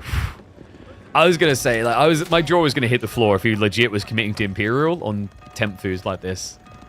Like, he'd be eating berries before the end of it. Thought of good. I'm gonna get a few hits in, but not really any noticeable damage. So Wham is gonna start taking the worker lead, but hello. We have got the Karash Edict, so this is going to be a spam strat. Guys, it's taking over. Remember, the Golden Hordes have an ability to batch produce. When you select the Karash Edict, which costs 600 stone to research, and toggle to it, it switches the Edict from the production speed one is currently on to giving you a Karash for free on every batch production you get, which means you get 1 extra unit. They only have 50 HP, which can be upgraded to 75, but they provide all nearby units of armor, and it's just trash mob logic. It's the same reason why Mass Yumi works. It's too much crap for someone to kill. Nice worker kills there. Puppy Paw needs to slow this down before Wham escalates a bit too much.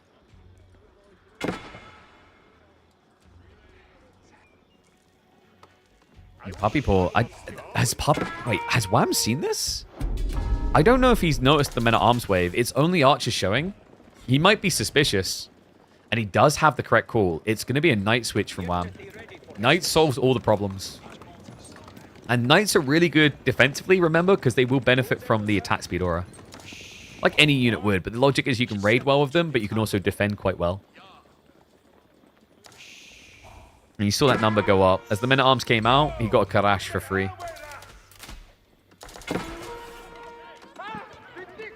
Play for the ball. Archer's still being a pain in the ass. He can't get on the ball. So Wham's going to have to mass farm transition now. Oh, come on. You did. There we go. Calm down. GG's in the chat. That's a tanky Khan as well. Is that 380 HP, I think? Fortified outposts complete. Area secure. We have got relics starting to be collected by both sides. And there we go. Puppy Paw brings it back. So that is going to be the relic Uvu activated. This is now infinite stone gen. As long as the Uvu remains. Yeah, and it cost him nothing. The Shaman takes 2 seconds to build this thing. It's crazy good. And so far, he's already got 2 relic Uvus set up. Plus the normal Uvus. So we are looking at a lofty amount of stone gen coming in then. I wouldn't be surprised if he goes for the buff to his stone gathering rate from the Gur, which is the Uvu offering. Stockyards as well. This plays really nicely down the line because Stockyard Edict is a great late game strat. In fact, fun detail for you guys, if we get late game and have mass stockyards versus mass farms, Golden Horde can mimic the behavior of English because there's an ability called Stockyard Edict that generates gold by gathering off of these sheep locations. Yeah, at a rate of 10 a minute, which equalizes against enclosures. That's kind of wacky, actually. You still have to deal with the farm gathering rates of English, though. Oh, attack coming in. Wham. I'm not a big fan of this. The men-at-arms, they've got 7 ranged armor. Archer's just sweeping through. So Wham will be forced away. We have got a horseman switch now coming through, but the archers again. Workers on the ball, never safe. However, denial on the eastern side. Ball gets idled out. Puppy Paw. Men-at-arms numbers are looking good, though. It's kind of wacky to see someone building men-at-arms against English, but when they build 40 Lombos, what else do you do? Knights are trying to flank raid, but they're getting mimicked, mirrored out. Horsemen revealed early. They're vetted up. They jump on in. Men-at-arms are going to go for the blocker. Able to scare them away. Remember, they've got that armor still. Melee and range plus an extra 1. It's making the difference in these exchanges as well. Now, you're going to say, why doesn't Wham just snipe out the Karash? It's so difficult to reliably do because you're going to waste a lot of arrow fire. They only have 50 HP. Lombos get double damage against them. But if you've got 10 Lombos even, that's an overkill. That's more damage than you need. So it's a lot of extra micro, a lot of extra overhead. Wham's raids. I think it's starting to hit Puppy Paw a bit hard here in conjunction with the 2TC. Like, he hasn't found substantial damage the other way. Relic Uvu game, I think, is at least going well for Puppy Paw, though. How many is he up to? Oh, I did. He's doing what I wanted. We talked about this. We strategized this. So you can just build them wherever, guys. Like, you don't have to run them home. And if you're against a few light raiding units, it's not a bad idea. So I think he's up to 3 Relic Uvus now. Yeah, it's 3, and Wham's got the final Relic on his side. So 3-2 split. Still, this stone gen has been big. Look what he's doing. Barracks reinforcement is coming in.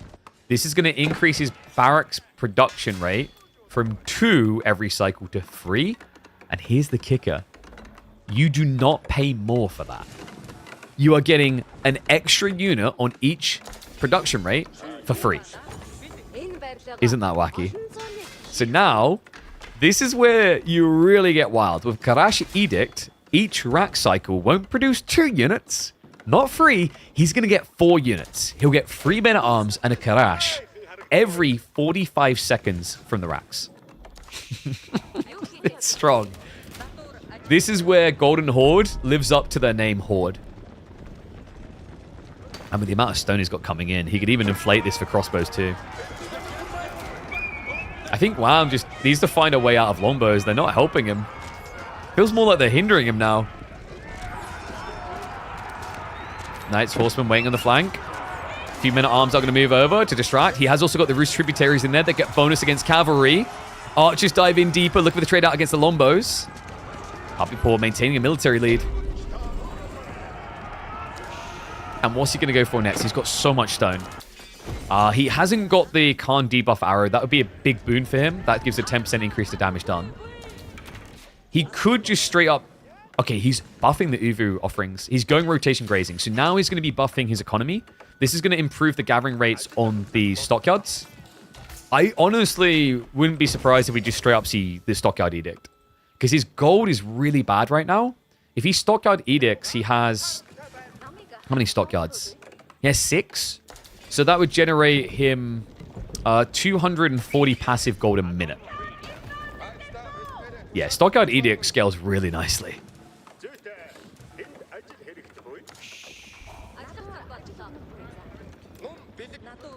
I mean, he's got to be doing something with this stone. Is he? Wait. Is he going to spam Roost tributaries? It's tricky because the more you have, the more it costs. It's kind of weird. Actually, doesn't more they have, the more it costs? I mean, so the thing with Roost tributaries, remember, is over time, they'll come out for free. But if you want them quicker, you can pay stone. And the amount of stone required decreases every cycle of 30 seconds. You're going to see it go down in a second. So currently it's at 80. I believe it should be taking off an extra... Is it 10? Yes, every 10. 10 every 30 seconds. What's interesting, by the way, I haven't seen anyone fully leverage this yet. Each military building will reduce the cost by an additional 5 stone, up to a maximum of 70. So spamming a bunch of production buildings actually helps you just get lots of Roost tributaries. And they're pretty good actually against horsemen, guys. The tributaries have bonus damage against cavalry. It's +3 in Castle Age. So they're basically a tankier men-at-arms that does more damage against cav. Like, here you go. Here's their stats. 200 instead of 155. And then 12 damage, same as a standard men-at-arms. Their attack speed is also quicker, 1.12 compared to 1.38. They're low-key really good, actually. Oh, and he went for the plus to cav, didn't he? Yeah, so now the batch production is giving him 3 cavalry units every cycle, and it's mass horsemen. So he's mirroring Wham's play. Burn down on the relic Uvu. That's a relic! Grab it, quick! No. Oh no, he burned this relic Uvu. What will I do? What if I just picked it up and pressed W to build it again? But that... KP, that's going to cost resources, right? Like, building an Uvu is expensive. You know, we always talk about it being really pricey at 150 wood, right? Sure. Berkshire on the way, by the way. I think Puppy Paw, this has been a little bit too slow because of the horsemen. Yeah, Wham has bought the necessary time. He's even now going after the fortified outpost. He's getting rid of the Karash spam. Puppy Paw still doesn't have veterancy on horsemen. Eesh. Not just that, we've got men-at-arms now from Wham. Oh, these boys always feel so toxic, don't they? The chunky boys with the armor clad. 8 ranged armor, 7 melee.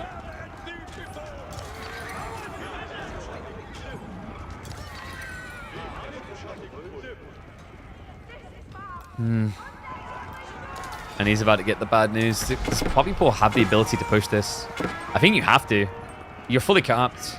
You got nothing to wait around for. Going Imperial doesn't help you because it takes 2 minutes from now to do. Horsemen are going to leak into raid again. That's going to cause some frustration. So this is do or die time for Puppy Paw. Oh my god. Okay, a little bit early on the GG. I thought we'd at least get a big clash, but I think he realizes he can't kill quick enough. Imperial's going to kick him in the teeth. Look at that. English coming back and getting some big boy wins. Turns out the new civs aren't just the goats we thought they were. But Golden Horde, interesting strategies coming out. I love the diversity we're already getting. And you start to see what I mean. This is, in a weird way, it might be the most Zergy civ in Age of Empires 4. It's the challenge of getting to the point where you can Zerg, though. It almost feels like in some ways it's later to Zerg than Malians. Let me know what you guys think of the Golden Horde, though. Let me know what you think about English being back on the menu and the buffs to them. And I'll catch you all in the next chapter. Whoopsie. Wrong screen. So, Wham, 3 wins. Got 2 games to go, though. Remember, it is a play all 5.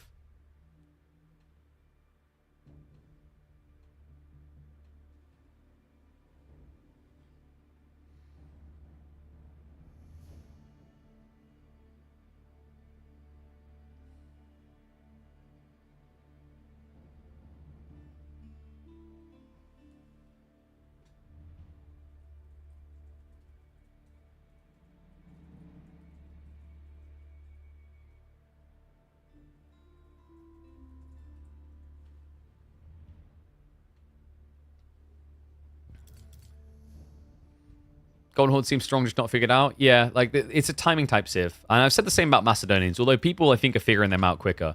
But I think Macedonians is going to take a little bit of breathing to get the full power off. But when you get there, I think I still am a whole stoic believer that the Macedonians are going to be the best in the new Civs. It's going to take some effort. Because, like, they're harder to execute because, like, they don't have good economy, like, backfold. So the way you win is just raw attack power. Like, if you play them really well aggressively, you should come out on top. Okay, so next up, we have got Tuklak versus Macedonians.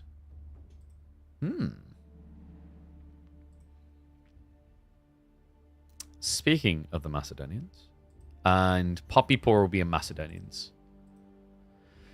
I mean, I think this is a good opportunity for Puppy Paw to get back on the board, personally. I think, actually, Macedonians should do pretty well here. I think you just have to play it aggressively.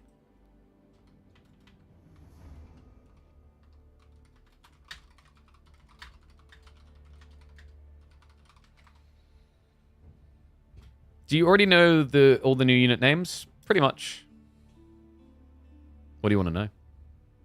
Not so much about the new Civs from KB Stream. So excited. Oh, thank you, man. I'm glad you've been learning. I'm glad my small brain can actually impart some knowledge. I'm hoping a lot of people are excited. Like, I don't know. I was talking to someone about this. Like, I wasn't alone in this. I was like, are people excited for the new DLC? Like, it definitely felt like in some ways there was a lot more drummed up hype around Knights of Cross and Rose. I don't know if that was just like this weird kind of fizzle out effect of like everyone had the previous DLC, the Sultan's Ascent or whatever it's called, and like, oh my god, the next DLC, and then they got it. And I know some people wanted more, but I feel like we got a cool little DLC, and now we're back to a really big DLC. Especially with the new game mode, man. I don't know. I feel like more people should be hyped up about Crucible. But the problem is in the content creation arc, like everyone and their mum is like obsessed with 1v1s and team games.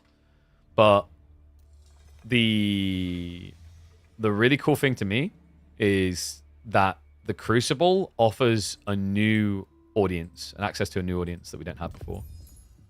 Okay. Looks like we've got Dry Arabia.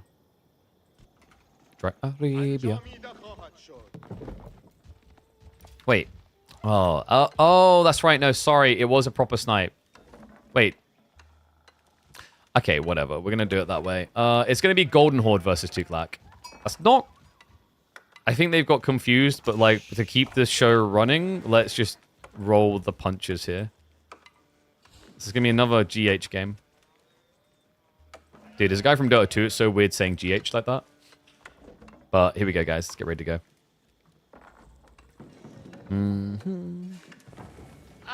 And we need to flip it, don't we?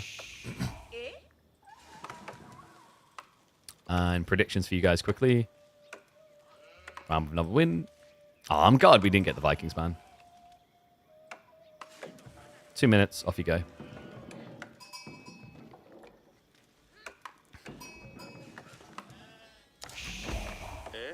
Welcome back to a show and tell of... Oh, wait. We didn't hit the record. Welcome back to a show and tell of all the new Civs. The Canadian bros are at it again. This time, it's Elephant Nation versus the Unlimited Horde. Let's get to it.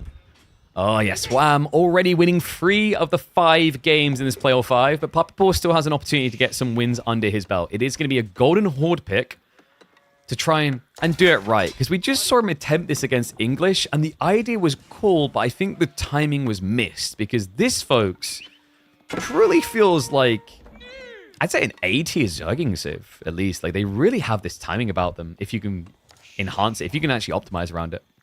How are we playing the new DLC for AoE? Because the content creators got early access to drum up hype and create a lot of content for you guys so that you could munch down on it, hype up, and enjoy the upcoming DLC. Okay, so wham. That is actually really different. That is the first time we've seen this. It's a Tuklak Dark Age Rush. I haven't seen anyone try this so far. Holy crap. Oh, that is so cool.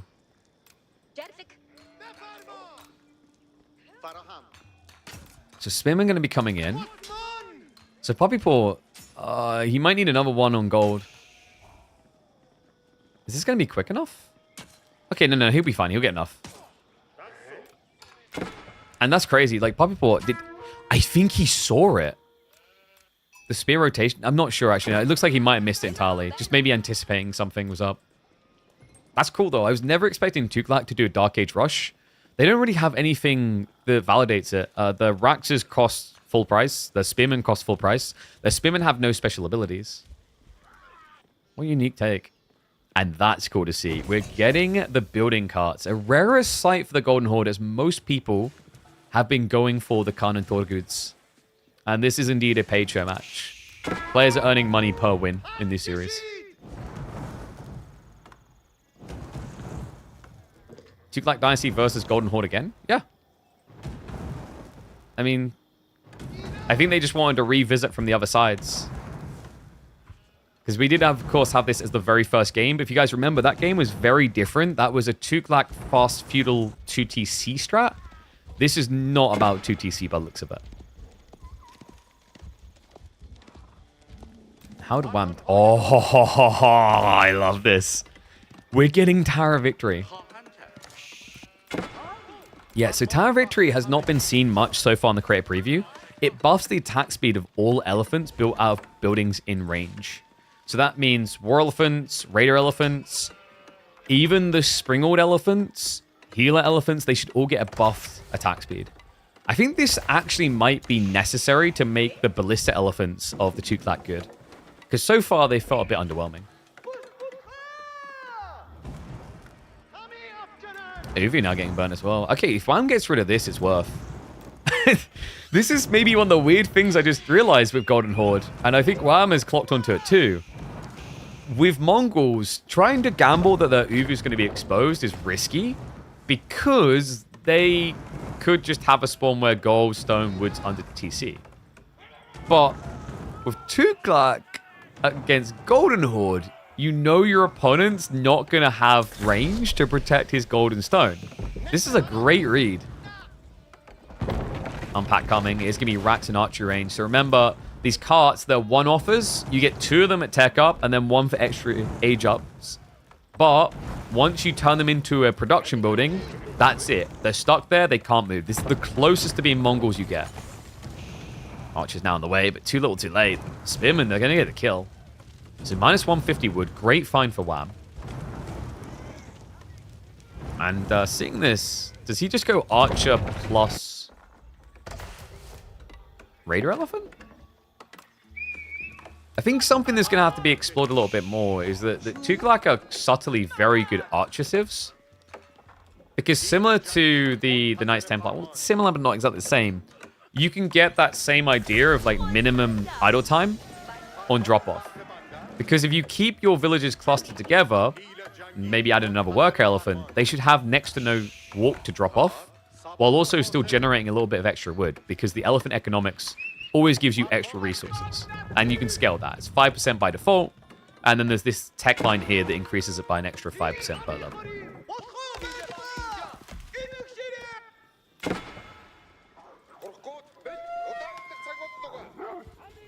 And no, you cannot move your TC as the Golden Horde. Reminder, this civ is not nomadic like the Mongols.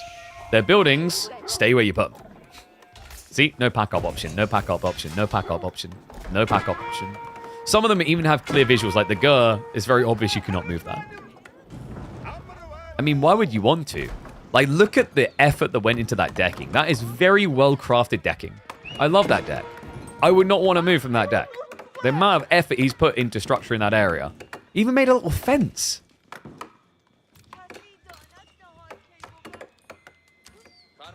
Okay, so archers are going to be coming in. Wait, so it's not even Raider Elephants? A little bit surprised by that. Raider Elephants are actually true to the name. They're very good at raiding. I think Raider Elephants are secretly intended to be more for worker kills than just straight up as a horseman.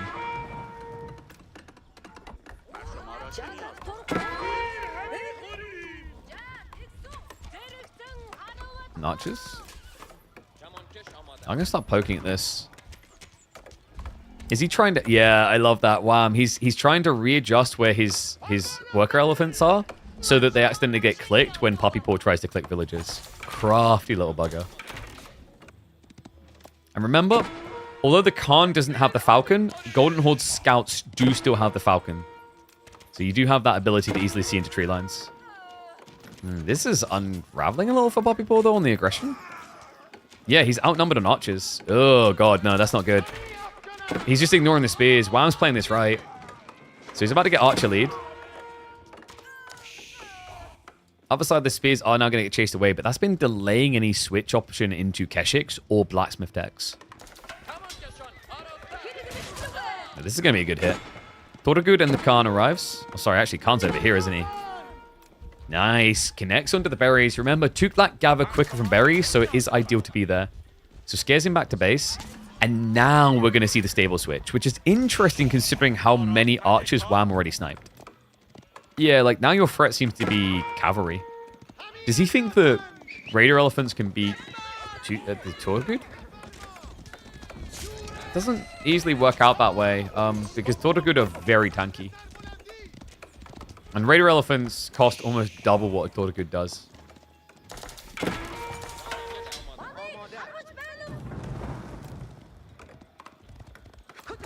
I think what's refreshing about Golden Horde is, and same with Macedonians now that I think about it, the devs didn't just introduce civs that boom, and I like that.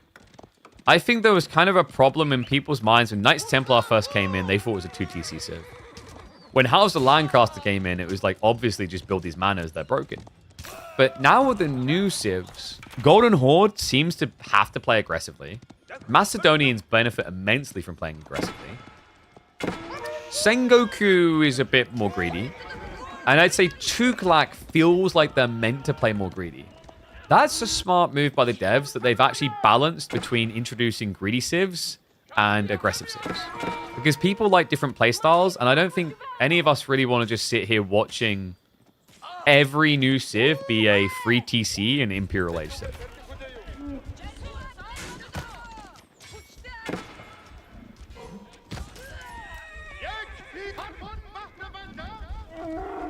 So Wham does reveal the Raider Elephants. These ones have been buffed up, by the way. Raider Elephants actually benefit a lot from the Tower Victory 15% attack speed because the attacks take so long. So it's usually 2.3 seconds to wait for an attack. And remember, these are designed to counter range units specifically. Keshik's now getting added in. I like this from Poppy Paw. Tortuguds are kind of a bait. I haven't been this big of a fan of just mass Tortugud. They don't die easily, and the Khan sustains a long time. But I think Tortugud spam makes a lot more sense in the late game, because that way the Khan can keep fighting. And if the Khan keeps fighting, you get this scaling buff. The Khan Warcry, you see there, gives percentile damage increase, but it activates each level for him attacking longer. So I think it's every 6 or 8 seconds of constant attacking, he'll activate another level. So what that means is in the late game, when you've got units with high base damage, percentile scaling is good. But early on, the only real edge or advantage the Tortugud have is that they cost some stone, and not just food and gold, and they have health. Because Keshiks have 50% more damage. So yeah, I think the winning strat, and you're kind of seeing it now from Poppy Paw, is layering Keshiks and Tortugud.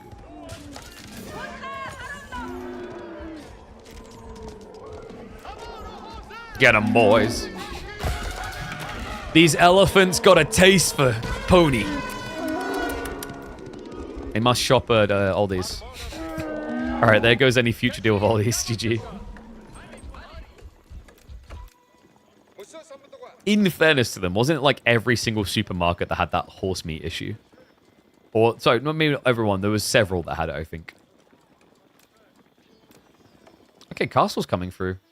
Wham is pretty committed at this stage, and he hasn't found a way to scale his eco, but that's changing. We have got the Tuklakabad forts now coming in. Great fortress drop as well. Deer plus the berries. And I wonder if we're going to be seeing Multan or Ook. Those are usually the most preferable beginners. So Ook would give you decrease on your research costs. And then Multan would buff your production rate of villages, which you're probably going to Multan after this. That's painful. Keshik's just getting a few club downs. A little bit greedy actually from Poppy Paw, so didn't get an extra kill there. But still, 3 is good.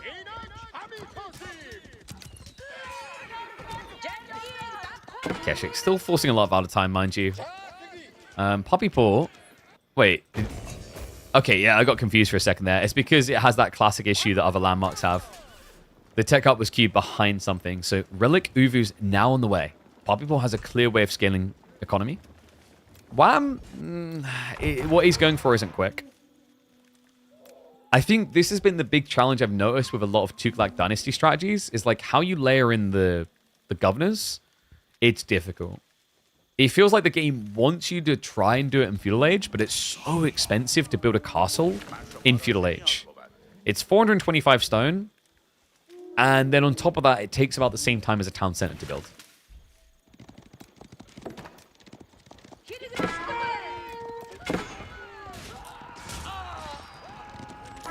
Wow, he's getting ready for an age up now. I wonder if he'll go Compound Defender just to get the forts online. Like, I think if you don't go for Compound, it's very hard to scale these forts. House of Learning, it's got some nice text in there around elephants, but my question then would be, do you have enough food to get elephants? How does the Tuklak forts compare to Knights Templar keeps? Worse by default, but scales better. So you start with 2k HP, but then the tier 1 add-in for 350 stone gives you 1500 more. And then you get some fire armor, some range, some damage. And then you can keep scaling it past there. But the whole thing alongside that is that they're providing these different buffs. And he goes Governor of Jalor. So we're going to be seeing him looking to get into a mass Dumbo strat here. So that now means he gets increased attack speed on Dumbos. And he'll also now get increased health. This is actually really good for the Raider variety, because Raider variety has less health anyway. And yeah, you can already see the buff coming through there.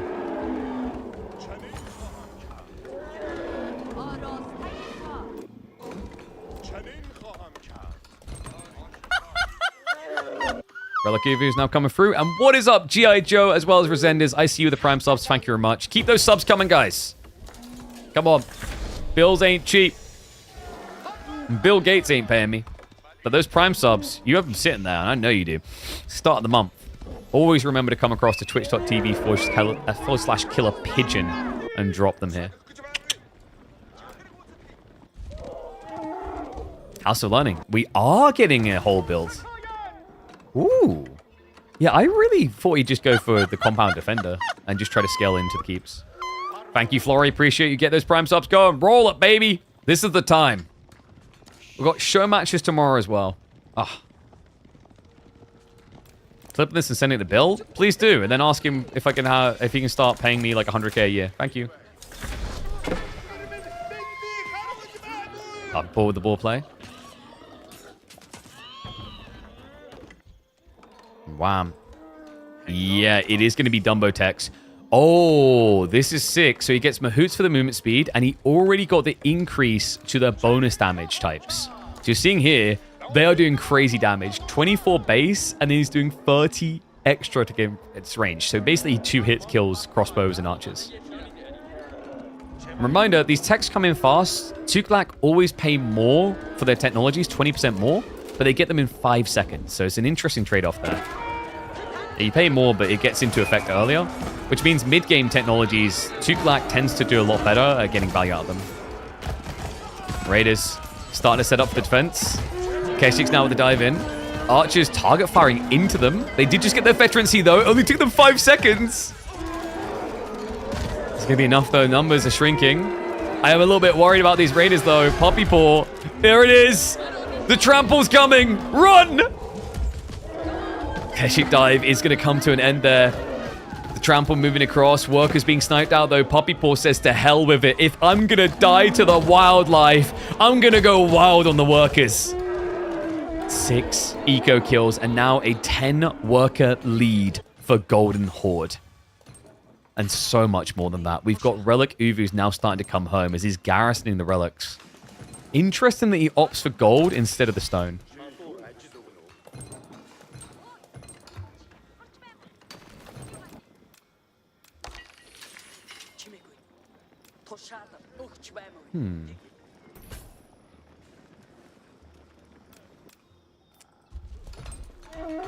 What's Swam up to? Because he took a good fight. Is he expecting another one? He hasn't really pushed out at all.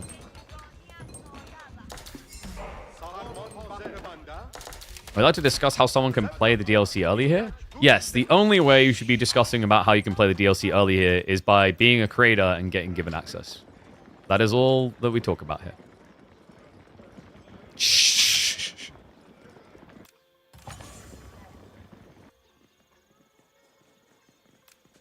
Oh, that's an edict switch. You just saw that come in. It's crash time. Oh ho ho. Poppy paw. If at first you don't succeed, give up, you're a failure is not what he hears. It's try again. Yeah, so this is really cool. So what he's going for is now, every time he produces any unit from the military production builders in range of an outpost, he's going to get a free unit. A third unit for free. The Karash. Zerg strategy unlocked.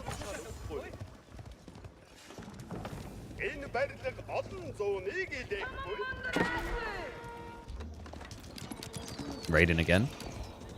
I think he's done a good job of just kind of pinning Wham in while he gets value off the map.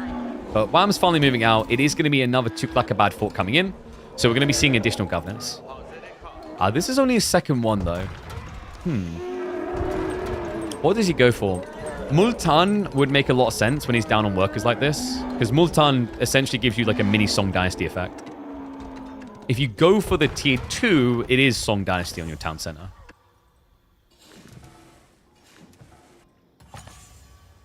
People, has he started to set up the stockyards yet? No, so, oh, there we go. They're coming in now. He's getting infinite sheepdom. Fort gets spotted. That is a panic rush up from Wham. Good lord. 25 workers to build that bad boy up. Wonder what he's going to go for. Oh, we're getting the Governor of Bakar. So this is for food. So this is the one that generates food based on nearby houses and farms. It also becomes a drop-off location. Works really well. Yeah, so it makes sense as well when you look at the food for the Tuklaks here. Wham just hasn't got anything to feed his elephants. Even the Golden Horde people, he can't eat them. Not for realsies. Now, apparently the Golden Horde people, I don't know, they just don't shower. I don't know what the idea is here. For whatever reason, the elephants don't eat them. Even though they seem so angry, you'd think that they eat meat. I don't know. Thoughts on scaling worker elephant cost by age to stop the worker elephant spam? You mean worker elephant count, maybe? Or do you actually mean cost? I think they just need to change the way that, like, worker elephants are in terms of their hitbox, their size. I think these worker elephants could be half the size and it would make more sense.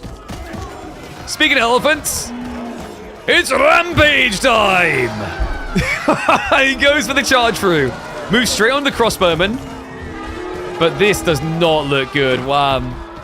These are not the elephants you think they are, folks. Only this one is. The war elephant is the absolute Giga Chad. But the raider elephants are in trouble. They're losing to men-at-arms. Does a good job of cleaning out the crossbows, though. That was a great move by Wham to try and salvage the fight. And it has kept him in contest here. But unfortunately, I think this is simply too many men-at-arms. It's ridiculous. Is he still running the Karash strat? He is. So he's full on just ham-fist zerging. It's just extra crap to throw at your opponent. Extra crap that he has to deal with. Extra crap to overwhelm to stop him from getting away. Dive in towards the farm area. Tuklakabad fort was just getting set up, actually. Oh, no. No, no, no. It's only tier 1! All right. Get your lighters out, hold them up in the air, and wave them back to fort. We're going to have to give a tributary song across the elephants that were. Because that fort isn't going to last long. The only reason it isn't dead is because they want this war elephant dead more.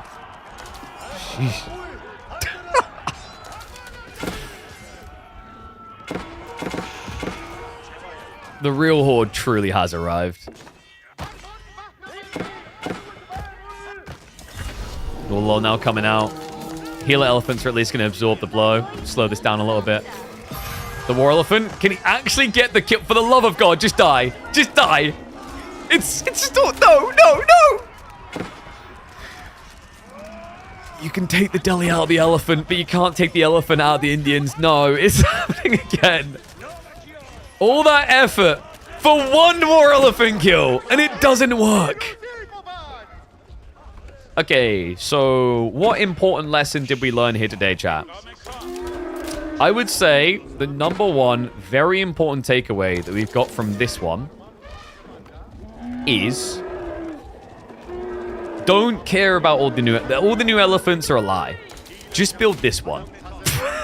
Because the Tukalak's version of the Delhi's one is even better.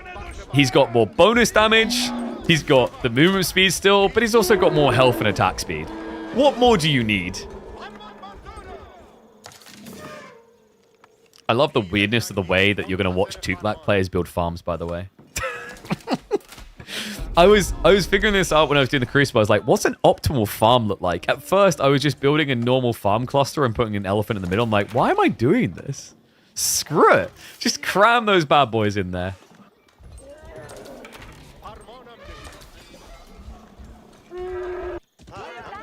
Man, quite the slowdown for Puppy Paw. What's interestingly deceptive about Golden Horde, though, is just how quickly they rebuild the Horde.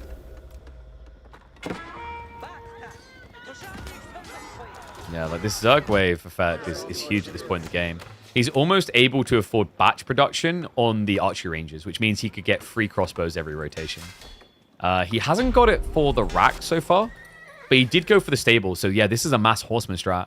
So he's now getting free ponies every 45 seconds, and he's only paying what you normally would for 2.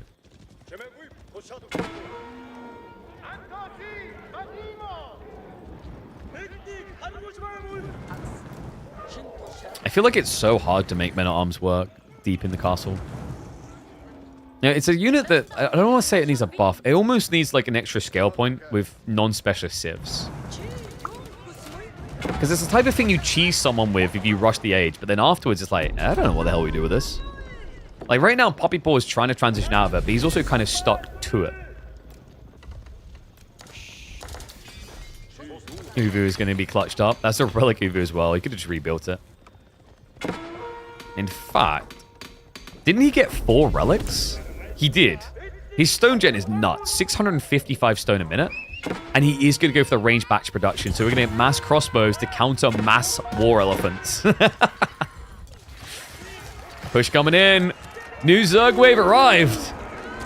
Tukalakabad Fort has been buffed. It's harder to kill this time. Puppy Paw with the push.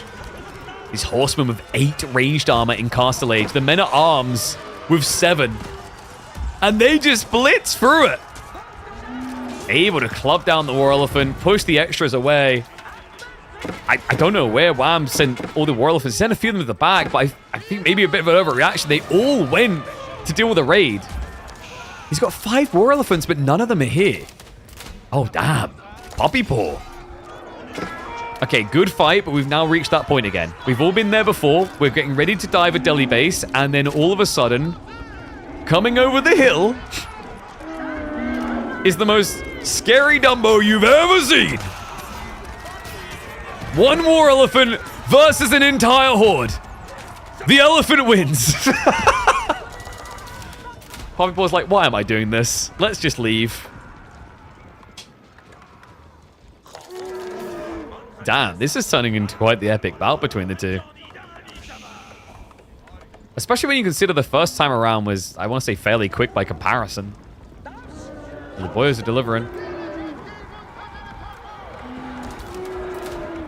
Wham. Uh-oh. Oh, wait a second. Puppy Paw. He goes for the grab! Horsemen, they're diving past. They're looking for the crossbows. War Elephant's getting in for the blocker. And he just activated the stampede. But only on the baby elephants. He didn't use it on the big ones, actually. Wait, has he forgotten? They have trample too. Theirs is better. And there we go. He looks to act. Wait, no, he's just not using it. The crossbows, they're doing it. The war elephants are dying. The mortification will not commence. Elephants confirmed not OP. If you just hull infinite bodies at them, you can kill any animal in the kingdom.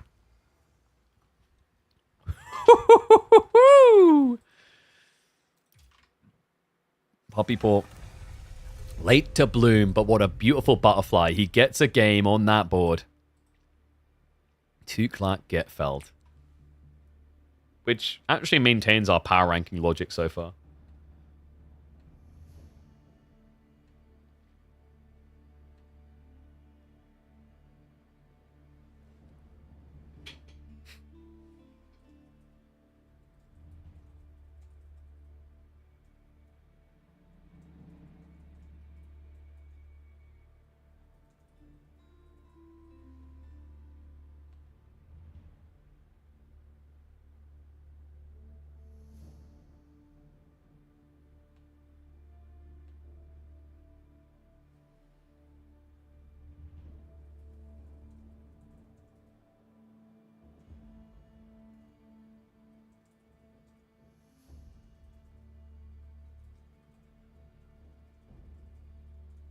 I think we call that one Infinite Bodies to deal with the Elephant Nation.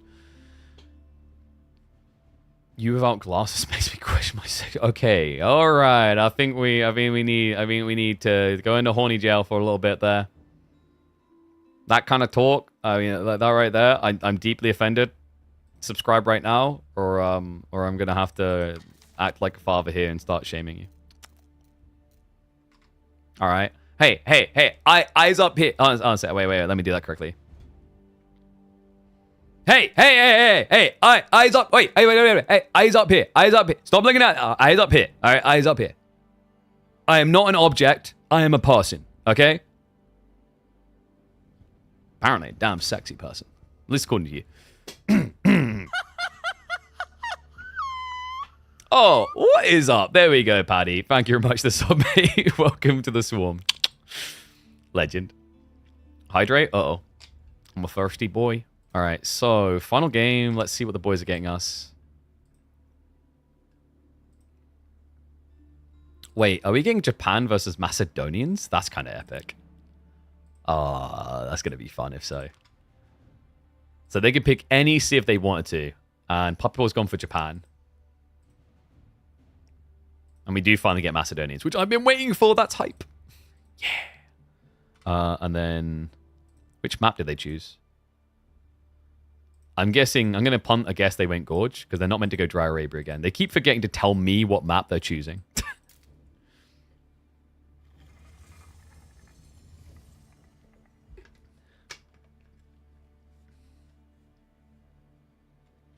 I learned what I need to do to fund this career. Dude.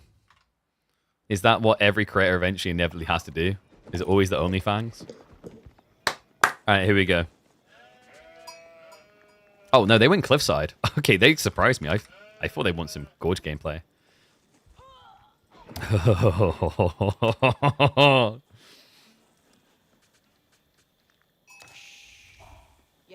There's a question looming on everyone's mind with this new expansion. Are they still broken? Has the House of L finally found a way to take L's? What better way than putting them in a match of pure aggression? House of Lancaster up against the Macedonian Dynasty, the big MD, the new doctor on the block for our final game of this play or fire between the Canadian bros. Welcome back, folks, to the early preview. I love this matchup. The thought of it, like Macedonian Dynasty versus House of Lancaster, we've seen it once already in show matches, and the outcome made people's jaws hit the floor. Lancaster is in some ways nerfed. In other ways, most definitely not. The early game still feels as powerful, possibly more powerful than it's ever been. But this beast on the other side has good answers. And I wonder if Wham is aware of the ones. Macedonian Dynasty is an aggressive civ by nature. I have yet to see a successful defensive Macedonian build. It's a civ that I think you're just meant to play more attack-oriented with. And honestly, I'm so here for that. Like, you know, I get that the House of Lancaster build has been toxic, but I'm going to say something that may be controversial. At least the way that it was toxic was entertaining to watch. And like, entertaining subjective, right? Like, it's a bit dirty watching it beat everything, but at least it attacked to win. Eventually it didn't, but like there was an option to kill your opponent in the game. And I at least found that refreshing compared to some OP builds we've had in the past of Age of Empires 4, where they just sat in their base and done nothing. The good news is, with the nerfs around the manners for House of Lancaster, the early game is still toxic, but the scalability into mass manners has been nerfed. And I think that's something we need to celebrate. Do I think the devs have balanced these guys out? They've taken a roll and pin to them, flattened them down to a reasonable balance level? No. I still think Lancaster's probably a bit too good. But it is at least a step in the right direction. Yeah, once they nerf this detail about them, or change it. Like, I hate the word nerf. I'd rather see it developed in a different way than just outright crippled. Once they change the Abbey of Kings, I think Lancaster people will chill about it. But right now, these lords that this landmark builds are still so powerful. But Wham, we'll have to see if he's got the answers. It is going to be a Grand Winery build, so focus on getting economy. Yeah, he doesn't go for the Hippodrome, which I guess I'm not surprised by. Lancaster would be happy to build Spearmen. I think you want to be aiming for Varangian here. Varangian are surprisingly good. I'm going to blow your guys' minds because when I say men-at-arms in Feudal Age, say the first word that comes into your head. Like, type it out in the chat right now or say it out loud. Do whatever you're going to do. I won't be able to, I can definitely hear you guys when you speak. Like, that's how Amazon works. I can hear you through your devices. So, the thing with these men-at-arms is, like, every time someone says men-at-arms in Feudal Age, usually most people respond with trash. I think the one exception is Order of the Dragon. Like, low-ranking players hate Guild of Men-at-arms. But most people are like, not very good. You know, like, they're annoying, but I can counter them. What's unique about the Varangian guards is that they are surprisingly good on stats for a Feudal Age unit. They have 4 melee armor, which means if they're up against spears, that's 50% damage reduction. Over 50. And another fun thing to think about, or maybe toxic depending if you're on the receiving end, is that with the arsenal levels, they can scale that up to 6 melee armor in the Feudal Age. Wait, what? Hold on. Okay, I think Wham's on board with us, but he knows that he needs a lot of meat to make those Vikings happy, because they're hungry boys. We've got Macedonian pro scouts. I did not think I was going to be saying that this weekend. Pro Scouts was just recently nerfed. You now lose food as you carry it with the scouts, meaning you're losing about 1.5 food a second when they're on the back of your scouts. So Pro Scouts can still be decent for your close deer, but it's not going to get as much value from the enemy side deer, which I think is a perfectly reasonable balance and a smart way to design it. So yeah, that means there's now a decay effect when you carry deer. But this is crazy greedy from Wham. Like, Pro Scouts, when you know you're up against Lords, was not on the bingo list for me. And he's gathering... No, wait, why are we gathering... No, I know why he's gathering berries. It's because this is a risky resource. Take it now because you'll run out of sheep otherwise. Because, guys, remember, the Grand Winery buffs all food gathering types in range by 30%. It's like an Aachen Chapel effect for food. So, really, you want to be on sheep, optimally. But because he knows he'll run out of sheep fast that way, he's trying to eat the berries.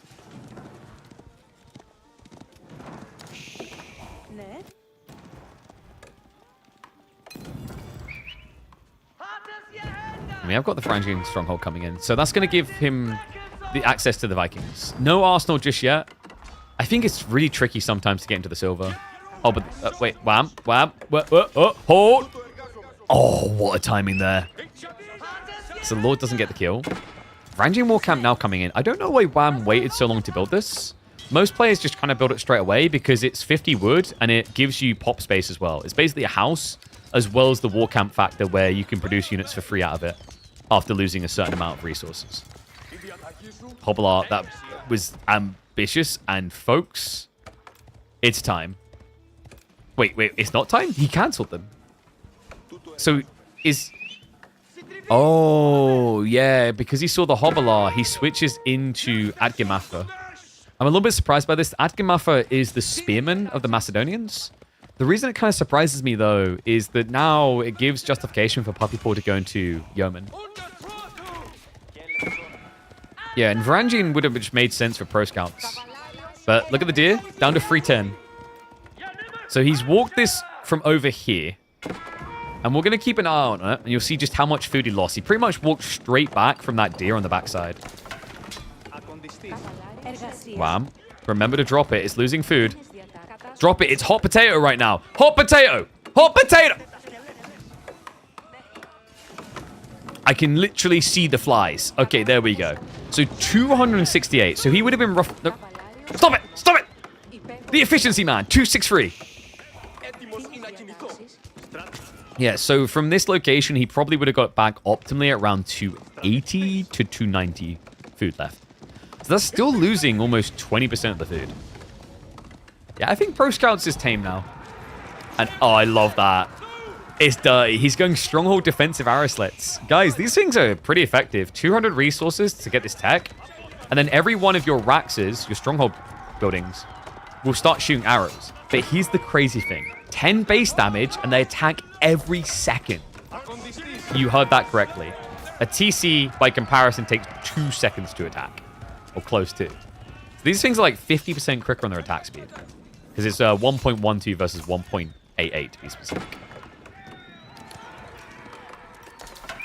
It's a pretty smart idea up against the Lords who only have 3 ranged armor. Scouts are getting harassed off of their goal, though. This is becoming difficult. I don't know, like, I just kind of look at this, I'm like, did Wham need the pro scouts? I can kind of see why he thinks he did. It's been hard to get anything home. He's got, like, maybe 2 deer in. Another tricky part is you just eat through that food so fast because of the Grand Winery. It's like, in theory, the strategy is good. And against a less aggressive Civ, it's understandable. But these guys are full balls against the wall. The Angry Lords know no bounds. We have got Bogmather coming out now to contest. And he will have some Runestone charges starting to come in. Now, that's going to be important. Once he gets, I think, 2 more kills, he'll have it.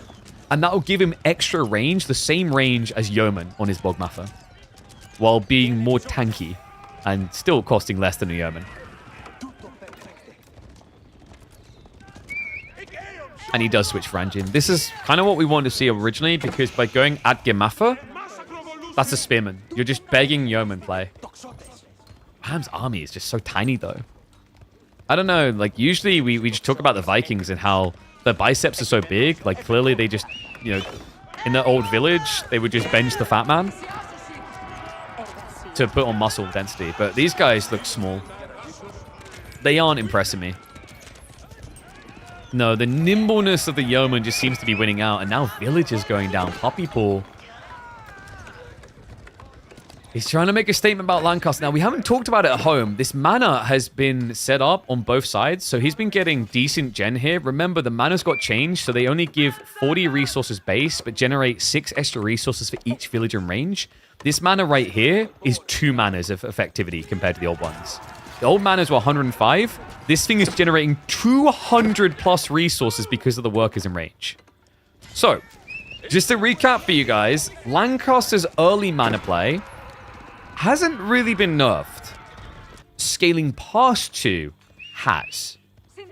It's not a cut and dry build 9 anymore. But 2 manas, incredibly efficient for Lancaster. Oh, man, he's going to keep up that efficiency. Moves out to the deer. Hey, I'll give him this, though. At least manas are being played the intentional way with this type of move. I just think there needs to be some sort of malice from building a mana in range of the TC, I think. Oh, God, these deer. Well, he has at least been getting some home now. Wham is getting into the Angry Vikings. Varangian Arsenal's finally coming in. Yeah, he's got 400 silver. That's enough to get himself almost 2 techs. And we're probably going to be looking at the armor increase for the Varangian Guard. It's a pretty good idea here. It just bulks them up to crazy degrees. And you kind of need it against Yeoman because Varangian Guard have good melee armor by default. But the ranged armor is a bit weak. Villages. Oh, God. This is just adding up. That's 5 worker kills so far. I don't know. Wham is kind of getting a force together. My concern at this rate is, like, how big is the deficit going to be by the time you have an army to fight with? I mean, sure, you have pro scouts, but who needs pro scouts when you just walk out? Good intercept, though. I like this. Wham. Cutting reinforcements with the horsemen. That is just Yeoman over there. Actually, that'd be a great target for his ponies. And, he's going to look to win the range battle. So we are getting buffs coming in towards the Bogmather specifically. So his Archer Mass is what he's scaling. So that's going to be the plus armor, plus health. So he's now got 84 HP compared to a Yeoman that only has 70. However, do you want to watch that number go up? Because the Lords. Yeah, with the Lords, you can actually mirror that effect. It's a bit nuts. Outpost now coming up from Wham. Happy Ball's eco is just too good, man. Like, oh my God. It's double the food income. Yeoman now with a snipe. This looks over. I mean, there's no comeback from here. We've seen miracles from Macedonians, but They at least had a leg to stand on. Right now, both of his legs are being cut out from under him. Yeoman still hunting, looking for the worker kills. Dive underneath the TC is eventually going to favor Wham. But the worker lead, it's almost mimicking the game from earlier. 32 to 45.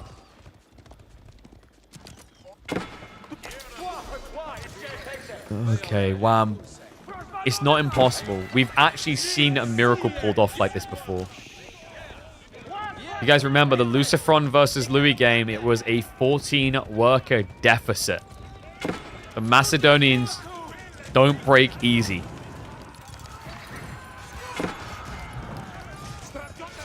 Engine guard, get ignored. Dive under the Bogmaffer. He hasn't been buffing these guys that much though. He's only got the +1 melee, no extra armor. Yeoman mass. They just do whatever the hell they want. Extra worker kills on the ride by. Before is not slowing down. He's not looking for greed, and I agree. You know, why go for Castle Age when you can just try and end the game here? Castle Age doesn't do much for you because the manas are different now. It just makes a lot more sense to keep gunning it. And he calls it.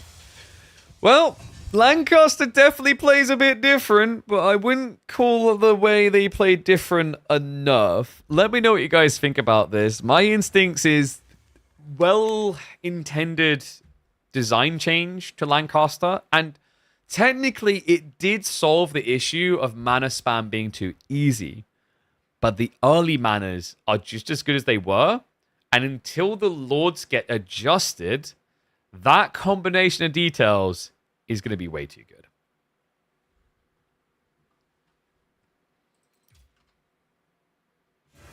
Yeah, I think the Lords is the problem. And this is something that I know I'm not alone in highlighting. A lot of people have.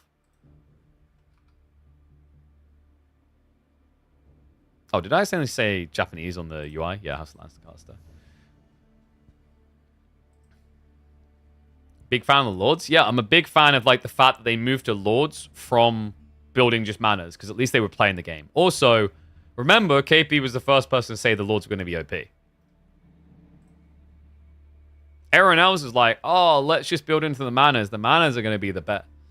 Lords OP. You can win in 50 minutes or win in 20. You knew that before me? Really? Wow. I'm sure that knowledge has served you well, Philsberto. It has managed to get you on so many grand finals. Wait a second. Got him. All right. Yeah, this is where Philly's like, I'm just so far ahead of the meta. That's why I don't win, because I'm there too early, you know? It's like that person who turns, like, they find out there was this great party, and they're like, well, I was ahead of the curve because I turned up at that party location 5 months before Eminem had his party there. So that makes me go. All right, anyway, guys, if you want to be absolute goats and support the channel, reminder, easiest things to do, always make sure you follow the channel. We also are activating with Opera GX this month. It is a free-to-download browser. I definitely recommend giving it a spin. Let me know what you guys think. It's great for gamers. It's great for optimizing your browser, not used too much. It's got a built-in ad blocker. It's got a built-in VPN. It's got a lot of things. I'll drop it in the YouTube chat for you guys as well. But outside that, make sure you subscribe to the channel. Follow the channel, whatever. Do the free stuff. If you want to do the paid stuff, it helps me as well. And share around. Let people know about this, man. I'm sure you got a bunch of friends, maybe, that play Age of Empires. They don't even know there's content creation like this. We've got epic games coming. We're done for today, but we have got show matches tomorrow. Tomorrow, we will open up with Corvinus versus Myriad at 3 p.m. UK time, so 2 hours later than we started today.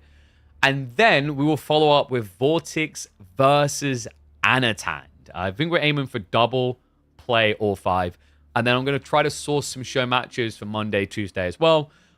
Even if we're not able to make that happen, remember KPMM, our midweek muster, our weekly tournaments return on Friday on the new DLC with top level players competing. I mean, this was the bracket from the last one, epic one, and those guys, a lot of them will all be back, and that will be running Mondays, Tuesdays, Thursdays, and Fridays. But guys, I'm going to be back tomorrow, so make sure you tune in. Make sure you get notifications turned on so you know when we're live.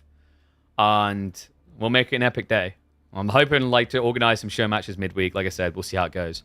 But guys, what I'm going to do now, YouTube, TikTok, Kick, thank you for watching. I'm going to end this. Twitch, we are going to actually raid through to a channel They actually dropped some money in the coffers so we can make some of these show matches happen. So we're going to raid across the PK Clan TV. They're currently hosting a $10,000 Age of Empires free tournament. So something a little bit different, but some more tourney action. So I encourage, just give it a go, see how it is, see what you think. And we'll probably raid them tomorrow as well to show some thanks and support, because they did drop a nice, healthy dose of money to make these show matches possible. Basically, they fronted the cost for all the show matches, which I appreciate. But guys, that's it for me. Thank you very much for watching, and I will see you all tomorrow.